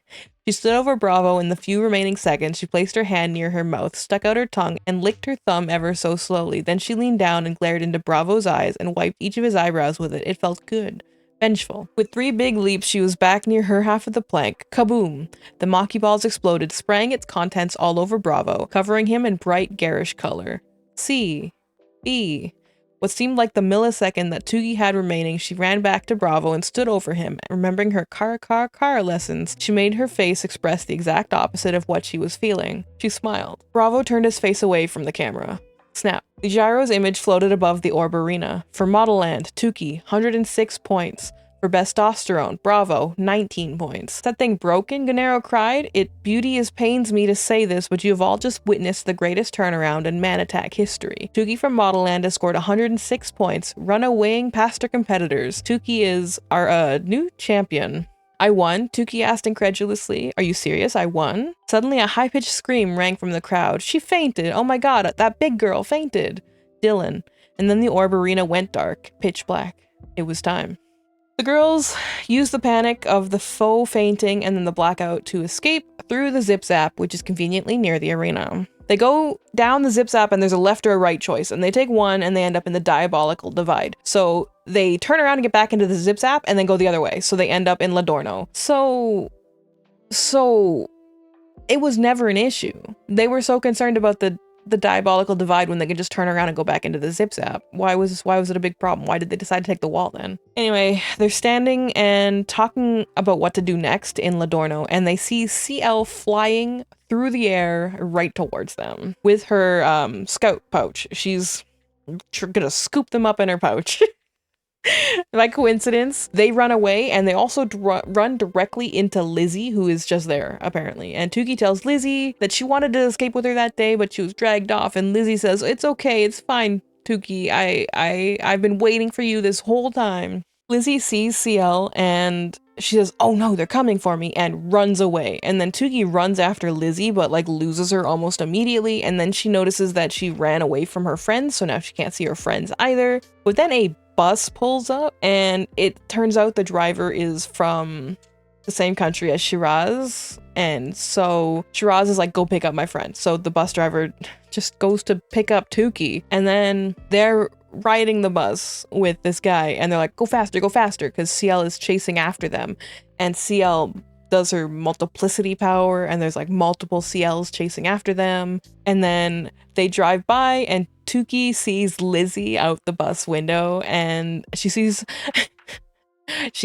Lizzie pick up a sharp rock, and she yells out, "No!" because she knows Lizzie is gonna hurt herself with the rock, and the bus doesn't stop. They just keep going faster and faster until they crash into something and have like an actual car accident. Tukey comes to in the bus crash. She hears a bunch of sobbing, and then she goes outside the bus and sees CL, who is kneeling in the moonlight, sobbing and beating herself with a reed.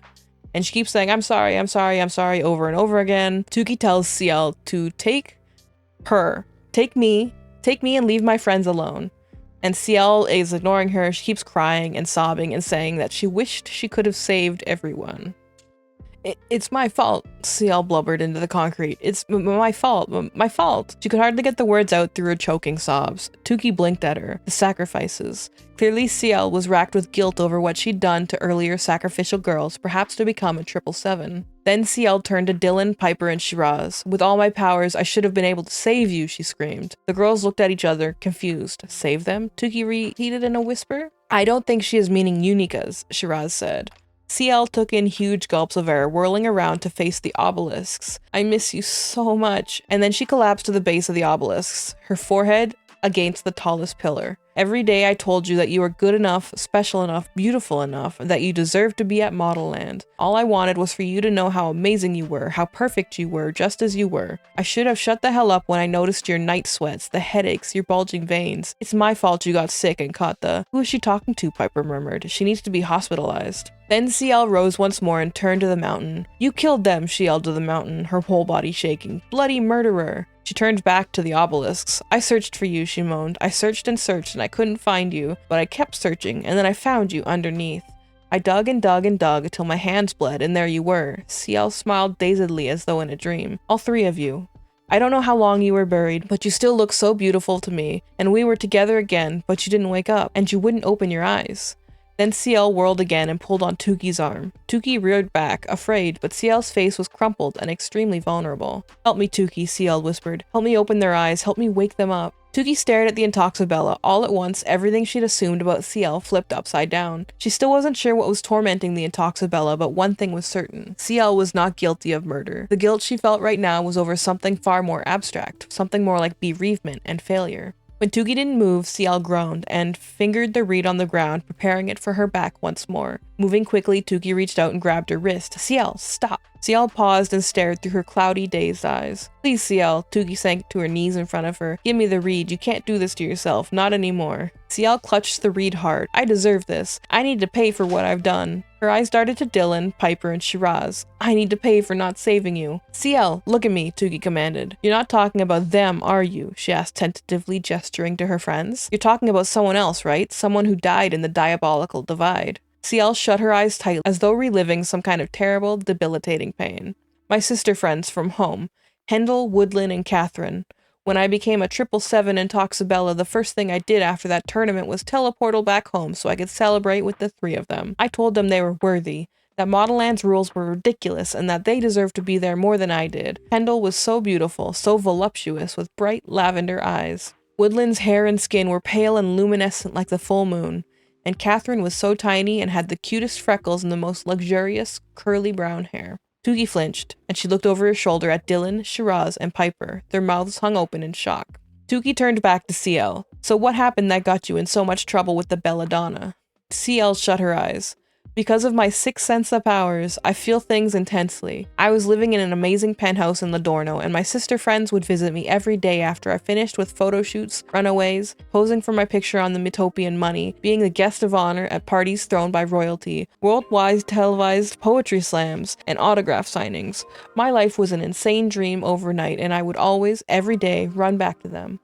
But when a week passed and there was no sign of them, I knew something was wrong. I knew exactly where to go. To the Divide. The creatures there are like things you wouldn't even get to see in your worst nightmares. And there were moments I wasn't sure I'd get through it alive. But I found my sister friends, one by one. 2 were buried, and I dug up their bodies with my bare hands. I was planning to trot their bodies through Ladorno in my own personal parade to show the world. It was time people understood that Model Land's narrow beauty ideals were flawed and in need of change. But Gennaro got wind of my plan and went on a search for me. Luckily, I heard about his pursuit before he caught me, so I created this monument in my sister friend's honor and buried them here. She pointed to the obelisks. I couldn't parade their bodies through the town square, but this was the next best thing I could do. Then I gave myself to him. Dylan backed up from the 3 pillars. Wait, there are dead bodies under here? Body girl, Shiraz whispered. CL nodded and fought back another sob. That's why the Belladonna has been punishing me. Piper rocked on her heels. Why didn't Ladorno just demolish the 3 obelisks when they first went up? CL wiped her bloody hands on her shirt.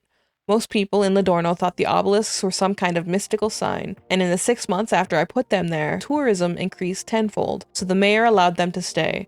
The Belladonna demanded they be taken down, but she has no jurisdiction over Metopia. She takes her frustration out on me. Suddenly, CL's face twisted with pain, and she gripped her stomach and raised the reed to beat herself once more. Tuki caught her arm. Don't, please. What happened is not your fault. You can't literally beat yourself up over this. You were chosen to be an Intoxabella, a 777, CL, and you've used your fame to spread your message all over the world, and everyone loves you, your friends. Yes, they're dead, gone forever, but maybe they still live inside you, and now, inside Piper, Shiraz, and Dylan. Maybe it's time to let them go, let their souls rest, so that you can rest. CL shook her head. But Tuki, I feel like my soul is dead. I feel so lost, like I've gone insane. With all due respect, CL, I must agree with your last statement, Piper murmured.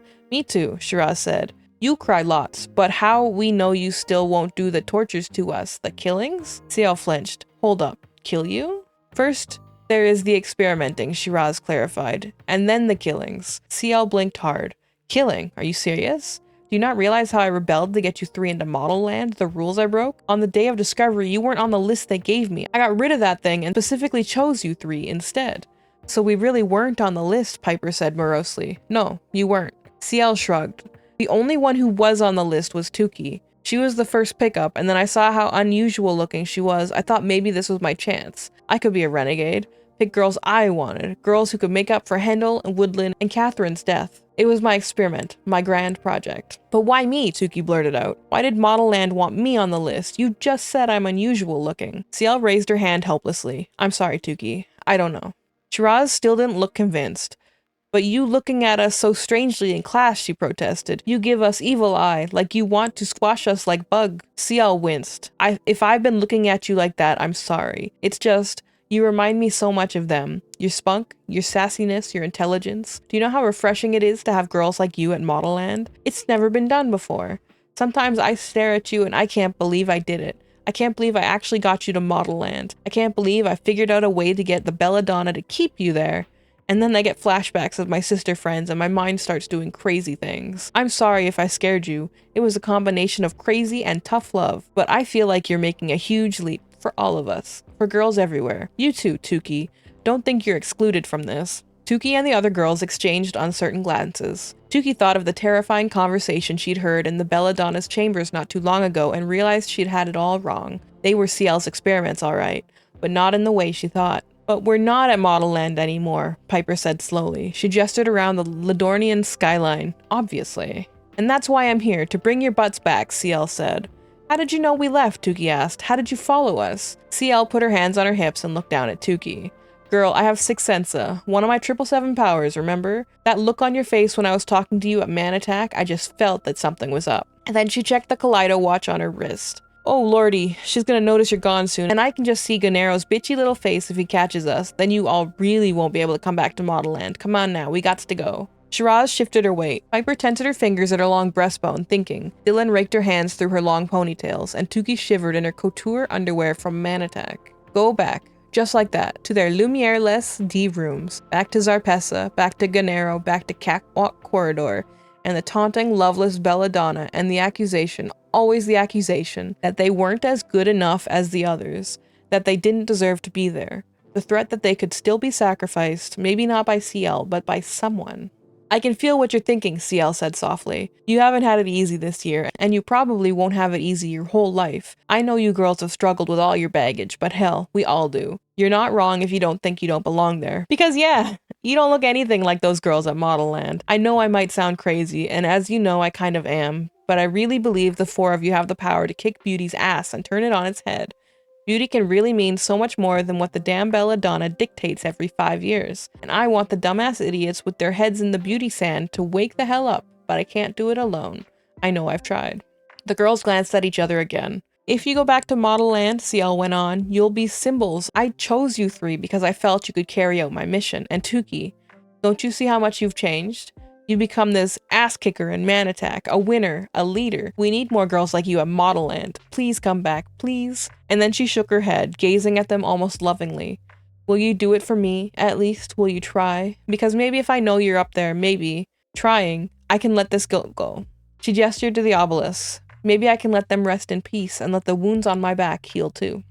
There was a long silence. Owls hooted in the distance. Leaves on the mountain rustled ominously. The lights from Ladorno twinkled. Tukey considered her friends. By the looks on their faces, she could tell they were all thinking the exact same thing she was. The positives of Model Land, all the wonderful things they'd experienced before. The amazing architecture and design, the gorgeous fabric flowers and sunsets, Shenzhen, Camellini, the D&E, the classes and Guru Laro, and even Guru Pacifico, a sense of belonging somewhere, even if the others didn't believe they did, running towards a challenge instead of away from it.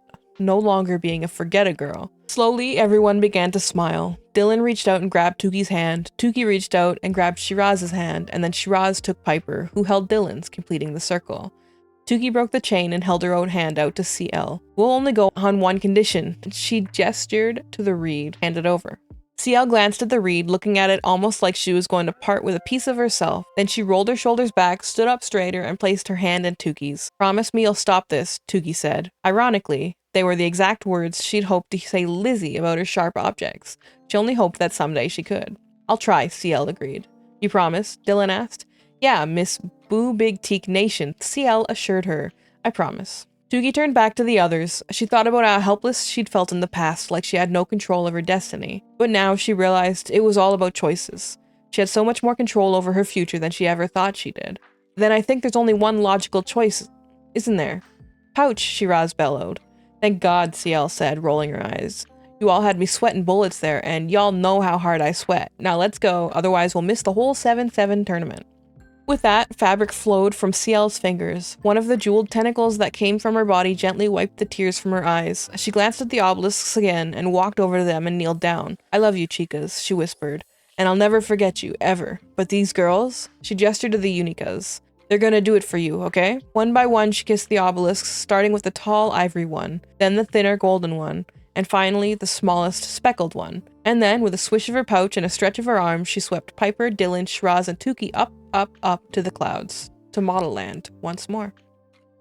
I realized as I was reading this that CL is like, you've become such a badass at Man Attack. You're so good at Man Attack. When the only reason she succeeded at Man Attack was because Bravo was letting her win. So I don't know how I feel about that one. But we'll see. The next chapter starts with that meta-narration from the beginning of the book, which we actually haven't gotten any of since Tukey got to Model Land.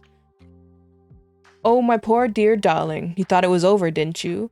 That the Unicas piled into Miss used to be sweet then turned crazy and now is sweet again in Toxabella's pouch and sailed up, up, up into the sunset. The end. Darling, you should be ashamed of yourself. There's so much more to the story to tell you. How dare you assume otherwise?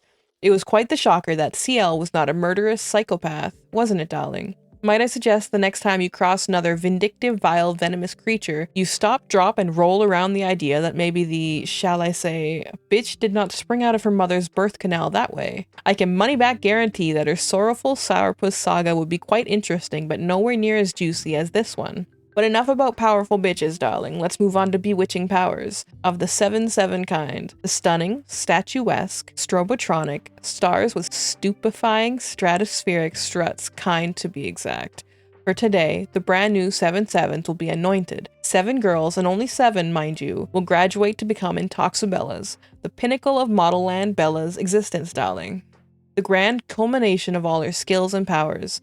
The chosen 7 will join the ranks of the only famous, the most celebrated, the most admired people in the world. Their whole lives will become the stuff of jealous dreams. And there are certainly name-calling, jealous dreamers among us, darling.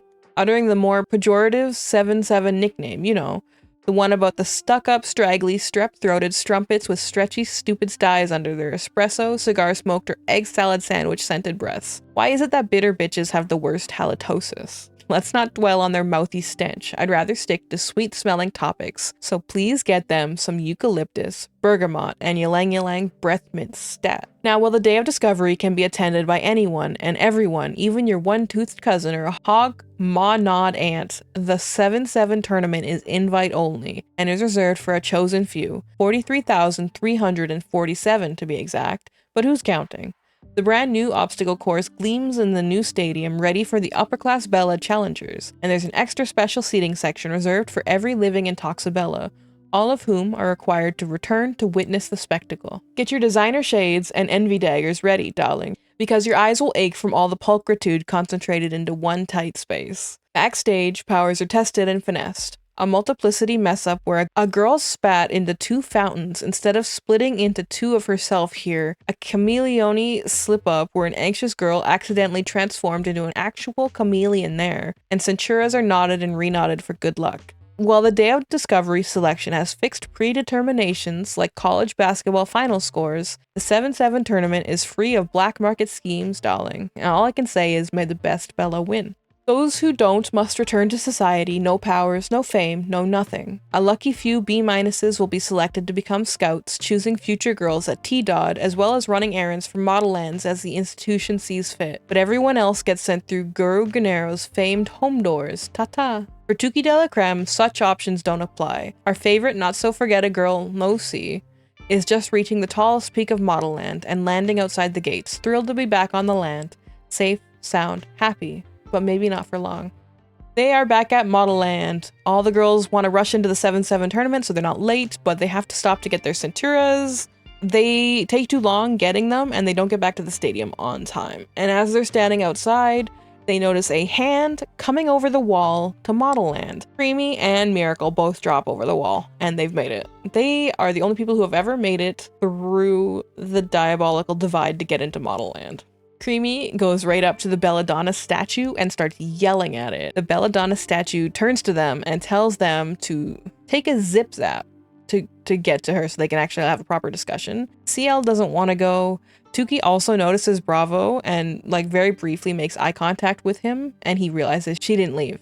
CL says she wants to go find the reed to beat herself again with, but then Tuki instead convinces CL to come with them to see the Belladonna. Persimmon is waiting on the other side of the zip zap that they're told to take, and she tells them the rules about meeting the Belladonna, but Creamy interrupts him in the middle of the list and just charges right on past her. Inside the room there is a Belladonna statue, which breaks open, and the real Belladonna comes out of it. A heavenly glow emanated from the Belladonna, as though she was not a human but a goddess. Her hair was wild and black and fell past her waist, her skin was olive, her cheekbones high, her lips defined. And her eyes, the darkest coal-black irises Tuki had ever seen. The expression on her face was one of utter poise, but also extreme annoyance. She was beyond striking, possessing a divine, otherworldly type of beauty. Shiraz dropped to her knees, and the rest of the girls followed. Supernatural, Piper blurted out reverently. Dang, am I seeing things? Did her dress just up and change on me? Dylan whispered. The belladonna's dress had quickly morphed from metallic rose gold ruffles to a kaleidoscope snakeskin frock with thousands of pleats. The shape-shifting dress finally settled onto a dramatic black floor-length gown with sharp spikes around the high-necked collar. Every so often, the spikes writhed and twisted, alive. CL whispered. She's a fashion dictator. Her clothes shift and the world's fashion trends follow. I bet my CL face money that tomorrow spiked dresses will be all the friggin' rage. Shh, Persimmon hissed, giving CL a swift kick to the side with her pointy-toed boot. Speak only when spoken to, and if you don't have anything worthwhile to say nothing. The belladonna stared, or actually squinted, at Creamy, almost like she couldn't quite see her very well at first, and then her forehead crinkled in a scowl. This is not happening. This creature has not invaded my chambers on such an important day. Creamy bristled. I'm not afraid of you, rock wench.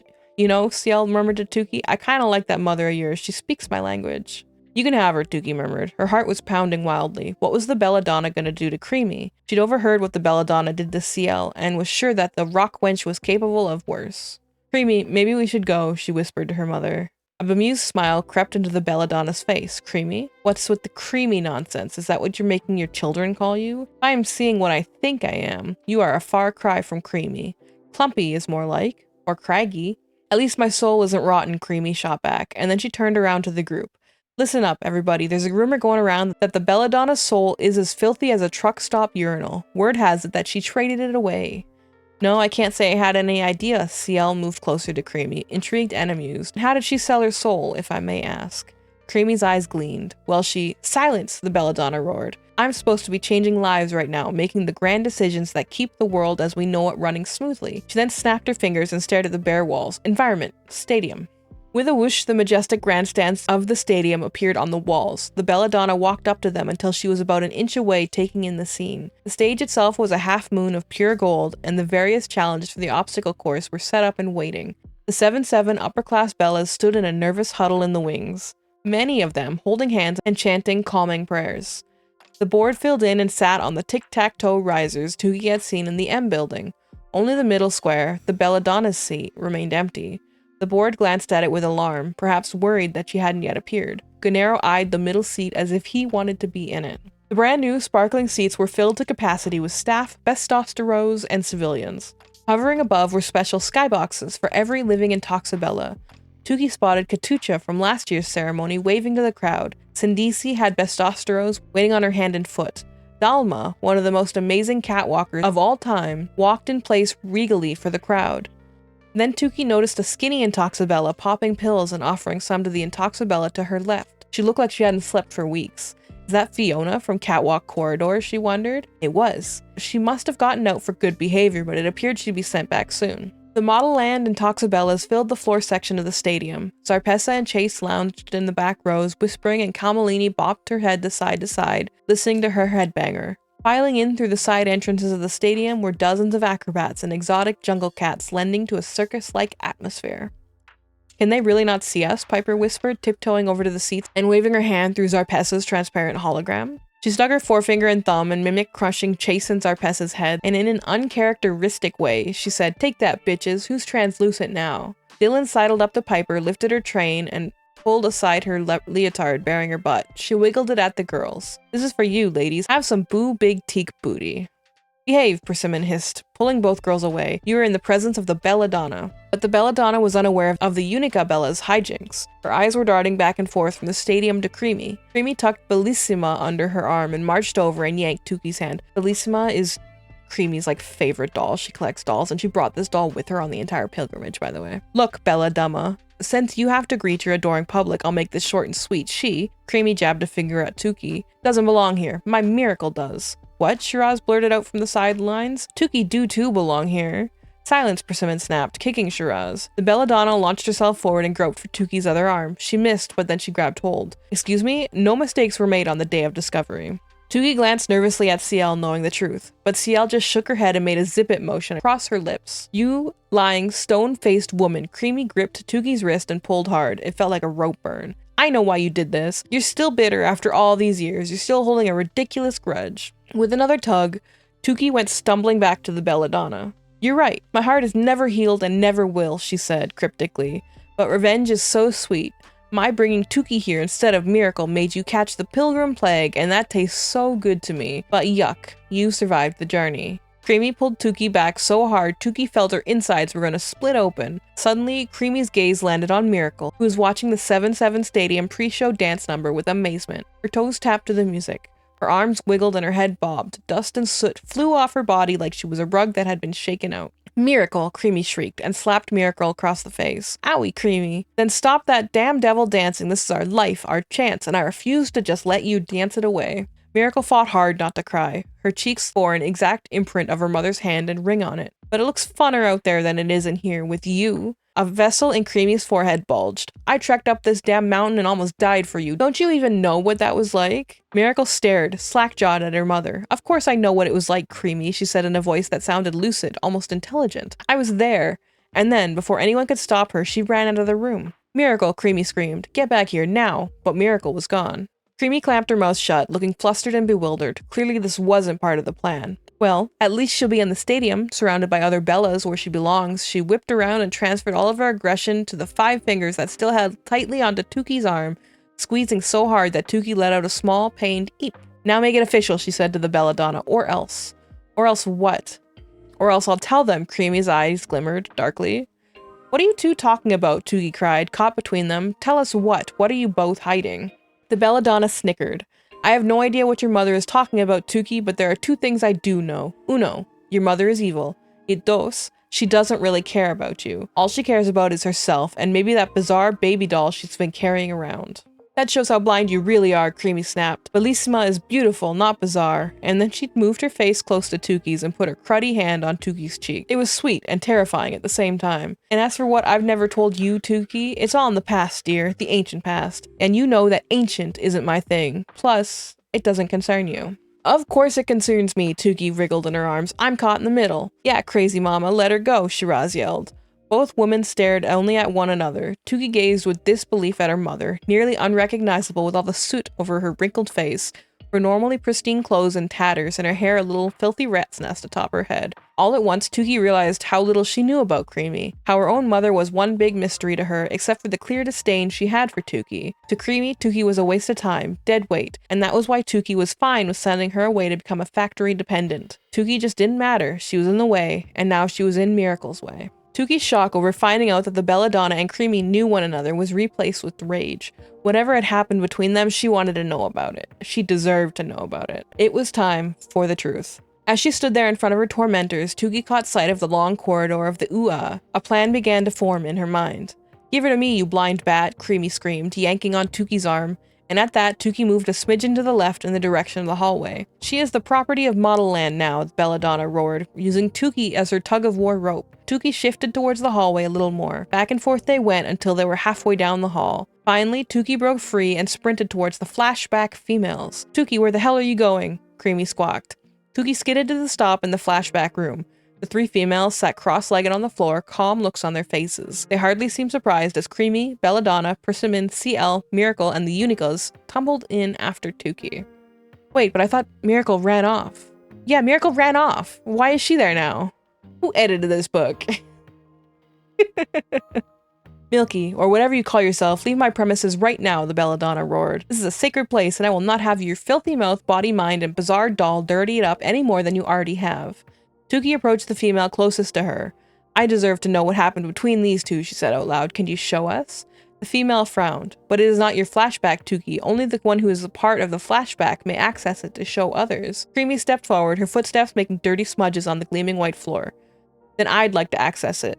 We all can see. Don't you dare, Belladonna roared, reaching for her, but missing. Exasperated, she groped towards the wall. Nars, I need you. Come now, there's an intruder in my UA. Behind them, the projected image of the stadium, Gennaro flinched as though he'd heard the Belladonna's message loud and clear. The crowd was getting restless. The board was on their feet, trying to calm everyone down and determine the cause of the delay. Where's the Belladonna? Voices cried. She's never late like this. Gennaro promptly abandoned his post and vanished. Creamy moved towards the flashback circle. Well, show us, she commanded the females. The room started to dim and the walls began to pulse. Don't listen to her, the Belladonna screamed. She glared around at Tukey's friends and CL. All of you. You all must leave now. Immediately, Tukey and her friends ran towards the door. The place was in chaos, but still, they knew they couldn't disobey the belladonna. Shiraz made it out first, then Piper, Dylan, and Tukey was close behind, but tripped and fell. And then Creamy jumped into the circle, making more dust rise off her body in a thick black cloud. Instantly, the heavy metal doors slammed down, sealing Tukey and CL inside with the two deranged women and the flashback females. The sound of the 7-7 festivities were instantly muffled. The room descended into darkness. An eerie reddish mist wafted through the air. No, the belladonna wailed, scratching the heavy iron and concrete doors with her fingernails, trying to lift them. Persimmon, do something, get these doors open. But Persimmon just shook her head helplessly. Oh, beloved belladonna, she said in a monotone, there is nothing I can do to lift them until the flashback is over. You know that. You put these doors here. Yes, Creamy hissed triumphantly. The stone woman is trapped by her own man-made rock. Then the flashback female stepped up to Creamy and leaned their heads close to hers, telepathically interpreting Creamy's wishes. It is so, the females said, lowering their beehived heads. Creamy turned around and faced the others. Here we go, Tukey thought nervously. Am I ready for this?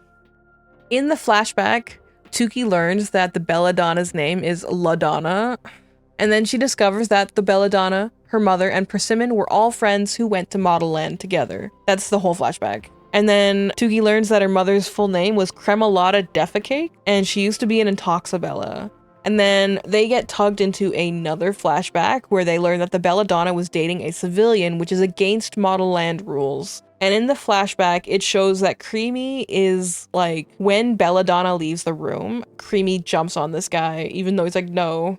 So we learn that Creamy's a piece of shit. It cuts to LaDonna, the belladonna, in the bathroom, giving birth to a baby in the toilet because she didn't know she was pregnant, and Model Land models don't get their periods anymore, remember? So she just drops this baby out. Persimmon, who is also LaDonna's bestie, like wraps the baby up in her Centura, and then LaDonna's mother bursts into the bathroom and sees them, and she takes the baby. She expels Persimmon simply just because she was there, which is why Persimmon became a mannequin, the head mannequin to the belladonna. Another flashback starts. We just go flashback, flashback, flashback, flashback from here on out. It's kind of really annoying.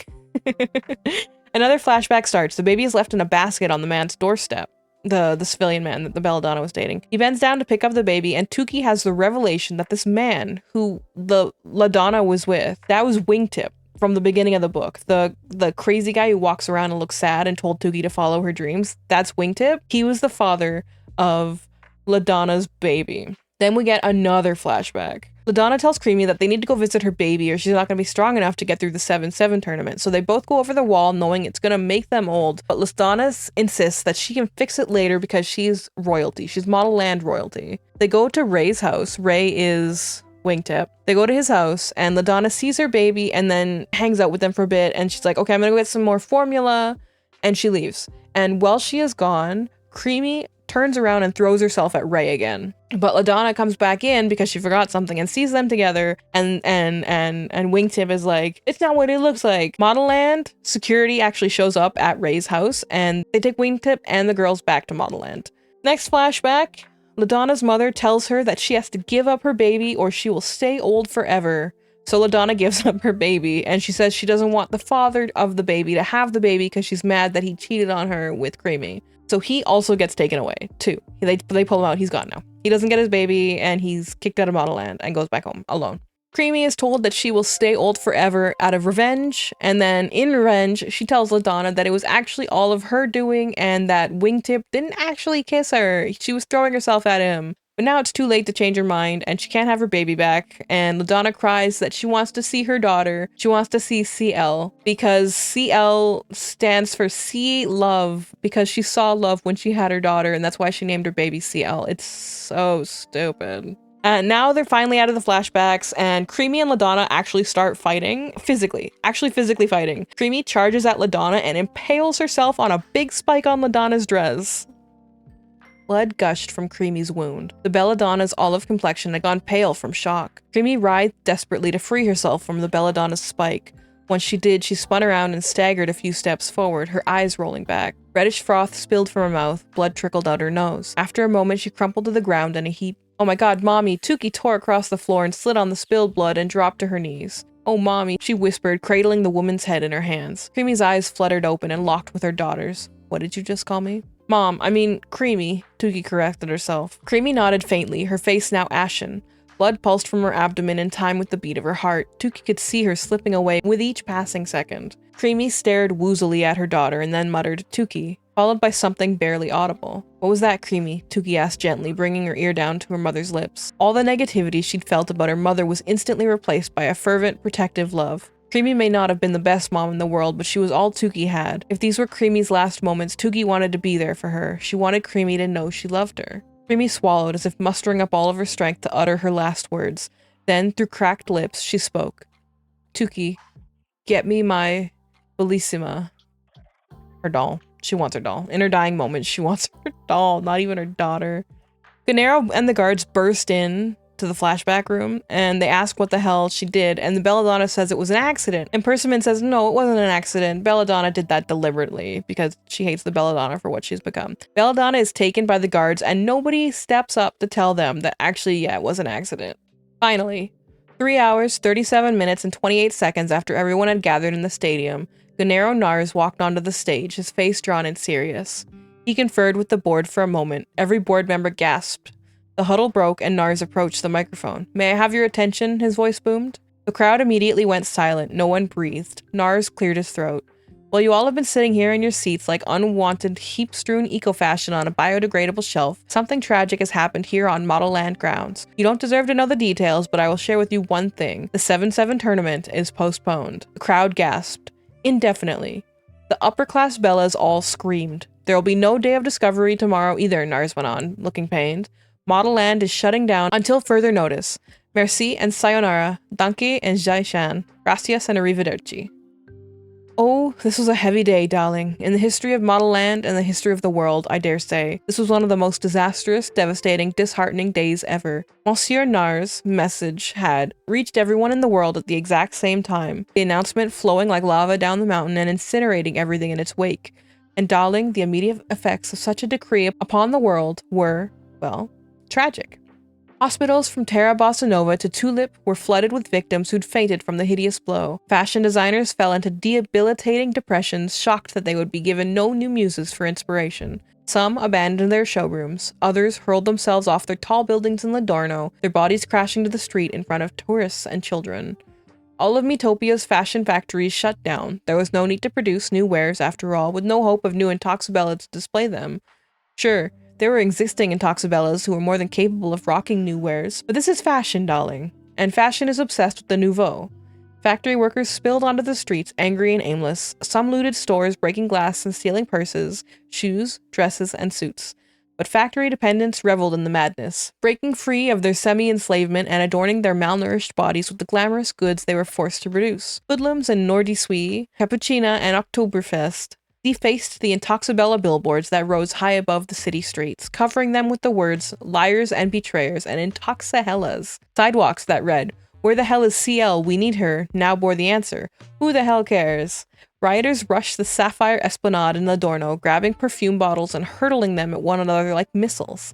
Vicious fights erupted in the mall corridors. People tore at one another's clothes, gouged out eyeballs, and drowned one another in the fountains. Devastated girls dragged high, medium, and low fashions from the stores to the parking lots and lit them on fire. Another group knocked over a wheeled cart, selling Model Land t-shirts, hats, and coffee mugs, throwing everything into the flames. A singed photo of glossy CL slowly disintegrated to ash. A flag depicting the Model Land golden eyes smize went up in a blue blaze. Why all the bedlam, you ask? Well, the only thing certain in the world, the only thing on which many people could depend, their single source of happiness and hope, had been postponed. Indefinitely. What did that mean? 1 day? 2? Forever? Think about how you'd feel, darling. Think about if someone suffocated you, strangled you, cut off your nose, held you underwater. That is how the globe's population felt. Guru Gennaro's announcement had cut off the world's oxygen supply, and they were desperately gasping for air. Tuki and CL are then taken down into the ugly room, which is where people who do the worst crimes in Model Land are taken. It is a room full of mirrors that show people their worst traits, and Tuki is sprayed with an anti-repugnance spray to keep her safe from the mirrors. They're all taken to see their mothers because apparently Creamy survived the attack, and Miracle is still just MIA through this entire thing. She has not come up once. She ran off earlier, like during the flashbacks, before the flashbacks even, and just has been gone. like CL and Tuki both yell at their moms. The belladonna says the reason she brought CL to Model Land was so that they could be together forever, actually, and that she loves her, and she has loved her since the start, and that's why she's named CL for Sea Love. I mentioned that earlier because my brain got those points mixed up. Gennaro Nars shows up and says that CL has to pay for her crimes and everything she's done and takes her away. He takes CL into the M building, and Tuki chases after them and nobody notices her because she's a forget it girl. Don't forget, nobody sees her. Except, you know, most of the time when she's at Model Land. I don't know. They take CL into a room that has a fucking guillotine in it, and they've set it up for her specifically, and they lay CL down in the guillotine, and right as the blade falls, red liquid covers CL's body, and a crown appears on her head. Because she's royalty, since she's the Belladonna's daughter, now she inherits Model Land. She's the new Belladonna. They notice Tuki's been watching, and then the new Belladonna, CL, tells Nars that he is required to be nice to Tuki from now on, and CL also commands him to get down on his knees and kiss Tuki's feet, and he does. Tuki then leaves the M building and runs into Zarpessa, who actually stops to thank Tuki for not ever telling anyone about her secret, where she used to eat from dumpsters, because she was poor, actually. Tuki never told anybody, but she thought about it a lot. But Zarpessa says this doesn't mean they're friends or anything, obviously. And then Bravo's friends jump out of the bushes where Zarpessa had also been hiding. And there's 3 of them. And they all have their shirts off. And they all have like, one of them has Tuki written on his chest. And the other one has I'm so. And then the last one says sorry. This Tuki, I'm so sorry, written across their 3 chests. And then they all turn around and then they have it was never a bet written across their backs. It's so stupid. And then Bravo shows up wearing a tux. There was a long silence. Finally, Bravo met her eyes. What they wrote on their chests is true, Tuki. There was never a bet, I swear. I only told you that because I was mad you were leaving and I thought you used me. I opened myself up to you and I felt all vulnerable. Telling you all that stuff gave you a lot of control over me, and then I regretted telling you when you said you were leaving, and I stooped really low, and I tried to hurt you more than I was hurting. I'm so sorry. He shifted on his feet. But Tuki, I've never met anyone like you. I didn't want you to go. The architecture suddenly wasn't enough for me. I want to stay here with you. I don't want to stay here without you. And then he chuckled lightly. I wanted to write, Tuki, you are the most amazing girl I have ever laid eyes on. I can't decide which to love more, your green eye or your brown eye, but there wasn't enough room on everyone's chests. Believe me, we tried. Tuki stared at him, her resolve crumbling a little. All at once, it made sense. The tuxedo, the writing on the chest, it was exactly what she told him she wanted during the man attack. All those crazy things she'd come up with, and he was executing them, one by one. Then Bravo took her hand. I wanted to show you something. He started to pull Tuki across the O, and they stopped at a garden Tuki had never seen before, right on the border between Model Land and Bestosterone. It was filled with the most beautiful golden yellow fabric flowers she'd ever seen, and it went on for a mile. I just planted these today, Bravo said. As soon as I saw you'd come back, me and my boys got on the job. You planted this for me? Tuki whispered, thinking again of her crazy first kiss wish. Bravo nodded. Okay, confession time. We used special Model Land multiplying seeds. And then he grabbed Tuki's hands and began to sing a strange little tune, slightly off key. Oh, Tuki, Tuki, Tuki, I love you more than architecture and Laura's oatmeal cookies. Went to the feds cause my heart was failin'. The purse said, no, Bravo, Della Creme's got your pulse sailin'. Tuki was trying with all her might to hold her laughter in. You sound really bad, Bravo. You don't have to sing for me. This is what you wanted, and you deserve to get what you want. But you should be pissed at me, Tuki said, because I hit you, because I left you from our zip-zap, because of Theophilus? But you came back, Bravo said, and Theophilus, well... Theophilus isn't my boyfriend, Tuki blurted out. He's Zarpessa's, actually. I was kind of obsessed with him, but nothing ever happened. Bravo nodded, looking relieved, and then he continued his song. Oh, Tuki, I never wagered your lip nookie. In your eyes is the only place I want to looky. You've taught me about lovin' and givin'. I was a rookie. You're so pure and sweet, and now I'm hooky on Tuki. Bravo then did a spin and tried to drop down into a half split, but almost fell over. Tuki covered her eyes. Stop it, she said bashfully, but in truth, she kinda liked this, a lot. Bravo lowered his face to hers. I want to be your first, Tuki. Tuki blinked hard. Oh my god. You're special first, Bravo went on. You're only first. He moved an inch closer and cradled her face in his hands. Tuki shut her eyes. This was happening. How privileged I would be if you said yes, Bravo whispered. His lips puckered just so, looking extremely lush and biteable. Will you? Doogie swallowed hard. In the distance, a couple of birds sang to one another. A peal of laughter rang from behind the O, but it all sounded very far away. Privileged? For real? Bravo squeezed her hands. For real, for real. Will you say yes? She could feel his breath on her face. Her heart rocketed in her ears. Yes, but wait. Bravo leaned back, staring at her. I have a story for you, just like the story you told me, Tukey said. Once upon a time, there was a girl named Tukalata. Tukalata, Bravo said, amused. Shh, just go with it, okay? So anyway, no one saw her, ever. She would lie on the floor of her school waiting for someone to trip over her or kick her or anything, but no one ever did. She was a piece of trash, defective, uncoordinated, unattractive, unmemorable. Tukey cleared her throat, her skin prickling. Tukalata wanted love, she went on. She wanted affection. She wanted it so badly she collected random item from a boy she liked. She touched the Tukey pin under her flower. After a moment, she reached under her brooch and removed the pin, leaving the flower brooch where it was, and held the pin in her hand. Bravo looked at it but didn't say anything. And she practiced kissing that boy in the mirror when she thought she was all alone, Tukey went on, twisting her mouth with the memory of how Miracle had once caught her. Tukalata was convinced that all she'd ever kiss for the rest of her life was a mirror. She was a forget-a-girl, a girl no one would ever want to kiss, a girl someone might bet on, make fun of, shun, ignore. And how does the story end? Bravo said, squeezing her hand. Does Tukalata live a miserable life, alone, afraid, not allowing herself to open up to anyone, running away? Or does she risk and realize that someone does want her, really wants her, and really loves her? Tukey bit her lips, staring at the grass. The second option, she whispered. Bravo poked her playfully. Hi, Tukalata. Tukey giggled and then looked up. Hi, Deco, she said in a small, shy voice. Hi, Tukey, Bravo said, staring into Tukey's eyes. Hi, Bravo. And then Bravo kissed her forehead and her cheeks and her nose. He sucked on her earlobe, sending a jolt of warmth all over her body, followed by an intense feeling of pleasure she never experienced before. Her back arched at the slightest touch. Tingles danced from her crown of her head down to her abdomen. They clenched her muscles, then let go, and then, at the same time, they both licked their own thumbs and smoothed each other's eyebrows. Close your eyes, Bravo said. And Tukey did what she was told. She heard the sounds of a whipped cream can shaking and instinctively opened her mouth just in time for Bravo to shoot a cold stream of whipped cream onto her tongue. The tingles continued down to her hips and she heard Bravo squirt some cream into his own mouth. And then slowly, gently, Bravo's lips touched hers. His lips parted and she felt something thick and slimy inside her mouth. His tongue. She pulled away, wide-eyed. I don't like kissing that way. Bravo looked surprised. But you've never been kissed before. I know I haven't, but my mirror didn't have a tongue, Tukey said, smiling, tracing her finger across Bravo's cheek. It just feels weird, and this is about what I want, right? Bravo nodded, pulling his body slightly away from hers. We can go as slow as you want, Tukey. You will set our pace, always. And then he kissed her again, parting his lips only a little, his tongue remaining inside his mouth.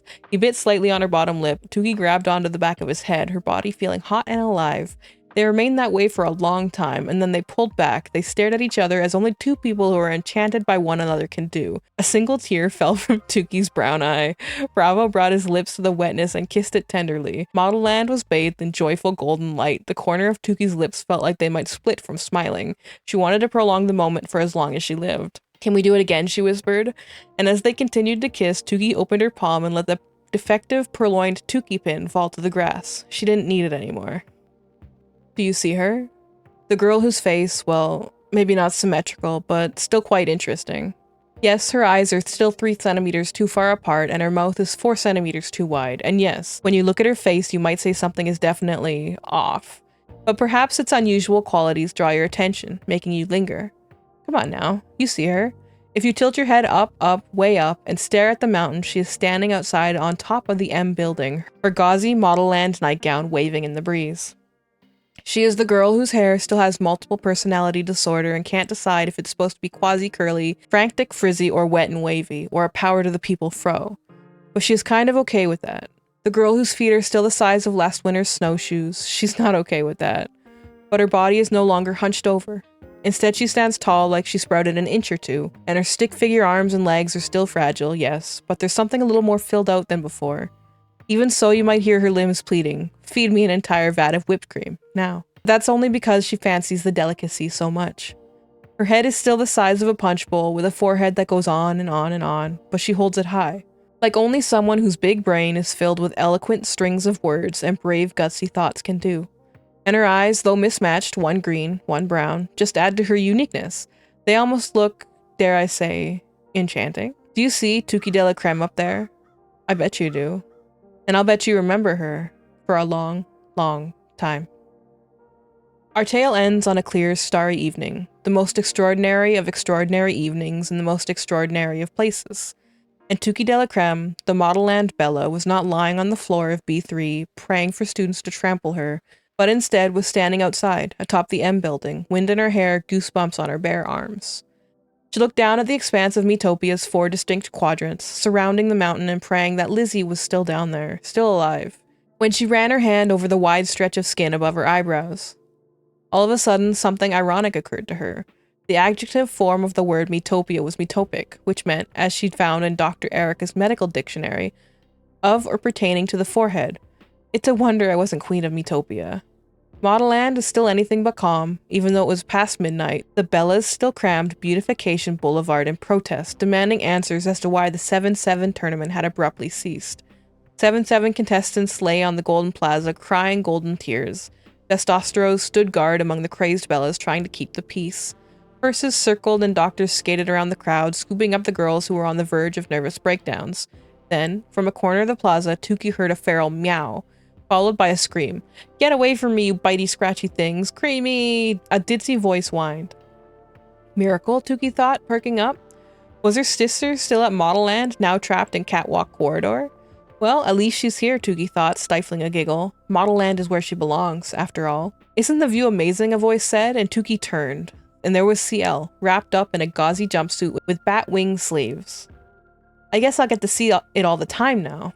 "It's gorgeous," Tuki said. Earlier that evening, a note had been slipped under her door. "Tuki, meet me tonight at the south point of the M. Princess Belladonna. Can you believe it? I can't. Fierce in love. CL." CL, who had not announced her reign to the Bellas yet, the board was still debating the most opportune time to do so, had given Tuki a special permit to get into the M building without setting off any alarms. Tuki had passed a few guards on her way up, but they just nodded like she was someone special. Maybe she was. Now CL glanced at the large statue of the Belladonna. It was covered with an enormous drop cloth, and next to it a new statue was ensconced with scaffolding. Sculptors toiled away carving the rock, and Tuki knew this statue would be of CL, Princess Belladonna of Model Land.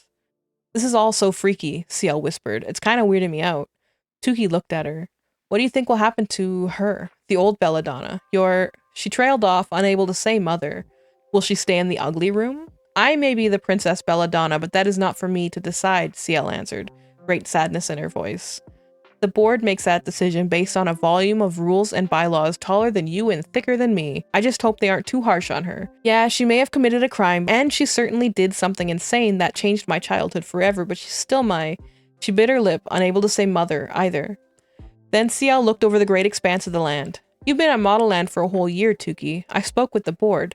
Despite your crazy mama's trespassing and the whole T-Dod switcheroo thing, unfortunately, you're stuck here at Model Land." She winked at Tuki. "Yep. Girl, they want you here. Well, most of us do." "Really?" Tuki breathed out, her body filling with elation and relief. CL waved a finger at Tuki, her face stern. "But don't be putting your celebration shoes on yet. Aplaze still thinks you're a seamstress. Plus, when I was here, second year was crazy hard. Shoot, they're easy on you, no-see Bellas." "This year was easy?" Tuki sputtered in disbelief. CL nodded, moonlight dancing on her face. "But from here on out it gets insane. Don't get me wrong, there's a new 777 sheriff in town, but I don't know exactly how I'll be changing things around here. I do know I'ma do things CL style, minus the crazy, spooky parts. And shoot, maybe I'll throw in some posing poetry slams and oh my god, who knows what else. But what I do know is that I want to make this a place where girls like my sister friends could have come." Her eyes watered with tears. "But that'll be an uphill battle with the board," she said, wiping tears away. Then she looked at Tuki. "But mark my words, your segunda year will be like hell in heaven. You think you can handle that? Plus a uniform change from green to violet?" Tuki nodded shakily. "I want to try. I love it here. I feel like I almost belong." "Because you do, girl." CL's gaze was intense. "Look, Tuki, you've been underestimated your entire life, including here. The wind is in your face, it's blowing harder than Gus Gape, and it ain't dying down anytime soon. But that's a good thing, because when people have low expectations, you're constantly going, ta-da, and they're like, wow, I had no idea. But it doesn't take a lot to go wow when they don't expect much from you. You've got to go big for your destiny now. That's how I became a 777, girl. Dream big, bigger than you ever have. so big that people laugh in your face, because you need to grab onto the handlebars of fierceness and not let go. Because you're special, Tuki. You might not know it yet, but you've got a beautiful light that shines inside you. Tuki's jaw dropped. Someone else told me the exact same thing once, she whispered, remembering Wingtip's uplifting words from a year ago. It made sense that CL had nearly echoed him. Wingtip was her father, after all. Tuki breathed in, wanting to tell CL something about her dad, that he was warm and tender, and that he could have cared for her dearly, and that maybe he'd descended into melancholy because he'd lost her forever. Then CL touched her arm. "Wanna fly with me?" Tuki frowned. "Like on T-Dod? Like when you brought us back from Ladorno?" CL shook her head. "Nah, girl, been there, done that. Outside the pouch." She lowered her chin and her Batwing outfit disappeared and 1,000 glittering necklaces appeared all over her body. It was the same outfit she had worn to T-Dod. One of the necklaces stretched out like a tentacle and looped over Tuki's head. A warm light glowed. Tuki's nightgown lit up, revealing hundreds of strands of bejeweled necklaces. Tuki gasped. CL grinned. "Girl, if you want to fly with me, you gotta look fly. You dropped something after Man Attack. Thought you'd like it back."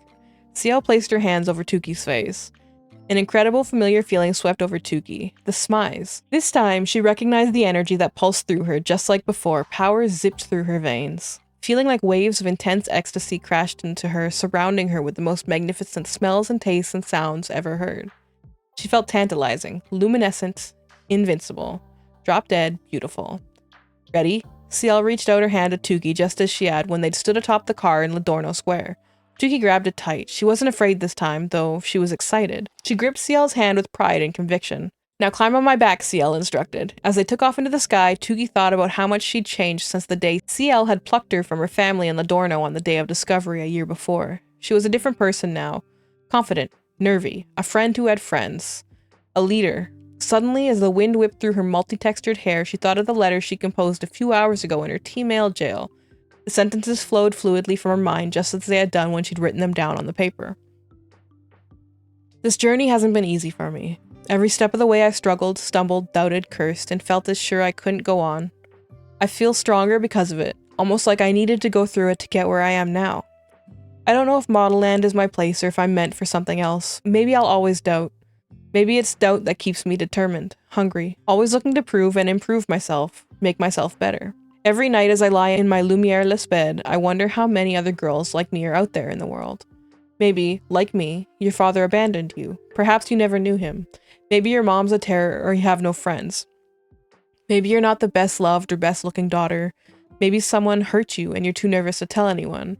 Maybe you hurt yourself and you want to stop, but you don't know how. Maybe you give your body freely hoping to get love in return. Or maybe you look at everyone else's bodies and then compare to them and detest your own. Maybe people hurl angry, hurtful words at you, making you want to curl up and disappear. Maybe you hate your reflection, or everyone thinks you're the prettiest, but you still feel ugly inside. Maybe you're under intense pressure and you think that you can never overcome. Maybe someone tells you daily that you aren't pretty or smart or skinny or talented or good enough. I know what you're going through. I've made a difficult journey to get here. I have a lot further to go. I must fight for my place every single day. It's easy to shine when everything is perfect. But when things are a little shaky, the best truly emerge and it won't tear them down. That's when the struggle to succeed really starts.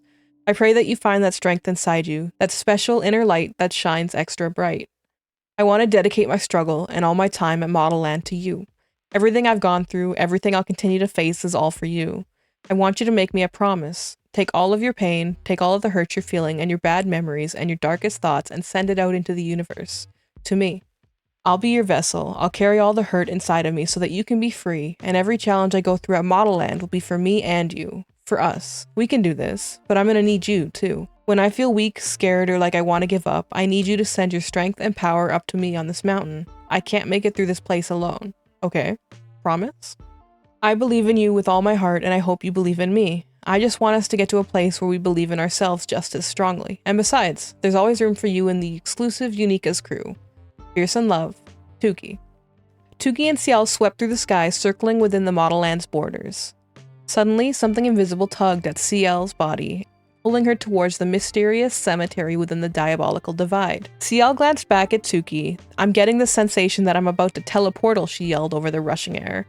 "Teleportal where?" Tuki yelled back, confused. "I don't know," CL answered. "Sometimes this just happens. The universe is telling me to teleportal, and even though I don't know where I'm going, I'll just go with it." She gestured to the 6 silvery gravestones directly below them. If you let go of my hand, you'll float gently back to Model Land. You don't have to come with me. I don't know where we're in for. Just months ago, Tuki would have dropped CL's hand in an instant, too afraid to face the unknown. But now, the idea intrigued her. It would be an adventure, an experience, and better yet, an experiment. She clutched CL's hand hard. I want to go with you. Are you sure? Hells yeah, Tuki yelled. Alright girl, let's do this, CL shouted. She arched her back and their bodies pivoted and shot towards the ground with breakneck speed. The wind snapped through Tuki's hair. She felt the skin of her cheeks pressing back as they gathered momentum. The cemetery loomed closer, closer, so close that Tuki could read the names on the graves. Muse Melodia, Muse Prancia, Muse Chromia, Muse Dramatica, Muse Fabrica, Muse Chiteca? Each stone glowed fiery gold as they approached, but instead of crying out in fear, Tuki let out an adventurous whoop. She thought again of her new letter she'd written for T-Mail Jail, recalling how she addressed it to every forget-a-girl in the entire world, and how she had signed it off.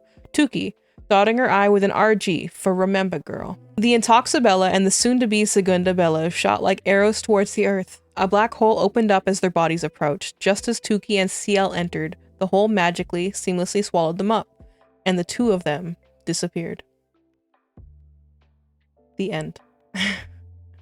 I don't even know. I don't even know what to do with this. I don't know how to talk about this. I don't even know what to say about this. This entire book was a ride. It was such a ride, and I don't even know if I mean that in a good way. Like, the book itself was oddly juvenile, but interspersed with like really weird gory bits and really weird sexual parts. Like, I don't understand why. It's just, I don't know. I know that this book was written with the assistance of some guy. I don't know. I didn't look too hard into it, unfortunately. I don't know. At no point did this book ever feel like it was written by a human being. It's like a weird dystopian future, Harry Potter / Hunger Games, but also modeling. I tried to explain this book to people while I was reading it, and it was so hard to explain to people. I guess that like a lot of this was a commentary about Tyra's upbringing and what it was like trying to be a model and learning how to do that, but it was no secret that Tuki was a self-insert for Tyra. I just read this book, and while I was reading this book, somebody asked me who the villain was, and I really don't have like a solid answer. Society? Expectations? Beauty expectations of society? People? Zarpessa? CL? Briefly? The Belladonna? Like, I don't know. The school? Was the school the villain? I don't know. I give this book 2 very, very confused stars. 1 star is usually reserved for books that like offend me in some way. And like, I don't know. This book did not offend me. I won't read it again unless I like have a reason to. This book was the first book in a planned trilogy, clearly. And so there are so many plot threads that are left untouched, like the city that is apparently beneath Model Land, Lizzie, they just disappeared into the portal at the end of the book. Like, there's so much happening here. I was expecting Tuki to actually be the Belladonna's daughter, and then it turned out to be CL instead, so I'm guessing there's still some kind of secret about Tuki's parentage. I don't know. There's no point in speculating, because it's not going to be getting any more sequels, unfortunately. If it did, I would read them immediately. I'm just confused. I don't know. I didn't hate it. I think it was just weird. It was like an acid trip in book form. It was like, I don't even know. I'm confused. I hope you're confused too. Like, I would suggest reading it because I skimmed over a lot of fluff. This was a 600-page book, and this video is already like gonna be what, 4 or 5 hours? I don't know. It's huge. Oh man, I do know that Tyra has not given up on her dreams, which is great. She wanted to open a Model Land theme park, which was slated to open up in 2020. So we know how that one went. As I was making this video, I started seeing stuff pop up about how Tyra is doing a hot ice cream in Australia, which is just, I don't know, hot chocolate, hot cream flavored. I don't know. If anybody, if you if you try this, please let me know. I'm very curious. I also, I couldn't believe you are just listening to me talk about this, but the way these names and everything were spelled out were crazy. Everything had the craziest names, like I talked about the places, the powers, seduction, teleporting, chameleone, wild. Everything also had acronyms, like stuff that didn't need acronyms had acronyms. It was crazy.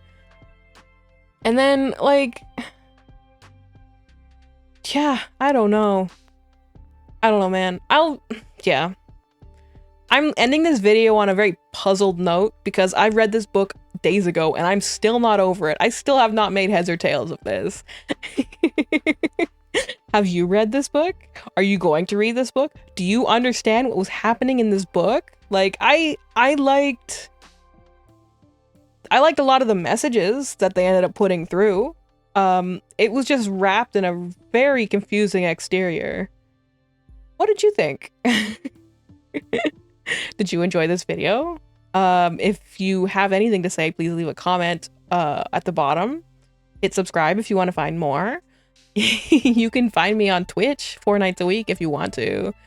Come to my Twitch stream and talk about this book. You will make me stop whatever I'm doing. And I'll just yell about this book with you, I promise.